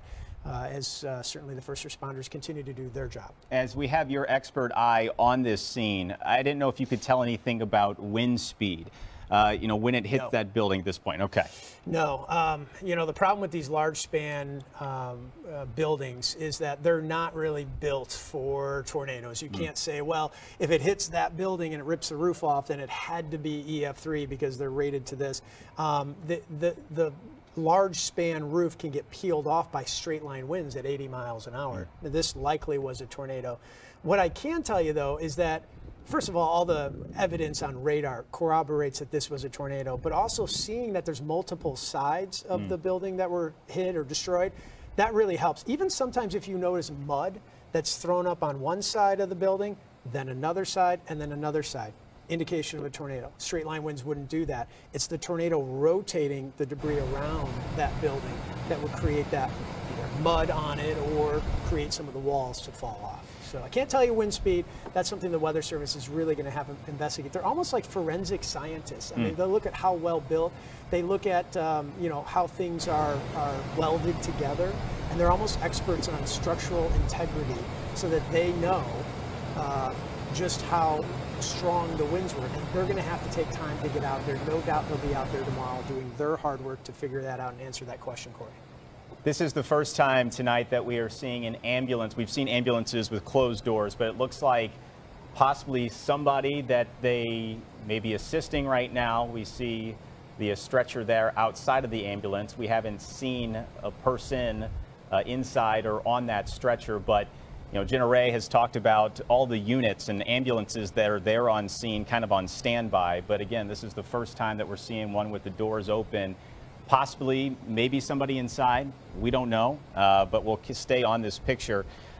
Just while we're looking at this, I'm getting some information in my ear about power outages in the metro. About 33,000 people without power in both the Illinois and Missouri side of the metro.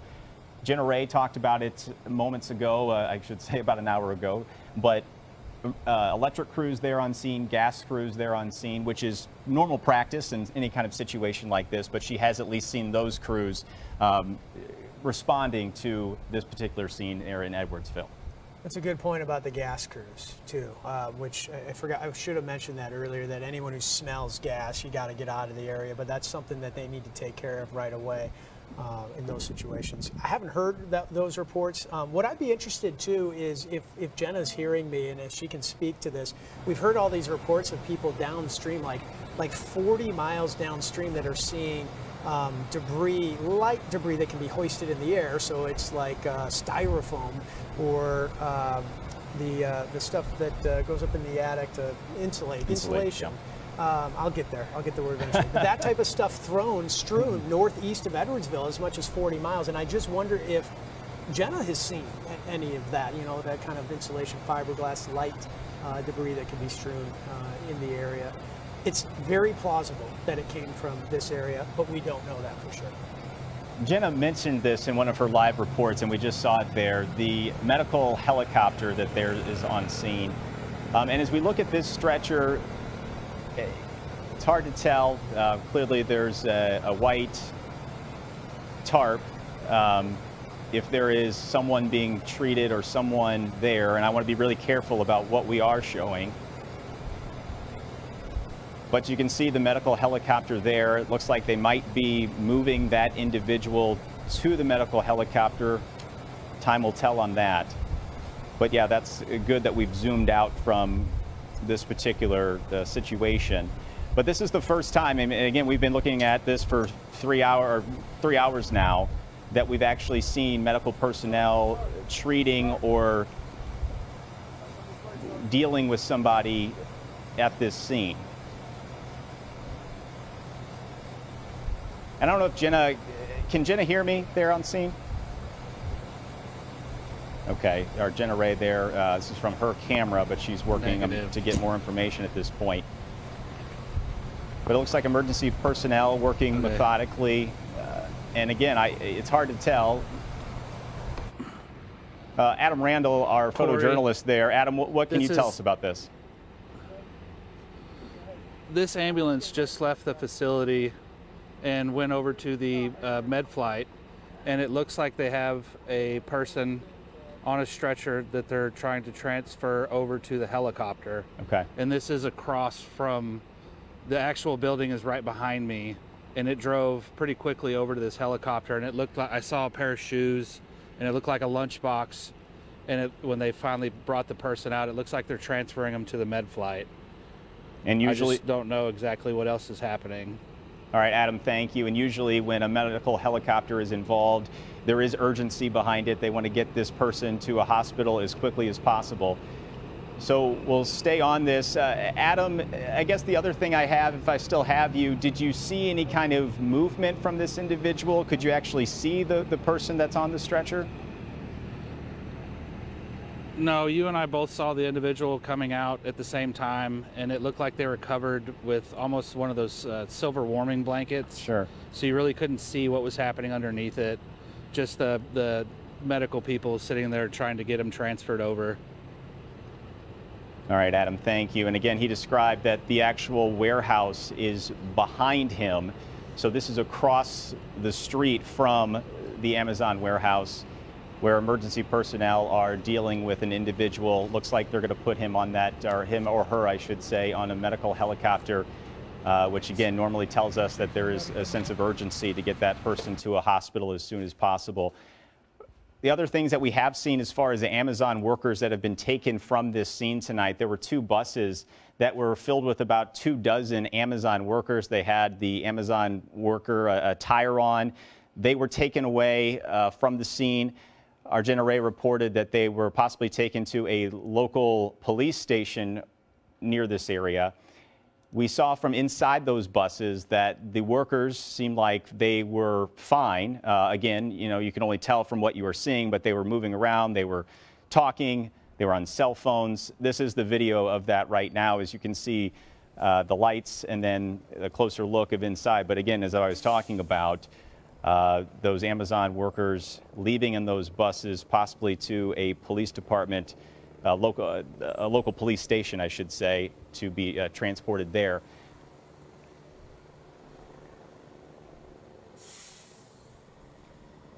So as we continue to learn more here, we want to go to some new video. Actually, this is a video from a little bit earlier, the warehouse, and just take a look at the extent of the damage. If you're just joining us, and you can get a real grasp of the emergency personnel that are on scene from dozens of different areas all across the St. Louis metro area. But that extensive damage, the wall, the roof, everything that has happened at this scene is developing really minute by minute as new things either show up to the scene to help with this situation. We saw those excavators not too long ago to possibly take debris out of the warehouse.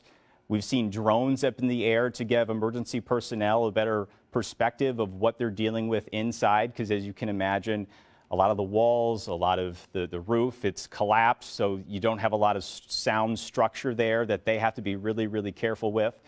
And just the extent of the damage of trying to understand what emergency crews are dealing with, and our newsroom making phone calls to figure out what are the injuries.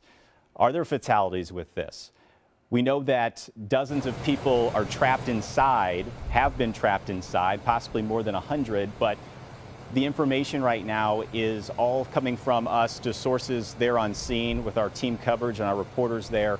But we're making phone calls to Madison County emergency responders who are very busy right now, so we understand that. But it's trying to get all of this information for you so we can get you the very latest as we again take this live look where it looks like they're taking this individual to the medical helicopter to be taken and treated at an area hospital. Just heard from our producer in my ear that we are going to be hearing from police soon. So when that happens, of course, we will let you know and we'll bring that to you. As we look at this individual who was just put on the helicopter, it goes back to the last live report we heard from our reporter Susan L. Corey, who talked to a wife of a husband who works at Amazon. And she described how she talked to her husband before the storms came and now cannot get a hold of her husband. So you think about those types of things that so many families are dealing with tonight, and your heart and your prayers all go out to everybody who is having a lot of anxious moments, who don't have a lot of answers to questions right now. But those are the types of stories that we have heard from individuals who have loved ones that work at the Amazon warehouse. We've heard from at least 2 families that have loved ones that work there and they can't get a hold of their loved ones. And it's an unimaginable thing.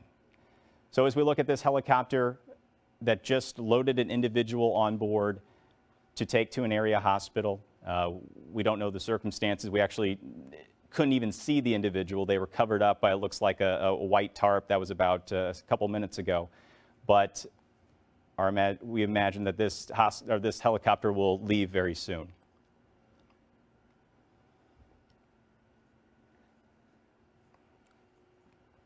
And that tarp, my producer talking in my ear if there's these pauses, but our understanding is that is a thermal blanket that is kind of used in these times of trauma.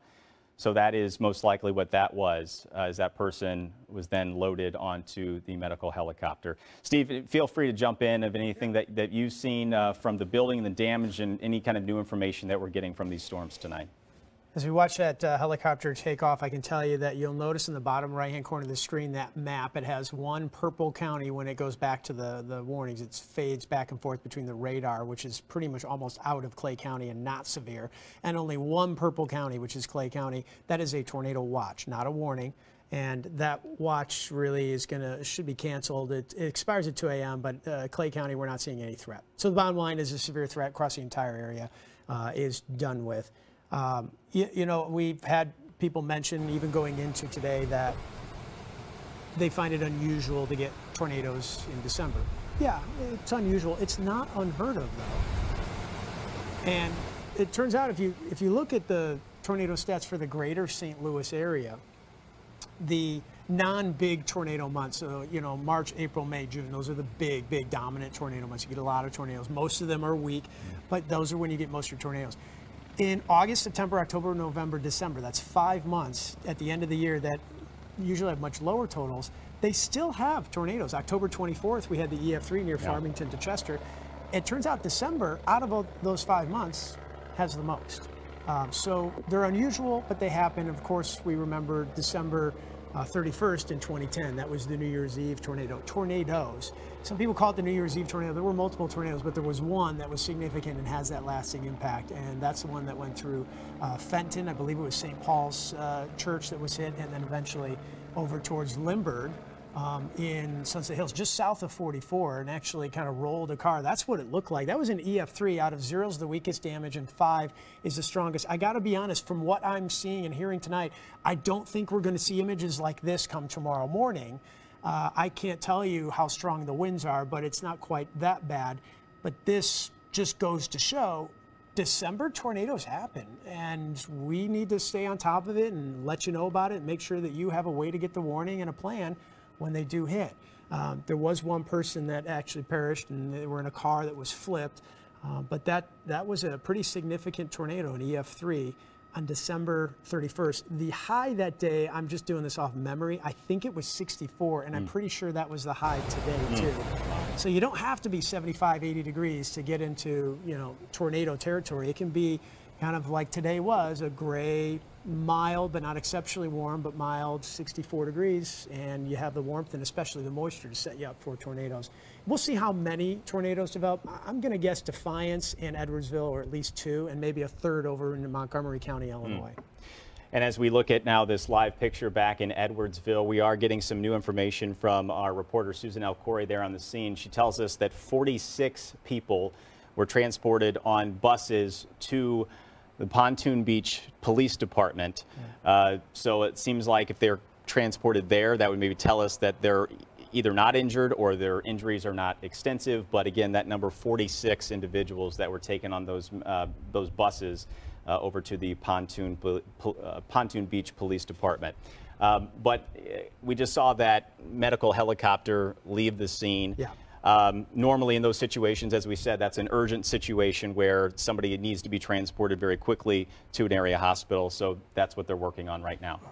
One of the positives, and I try to be optimistic, I try to draw on the positives, but I'm also going to be realistic with this situation, is that while we're focused on this bad damage, rightfully so right here, one of the things that's starkly different than, say, the EF3 from that New Year's Eve was, you know, we're not going from this Amazon warehouse into, let's say, a subdivision or neighborhood nearby, and then into downtown Edwardsville. It doesn't seem like it's a long path of destruction. It seems like it's kind of isolated to this area, and I'm sorry for the destruction, but I hope that it is isolated. But that's kind of a positive to draw, that, you know, we're not, although it is dark and we don't know, but in that area you probably start to hear from subdivisions and from police that maybe this path continues over a greater area. We're just not hearing that right now, at least, and I hope that stays the case, that it was an isolated, quick hit and then moved on.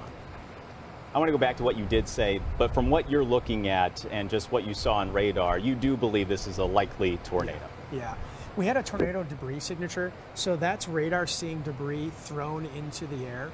As you see, one of the first responders, my guess is that they're probably peering down into the structure to try and see, who knows if they're looking for people, or, you know, they may also be trying to assess the structural integrity to try and figure out how can we get in there safely, because they don't want to come in and all of a sudden something collapses on them. So who knows exactly specifically what they're doing, but I'm guessing it's one of those two things, trying to assess the safe path for themselves and try to assess if they see anybody. But that large span roof, they are not ideal. You don't want to be, you know, in a big gymnasium, a big box store. You tend to want to be into small rooms that provide a little more structural integrity when tornadoes do hit.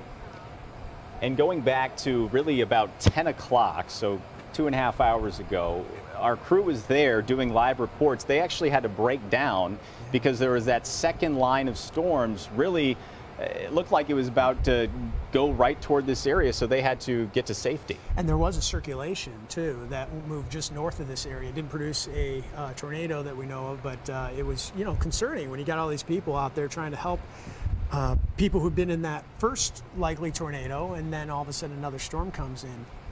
If you take a look at the radar replay and pull up graphics, you'll see what I'm talking about, exactly really what Corey's talking about, which is that we had this line of storms come through and produce probably at least 2, maybe 3 tornadoes, and then another line behind it. This is like, I think I put it at 5-hour loop here, so it's looping from 5 hours of data. Okay, there we go. That's the initial one. That's the big one.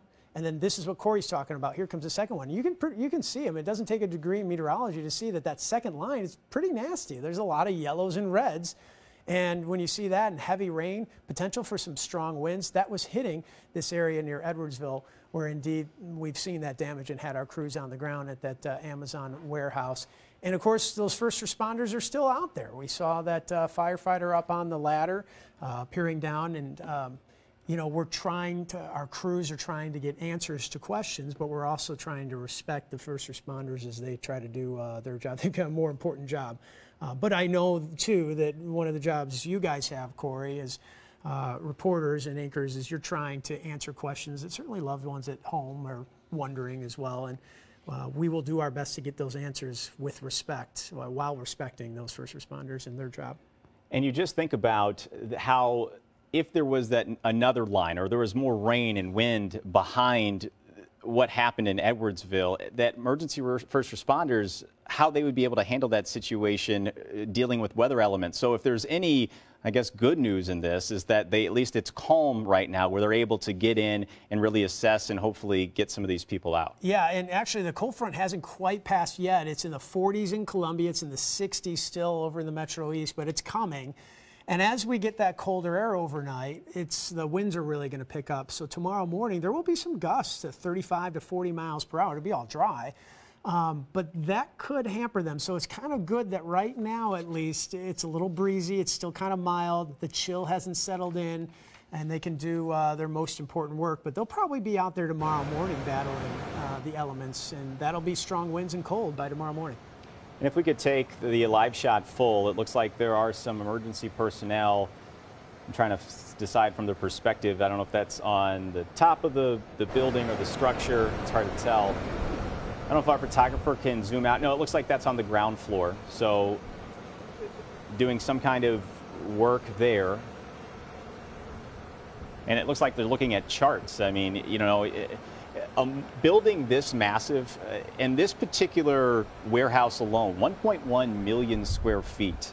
So you can just think how big that is. And they're looking at floor plans. They're looking at, you know, how the structure was built. There's so many different things that they're trying to assess right now to really get a scope of where possibly could somebody be, where is it safe to enter, and how we can safely get to them should there be somebody. Exactly. Yeah, and that's, I mean, that's a specialty job in its own right. We say things like first responders, and you know, you immediately think of fire and police, but there's rescue too, and that's a special job, by the way. Susan is in touch with someone who was actually in the building, so our crews are out there kind of trying to find answers, get a little more context on exactly what went down and what people have seen. We want to hear from them and first probably put them on TV and let their loved ones know that they're safe. But we'll have that for you as soon as we can. But Susan's out there, Jenna's out there, and they're certainly doing their best to provide as many answers as possible.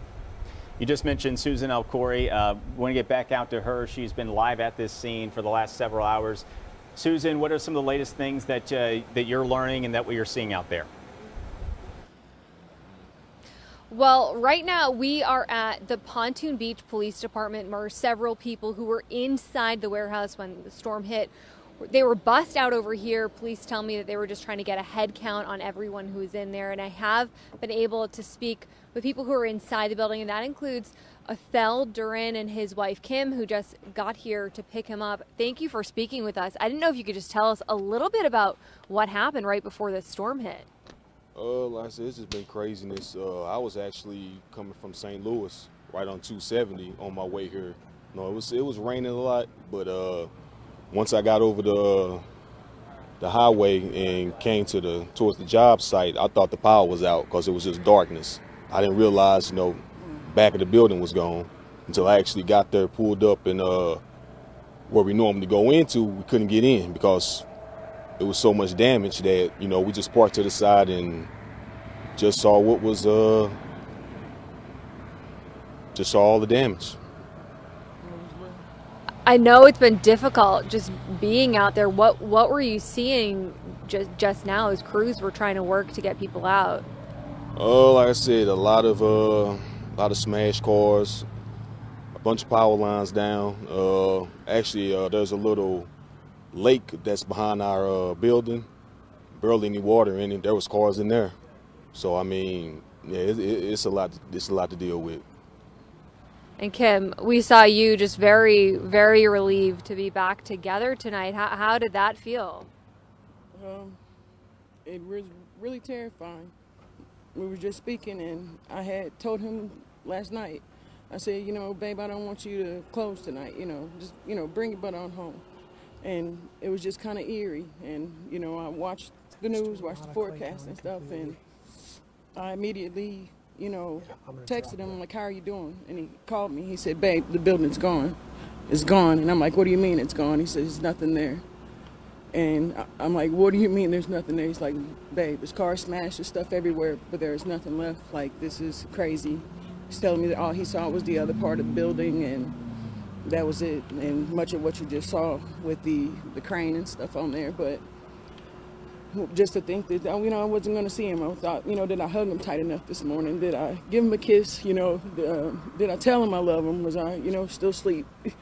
You know, anything. And just, you know, making sure he's here. That's what matters. And I really do. I just, you know, hugged and thanked the police and stuff. And I thanked the first responders and everybody that was out there, because there was still another wave coming through, and they were still out there trying to save people. Yeah, obviously just a lot that you guys have been going through tonight. Were you able to see, do you know anything about injuries or what's going on with people in the building? Not offhand, I sure don't.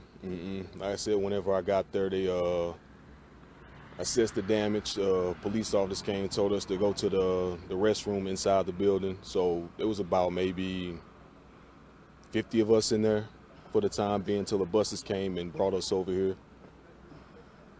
Okay, well, we're happy that you're okay, right, and you guys are back together tonight. Oh, yeah. And again, this is Pontoon Beach Police Department, where people who were inside the warehouse were taken here so that they could be picked up. You just heard about some of the damage that happened at the warehouse. A lot of people lost their cars, and again, the building extensively damaged. Again, we're still waiting on more information about people who were inside on any injuries that happened. All right, Susan, and so glad that he is okay. We do want to get things over to Jenna Ray, who is getting some brand new information and has officials to talk to tonight. Jenna?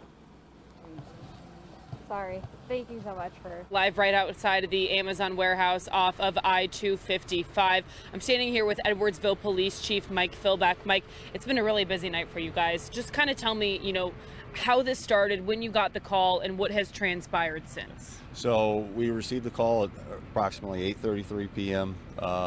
Last evening, and for a building collapse here at the Amazon complex, which is at 3077 Gateway Commerce Center Drive South. Edwardsville Fire Department and the Edwardsville Police Department responded, along with multiple jurisdictions, fire, EMS, and police, as you can see, have responded to try to render rescue here. At this point, Ameren here a short time ago was able to get the power turned off to the building so that we could safely, the fire crews could get in there and conduct the search and rescue.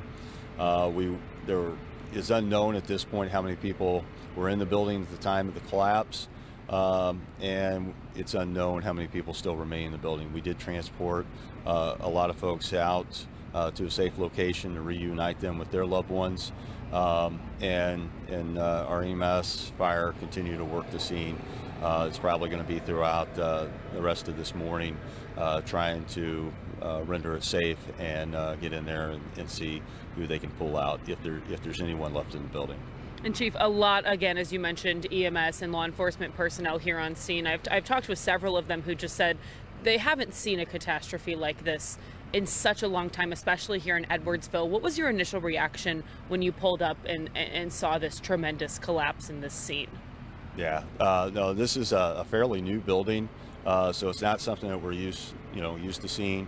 We're fortunate enough we don't get hit by many tornadoes and those things. So yeah, it's devastating to see the amount of damage there, and to know that there were people inside when that happened. So at this point we put our prayers out to all involved, and our first responders are in there trying to do a rescue job and keep everybody safe at the same time. So.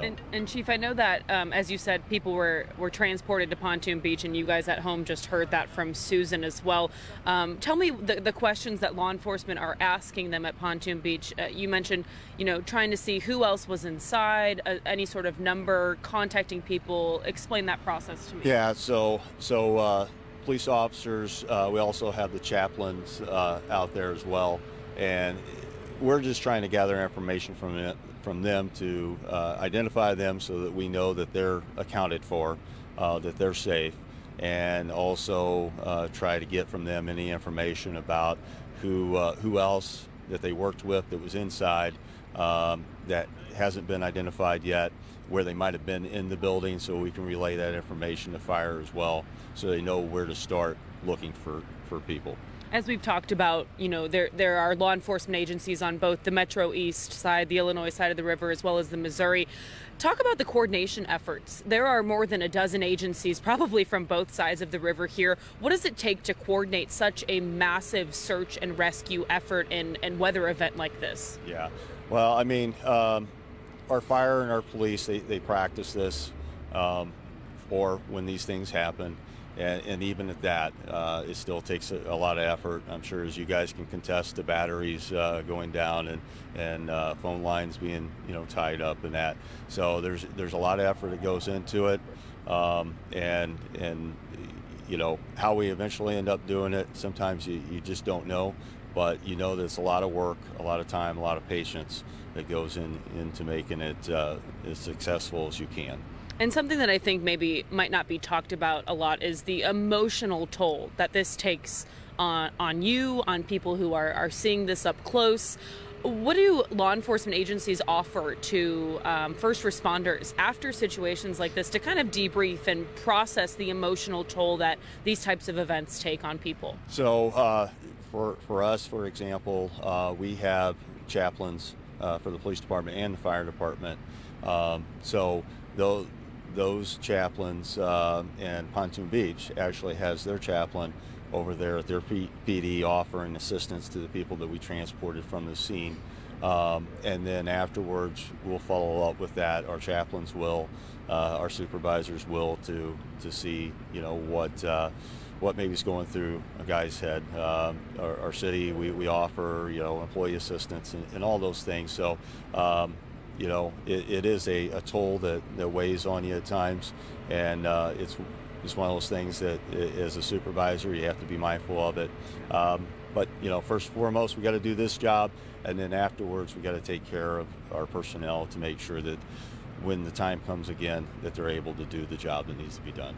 And Chief, last question for you. There are family members on scene here tonight. There are obviously family members outside who cannot get a hold of their loved ones. What message do you have for them tonight? So, I mean, at this point, we would ask, please be patient with us. Our fire personnel are doing everything they can to try to identify everybody, reunite them with their loved ones. Stay close to your phones, stay in tune to your local news. Reach out to the Red Cross if you still haven't heard from a loved one. They're on scene as well, assisting, and we will try to do everything we can to reunite them with them. But please don't come down to the scene at this point. It's an ongoing operation. We need to be able to keep it open for emergency personnel to get in and out.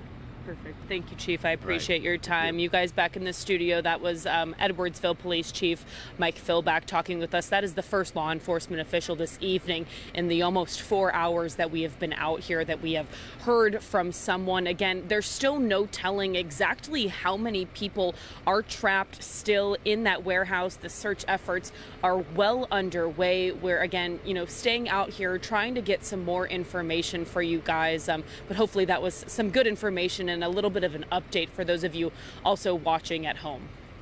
And I don't know, Jenna, if in your pre-interview with Chief Philback before we heard from him, did he mention anything about the person who was air flighted out of that scene, the extent of that person's injuries?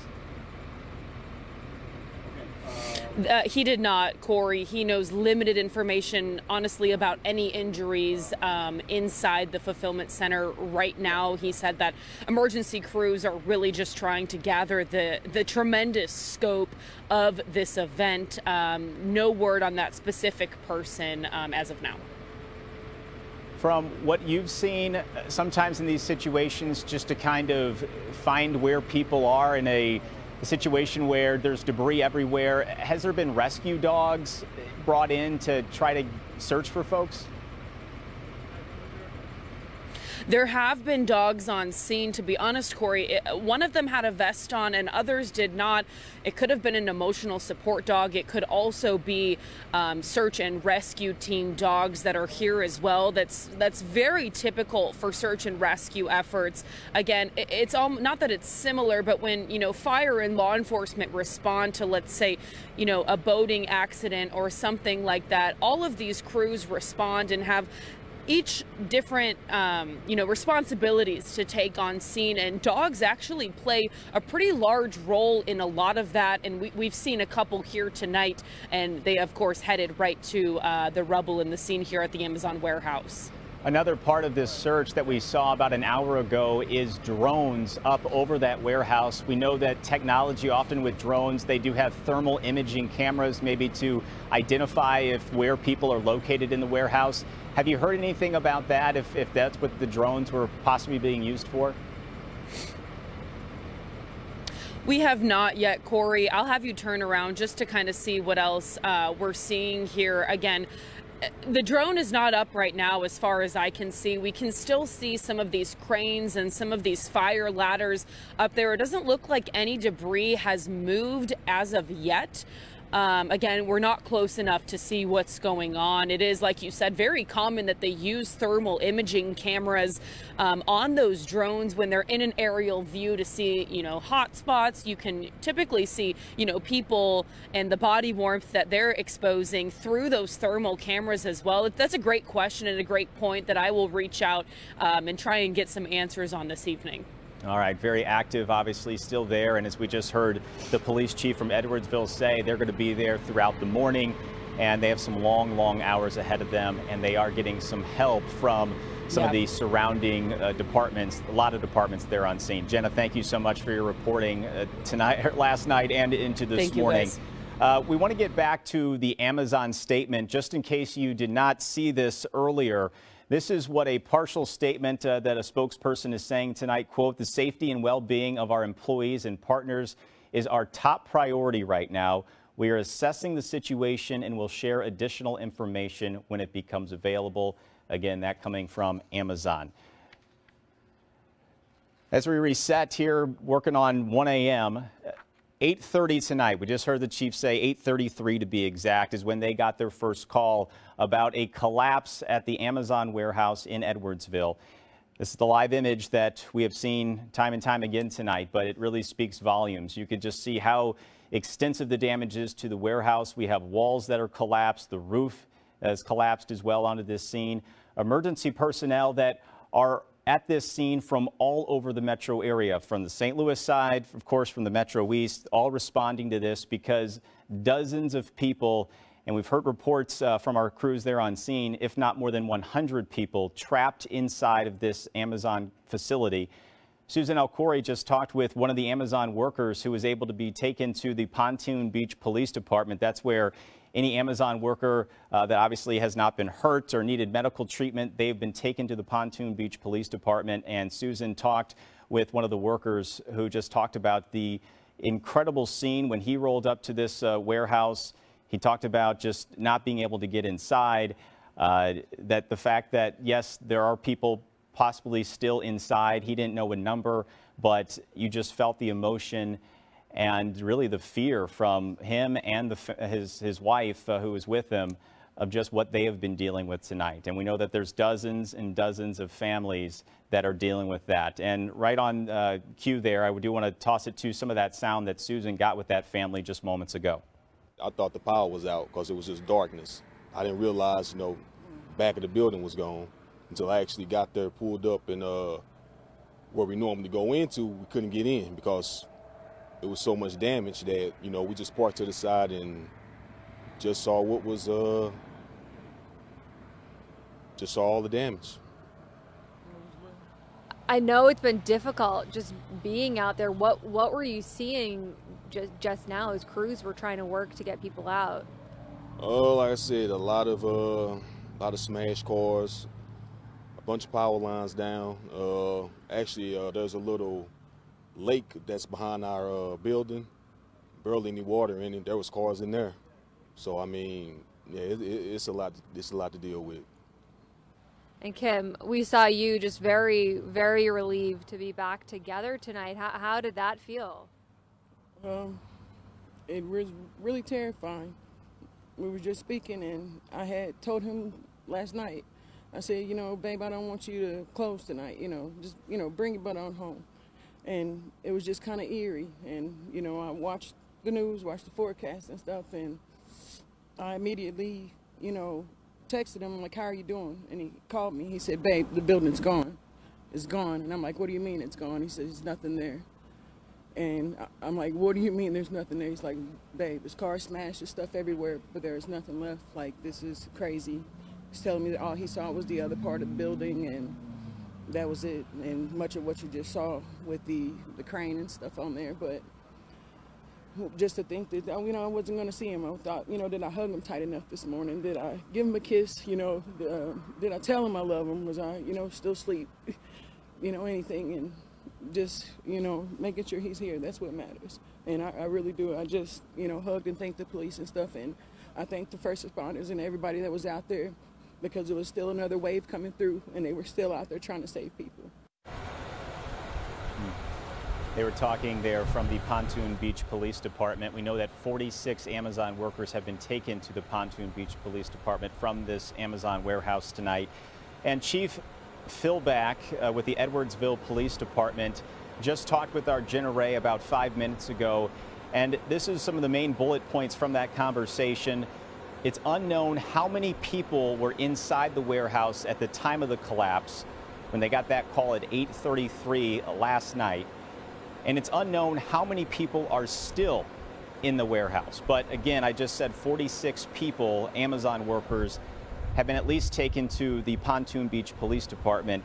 So there's still a lot of questions about how many people are still in there as rescue crews are working to identify any individuals that are there and figure out what is the best way to get into this warehouse that the walls have collapsed, the roof has collapsed. The structural soundness is not there of this building, so they have to be very careful about how they're approaching this building at this time. And it's going to be some very long hours ahead for all of the emergency personnel there on scene. What Steve Templeton is talking about tonight is a likely tornado that hit this building. Going back again to 8:33 is when that happened. Another thing that Chief Philback told our crew there on scene is that Ameren has been here to turn off the power to that building because, of course, that's just another danger that rescue crews have to deal with, is any power or gas that might be jeopardized from this structure. So Jenna Ray says that Ameren has been there, that the gas company has been there to turn off the gas, so rescue crews are dealing with a safer environment for this rescue. And we did hear Chief Philback use the word rescue. So that is in full rescue mode now, as we have seen some crews there on scene with their hard hats. We know there's a special unit for rescues that are there on scene working diligently to try to get people to safety, however many people might still be in this building. As far as any injuries that we have seen at this point, about 30 minutes ago, we did see one person taken on a stretcher to a medical helicopter, put inside a medical helicopter, and that medical helicopter took off to go to an area hospital. We don't know the extent of that person's injuries, but that really is the only individual that we've seen taken from this building that was not taken on a bus to the Pontoon Beach Police Department. So we don't know, again, the extent of any kind of other injuries that people might have suffered in this or what is going on inside. But we do know that a lot of work is still to be done through all of this. And Steve, as we take this wide shot of the building, I mean, you can just see how strong those winds were. One of the things I noticed too is they're not pulling away.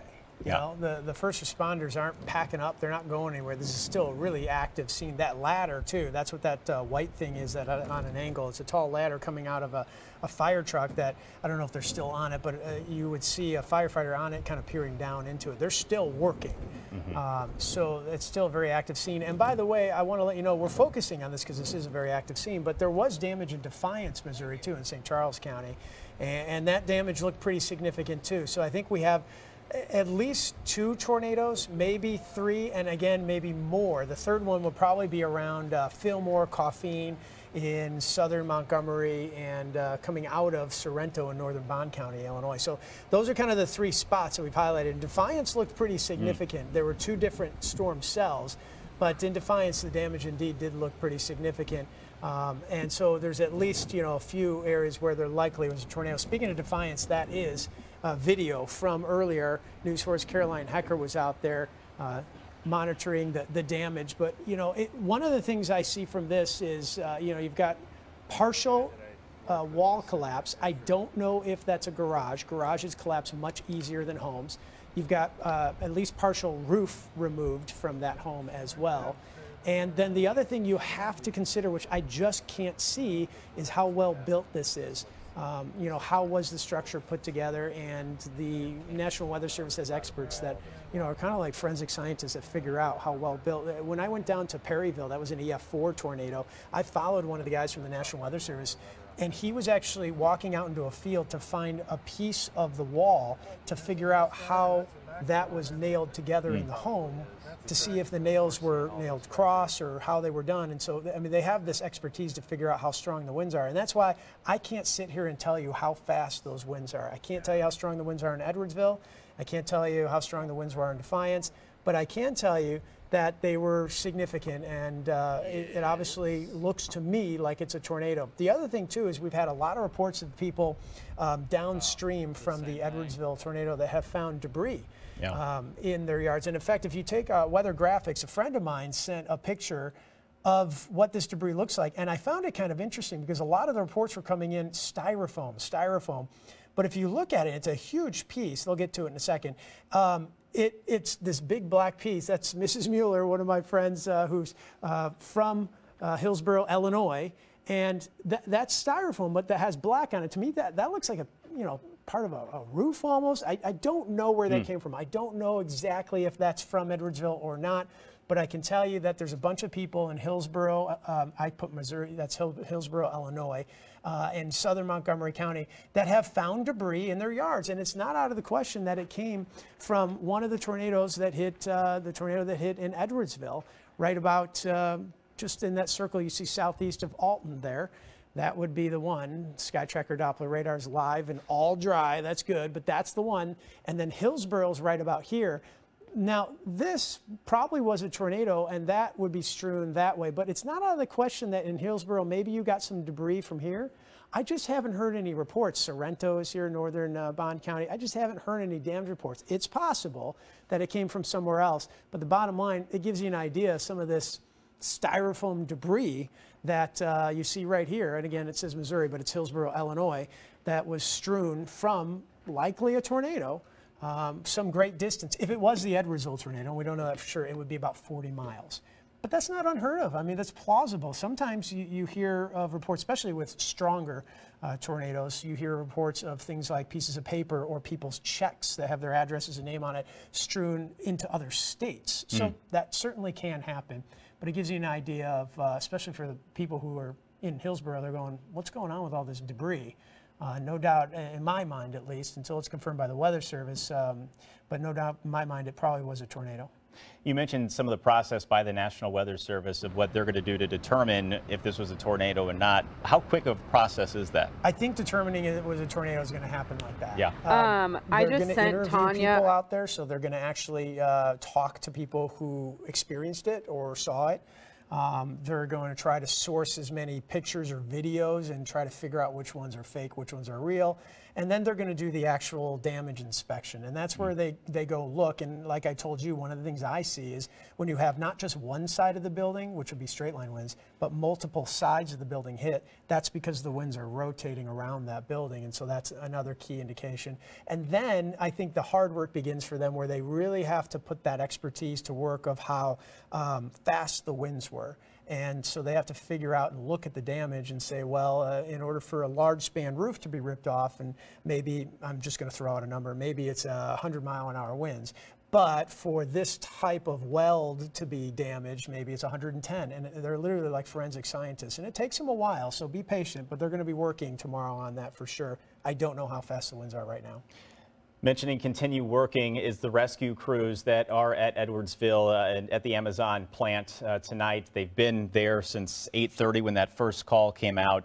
You got to think that, you know, they're obviously spent, but they've got a job to do, and they're doing that job. Yeah, and the adrenaline's probably rushing for sure. They haven't pulled away. They're still there. It's still active. But they may be there for a while longer as well. And we've been focusing on this because it's such an active scene. But again, there's been several areas that have had seen some damage tonight. One of the things that I think hopefully will come out of this is answering the questions: where were these people? Did they have a way to get the warning? And is there a plan for safety? And if that's not adequate, can we make that better in the future?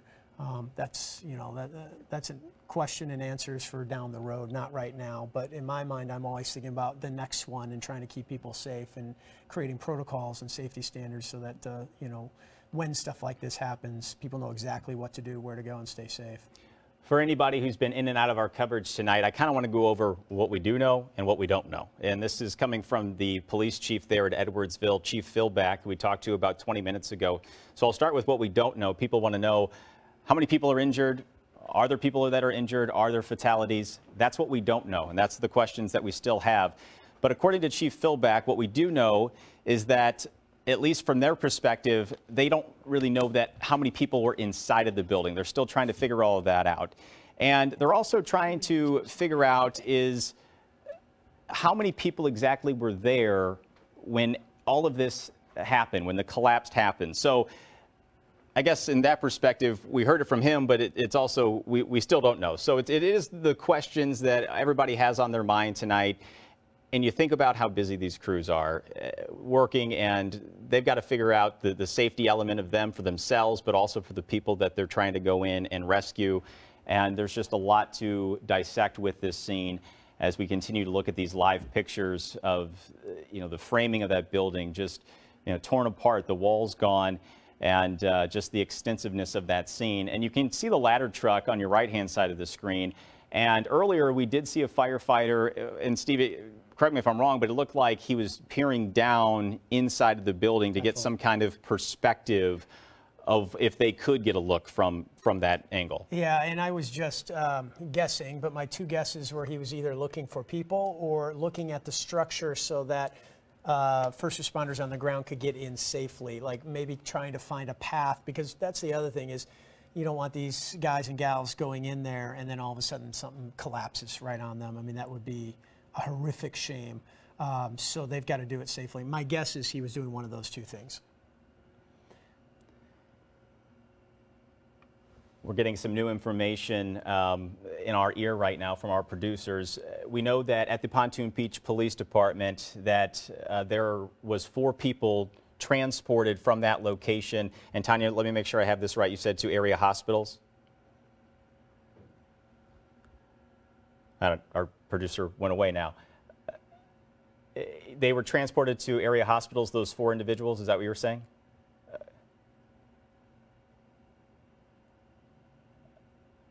Okay, let's reverse that.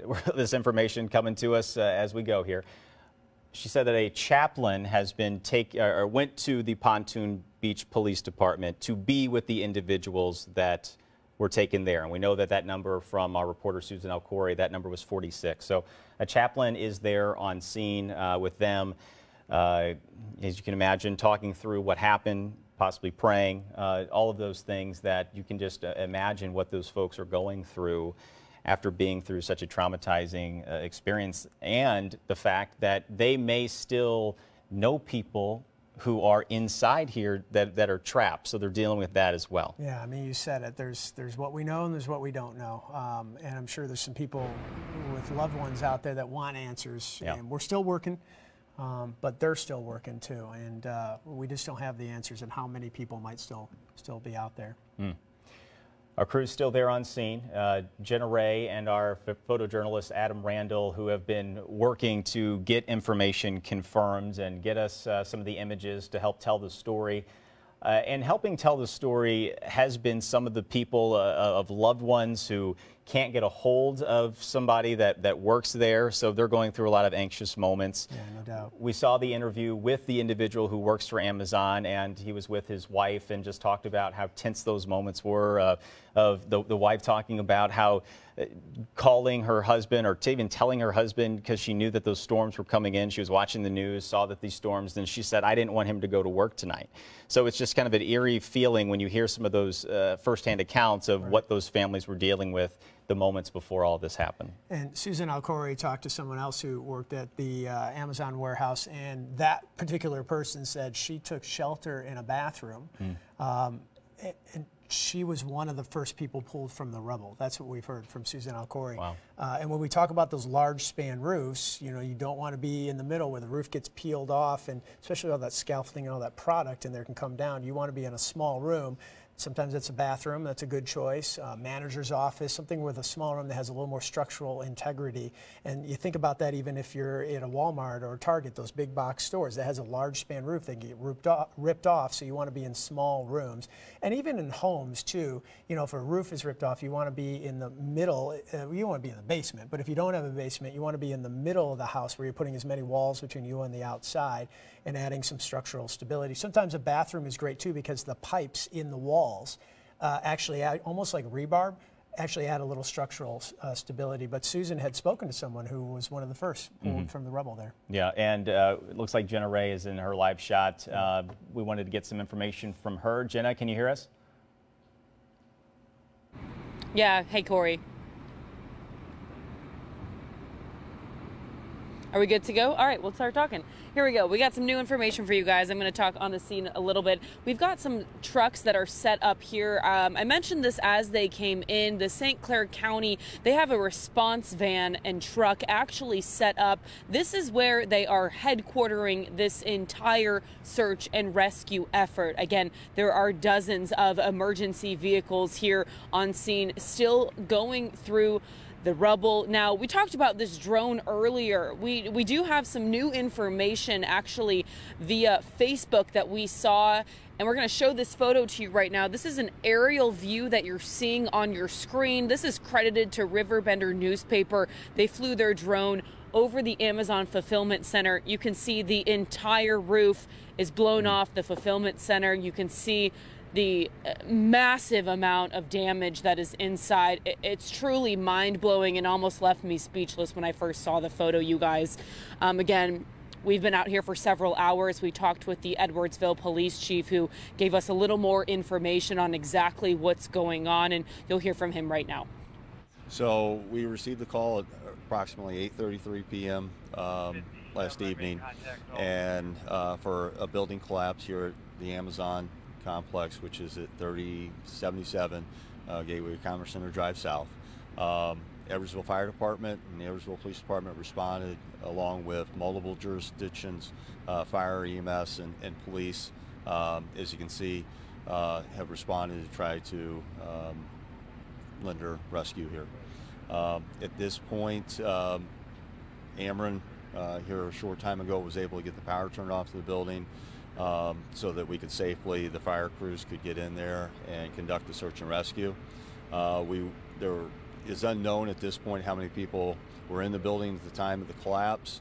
and it's unknown how many people still remain in the building. We did transport a lot of folks out to a safe location to reunite them with their loved ones, and our EMS fire continue to work the scene.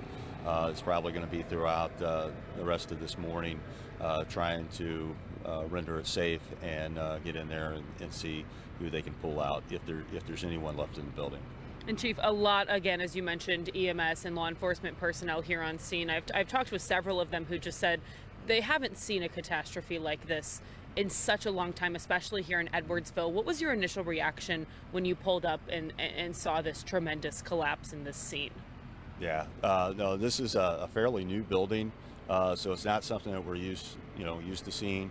We're fortunate enough we don't get hit by many tornadoes and those things. So yeah, it's devastating to see the amount of damage there, and to know that there were people inside when that happened. So at this point we put our prayers out to all involved, and our first responders are in there trying to do a rescue job and keep everybody safe at the same time. So. And Chief, I know that as you said, people were transported to Pontoon Beach, and you guys at home just heard that from Susan as well. Tell me the questions that law enforcement are asking them at Pontoon Beach. You mentioned, trying to see who else was inside, any sort of number, contacting people. Explain that process to me. Yeah, so police officers, we also have the chaplains out there as well, and we're just trying to gather information from them to identify them so that we know that they're accounted for, that they're safe, and also try to get from them any information about who else that they worked with that was inside that hasn't been identified yet, where they might have been in the building, so we can relay that information to fire as well, so they know where to start looking for people. As we've talked about, there are law enforcement agencies on both the Metro East side, the Illinois side of the river, as well as the Missouri. Talk about the coordination efforts. There are more than a dozen agencies, probably from both sides of the river here. What does it take to coordinate such a massive search and rescue effort and weather event like this? Yeah, well, I mean, our fire and our police, they practice this for when these things happen. And even at that, it still takes a lot of effort. I'm sure, as you guys can contest, the batteries going down and phone lines being tied up and that. So there's a lot of effort that goes into it, and how we eventually end up doing it. Sometimes you just don't know, but that it's a lot of work, a lot of time, a lot of patience that goes into making it as successful as you can. And something that I think maybe might not be talked about a lot is the emotional toll that this takes on you, on people who are seeing this up close. What do law enforcement agencies offer to first responders after situations like this to kind of debrief and process the emotional toll that these types of events take on people? So for us, for example, we have chaplains for the police department and the fire department. So those chaplains, and Pontoon Beach actually has their chaplain over there at their PD offering assistance to the people that we transported from the scene. And then afterwards, we'll follow up with that. Our chaplains will, our supervisors will, to see what maybe is going through a guy's head. Our city, we offer employee assistance and all those things. So it is a toll that weighs on you at times, and it's one of those things that, as a supervisor, you have to be mindful of it. But first and foremost, we got to do this job, and then afterwards, we got to take care of our personnel to make sure that when the time comes again, that they're able to do the job that needs to be done. And Chief, last question for you. There are family members on scene here tonight. There are obviously family members outside who cannot get a hold of their loved ones. What message do you have for them tonight? So, I mean, at this point, we would ask, please be patient with us. Our fire personnel are doing everything they can to try to identify everybody, reunite them with their loved ones. Stay close to your phones, stay in tune to your local news. Reach out to the Red Cross if you still haven't heard from a loved one. they're on scene as well, assisting, and we will try to do everything we can to reunite them with them. But please don't come down to the scene at this point. It's an ongoing operation. We need to be able to keep it open for emergency personnel to get in and out. So that was the Edwardsville police chief that you just heard from. That was the first law enforcement agent that we have talked to in the 4 hours that we have been out here. Again, still an unknown number that are stuck inside this Amazon warehouse behind me. There are dozens of agencies from both sides of the river, both Metro East law enforcement as well as St. Louis metropolitan area law enforcement. It's been an emotional, and Corey, you've said anxious. That's probably the best word to describe the scene here tonight. It's a lot of unknown, a lot of unanswered questions, and you know, law enforcement agents and first responders are walking into this not knowing what they're walking into. We have family members here with a lot of unanswered questions. They're not hearing from loved ones. It's an anxious, it's an overwhelming situation here in Edwardsville tonight. And Jenna, what we do know is that 46 Amazon workers have been taken to the Pontoon Beach Police Department. And we heard the police chief say he doesn't know how many people were in the building at the time of the collapse. But did you ever get any indication from him that there is the possibility that no one else is still in there? I don't believe that's true, Corey. As we mentioned earlier, I did get some information from some St. Clair County officials that said they believed about 100 employees were in the building at the time and that were trapped at the time as well. So we don't know if that 42 is part of that 100. We don't know if that's an additional number. We do know, or 46, the couple dozen that you mentioned that we saw in those Madison County Transit buses leaving, heading to the Pontoon Beach Police Department, being debriefed. And part of this process, as the Edwardsville police chief mentioned, was they're actually going to be talking to those Amazon workers to kind of get a better idea of who was working, maybe who they were standing by, who they saw that night, how many people they think may have been in the building at the time. We do know that at this warehouse, workers are working around the clock here, so it's not like it was possibly end of shift where there were minimal people here. We're hearing reports that there were several dozens of people inside at the time. And we know obviously around the holidays it's a very busy time where they are most likely fully staffed, if not having more workers inside of those warehouses processing all of the orders. But Jenna, for a time there were a lot of comings and goings from that scene. We saw 2 excavators show up at the scene. We saw different emergency personnel from all across the metro show up there on scene.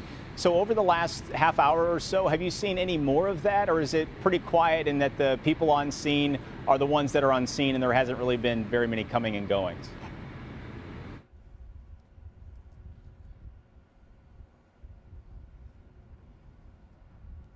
Looks like we might have lost Jenna's audio. About a half hour ago.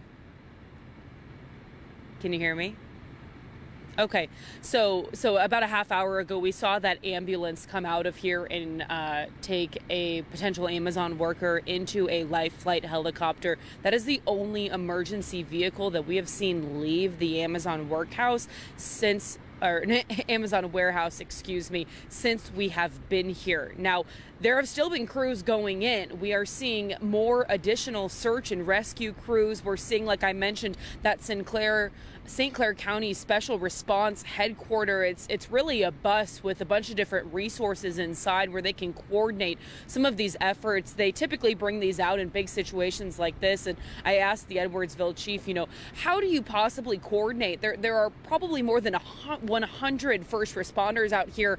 It's a large, massive scene. And he said that it's just communication and doing things step by step and just having a process, and that coordination is coming from first responders in both St. Clair and Madison County leading this search and rescue tonight. And as far as what the chief said, you talked to him. Did he say there was going to be any kind of press conference or any other type of official statements throughout this morning that we can kind of look forward to get a little bit more answers to our questions?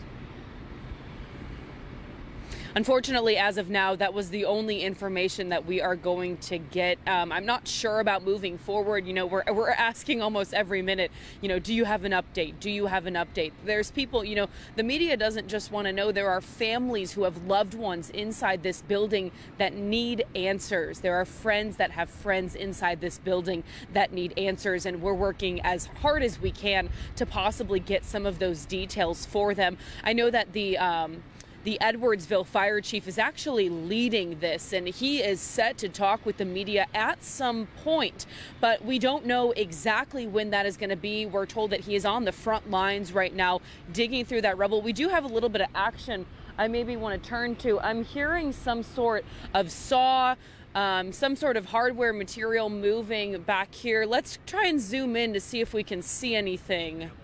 It sounds like maybe they're cutting through some steel or some debris that is inside the Amazon warehouse at this time. Again, we're several hundred yards away. It's pretty hard to see with it being so dark out as well. And it looks like they might have shovels where they're shoveling some kind of dirt. It looks like there was some maybe dirt flying through the air there briefly from our zoomed in angle that we can see. I know from your naked eye, Jenna, you won't be able to see that because you're several hundred yards away, as you said. But from the zoomed-in angle, I'm peeking in the camera right now. Yeah, and it looks like there was, again, some kind of dirt. And I just want to tell you, Corey, these people that we're seeing... Sorry, go ahead. No, you go ahead, Jen. That's fine. So the people that we're seeing right now, these are the people that I was telling you guys about earlier, this special response team, those hard hats. You can see they have those harnesses on. Those are exactly the type of people that are prepared to go into these sort of rescues. And they almost are the meticulous type of searchers that are going through the debris. Again, as you said, you can see them working in that. It seems to be that there are some firefighters in there as well. It's really an all hands on deck situation, but we are hearing some sort of power tools going on, possibly cutting through some debris that's fallen down from this possible tornado and straight line wind action here at the warehouse. I want to go back to a perspective that you showed us from the Riverbender newspaper over there in the Metro East. They were able to get a drone shot above the warehouse. And I don't know if we can throw that back up just to give people a real scale and scope of what rescue teams are dealing with. Look at that. That used to be a roof. It's gone. And you can see all the debris inside of the building. I mean, you have vehicles that are inside of the building there, but it is hard to really wrap your head around that was a roof. Corey, at one it's point. really crazy. When I saw the picture on Facebook at first, I honestly had to blink and double check that I was seeing exactly what I was seeing. It's shocking to see the amount of damage from where we're standing. It looks like the roof is still on the building, and when you see that picture, the damage is just absolutely devastating. It's hard to put into words. Like you said, there are trucks in there, there's heavy machinery in there, and it's scattered. There are signs hanging and dangling by a thread in there. It's truly unbelievable what that aerial shot shows us. And it does give you a better idea of what rescue crews are dealing with and the extensiveness of the building, the amount of debris that they're dealing with, and they're very meticulously going through this scene for others' safety, but obviously for their own safety, to make sure that this building that is no longer structurally sound isn't going to collapse or fall any more than it already has. So you can just see these rescue teams, this unit, this specialized unit that Jenna just mentioned, they have their hard hats on. They've been working on this, Jenna, it seems like this particular location of where they are, it seems like really for the last hour and a half, they've been focused on this particular area. Can you tell from your vantage point, is that any kind of point of entry to the building, or is that just maybe kind of a point where they're trying to access inside? Can you tell at all? It's hard to tell, Corey. At this point, there's really no point of entry into this building. As you can see, the entire frontal wall on the whole right side of the building is completely gone. I want to go back to what you said about those rescue crews kind of being careful. This is a very challenging situation to walk into. As you said, the building is not is not sound. It's not necessarily safe either with all of this rubble. It's probably one of the most challenging things that search and rescue crews are having to deal with, as well as there being, you know, potential Amazon workers inside this building at the same time. Absolutely. And I know we're zooming out, but I'm sorry, Adam, I don't know if we can zoom back in, because I wanted to point out the pulley system that it looks like they have set up. And I don't know if that's attached to an emergency worker or if that's attached to a piece of debris that possibly they might be pulling from that. But I know, Jenna, again, that we're looking through the lens of the camera in this super zoomed in view, but it looks like emergency personnel in these they're tossing debris to get that cleared out of the way. Initially, I thought maybe it was some dirt, but it looks like they're items of debris that they're trying to almost dig out from this specific area. And the pulley system kind of caught my eye as well to figure out exactly what their next move might be. And I'm guessing from your perspective, it's kind of hard to see all of that. Is that right? I will say that you can tell from our zoomed in view on the camera that you guys are seeing, and from my vantage point, it does look like they are in the front of the building, as you said, trying to remove debris from that area. You can see that blue crane in the image. That is one of the cranes that's most frontal in this kind of excavation process. And again, it looks like those workers, with all of their gear on, their hard hats and their safety gear, that they are digging through that debris, possibly trying to remove some of it to get, you know, further into their exploration. All right, Jenna, continually telling us, you know, what's going on, trying to get a lot of those answers. Just such a extensive scene to try to wrap our heads around and really understand. And we're going to continue to try to get a lot of those answers throughout the night. We want to go back to that sound we got an hour and a half ago from an Amazon worker who was there, who showed up at the facility right before, right after, I should say, it was hit by that possible tornado. So let's play some of that sound that we got about an hour and a half ago. I thought the power was out because it was just darkness. I didn't realize, you know, back of the building was gone until I actually got there, pulled up, and where we normally go into, we couldn't get in because it was so much damage that, you know, we just parked to the side and just saw what was, just saw all the damage. I know it's been difficult just being out there. What were you seeing just now as crews were trying to work to get people out?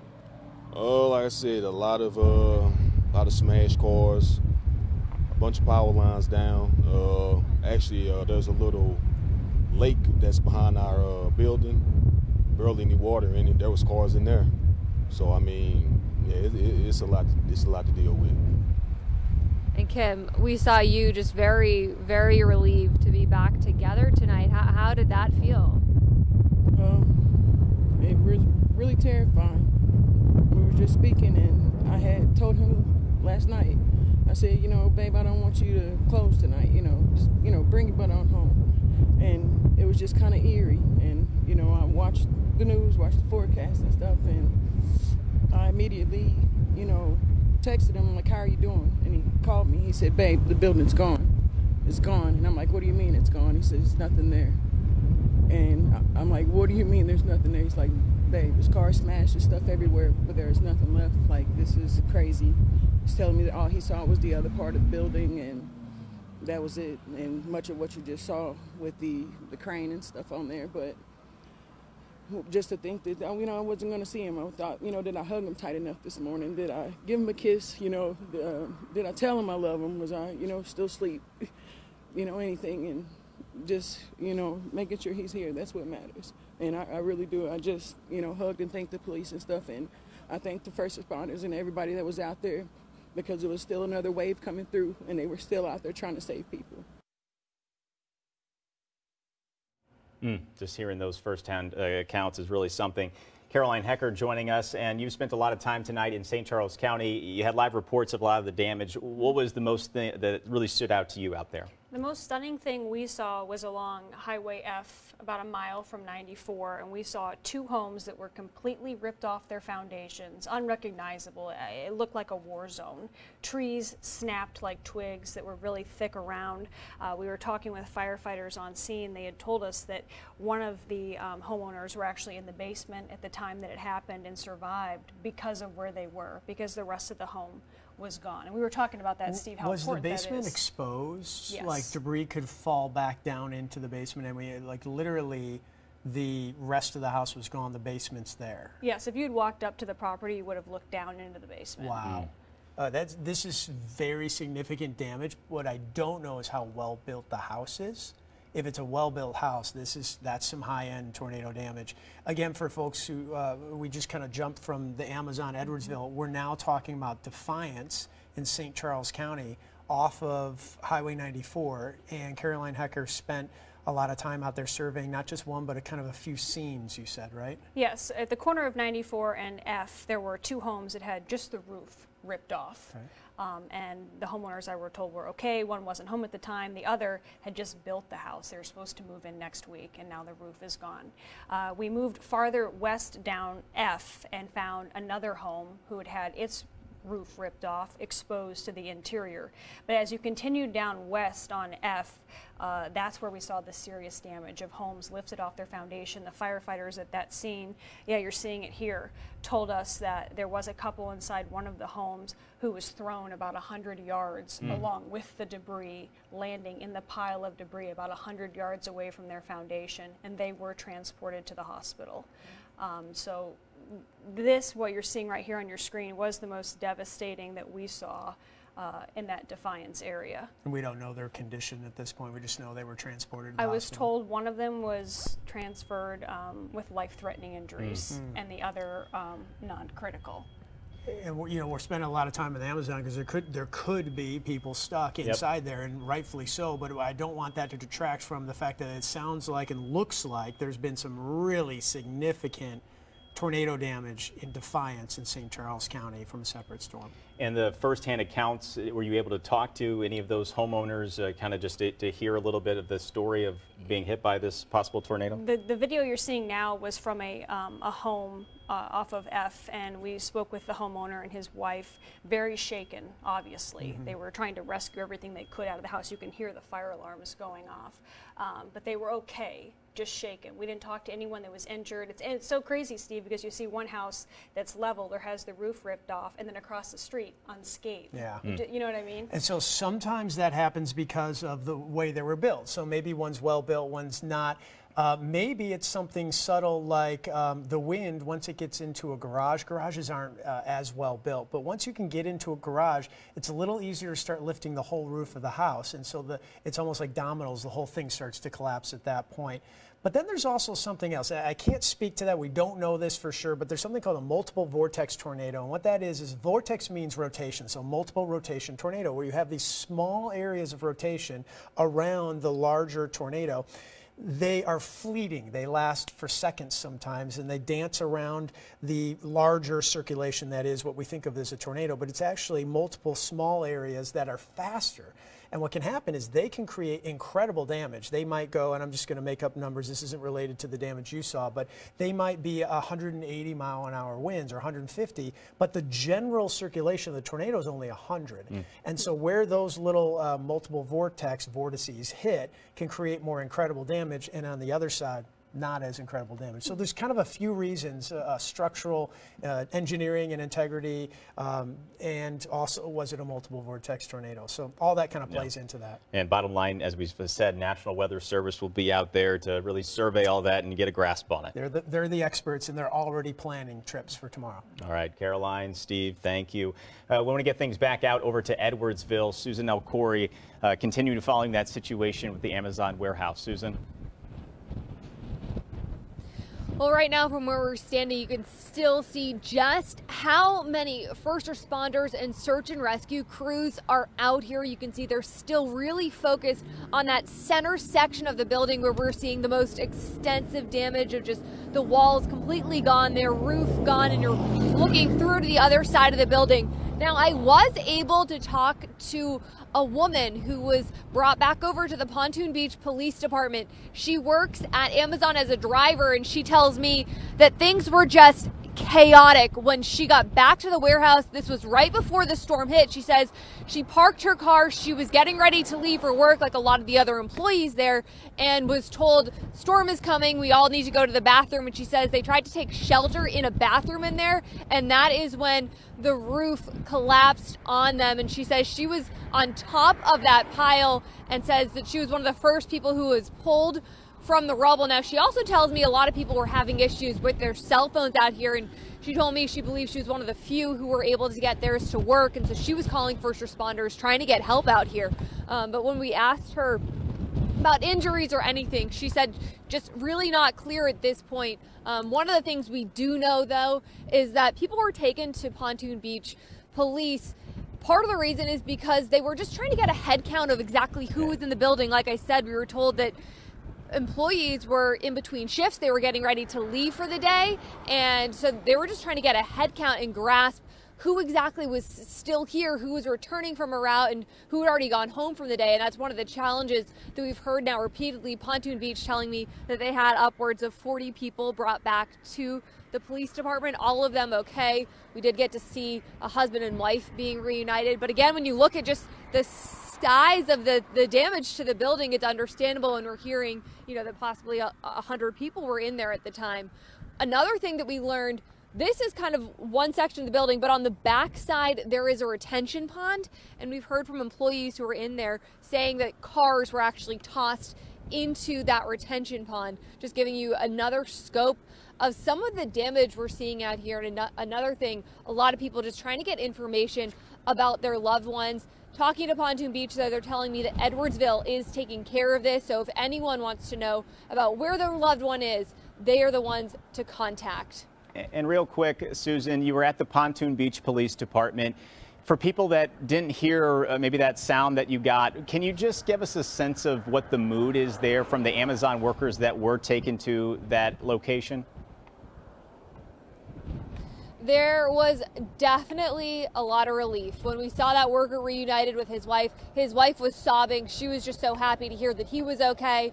He obviously very distressed about what he had seen in there, just talking about some of the damage and seeing his coworkers and friends being pulled from the rubble, just very emotional. A lot of people just trying to grasp what exactly happened here. And you heard him talking, just saying, it happened so quickly that a lot of people just still trying to wrap their minds around what happened out here, and obviously the extensive damage that we're seeing. There's still so many questions tonight, and we're going to be working through the night to get a lot of those answered. Susan, thank you for your reporting tonight. We are going to wrap up our coverage here on News 4. However, we want you to help share this weather story. So if you do have pictures from your location, whether that be on the Metro East side or the St. Louis side, please share at KMOV.com. We'd like to see your pictures. It really does help us tell the entire weather story. As far as our coverage, we will continue, as I said, to follow this throughout the night. We will break in with any kind of breaking news updates and developments to this story.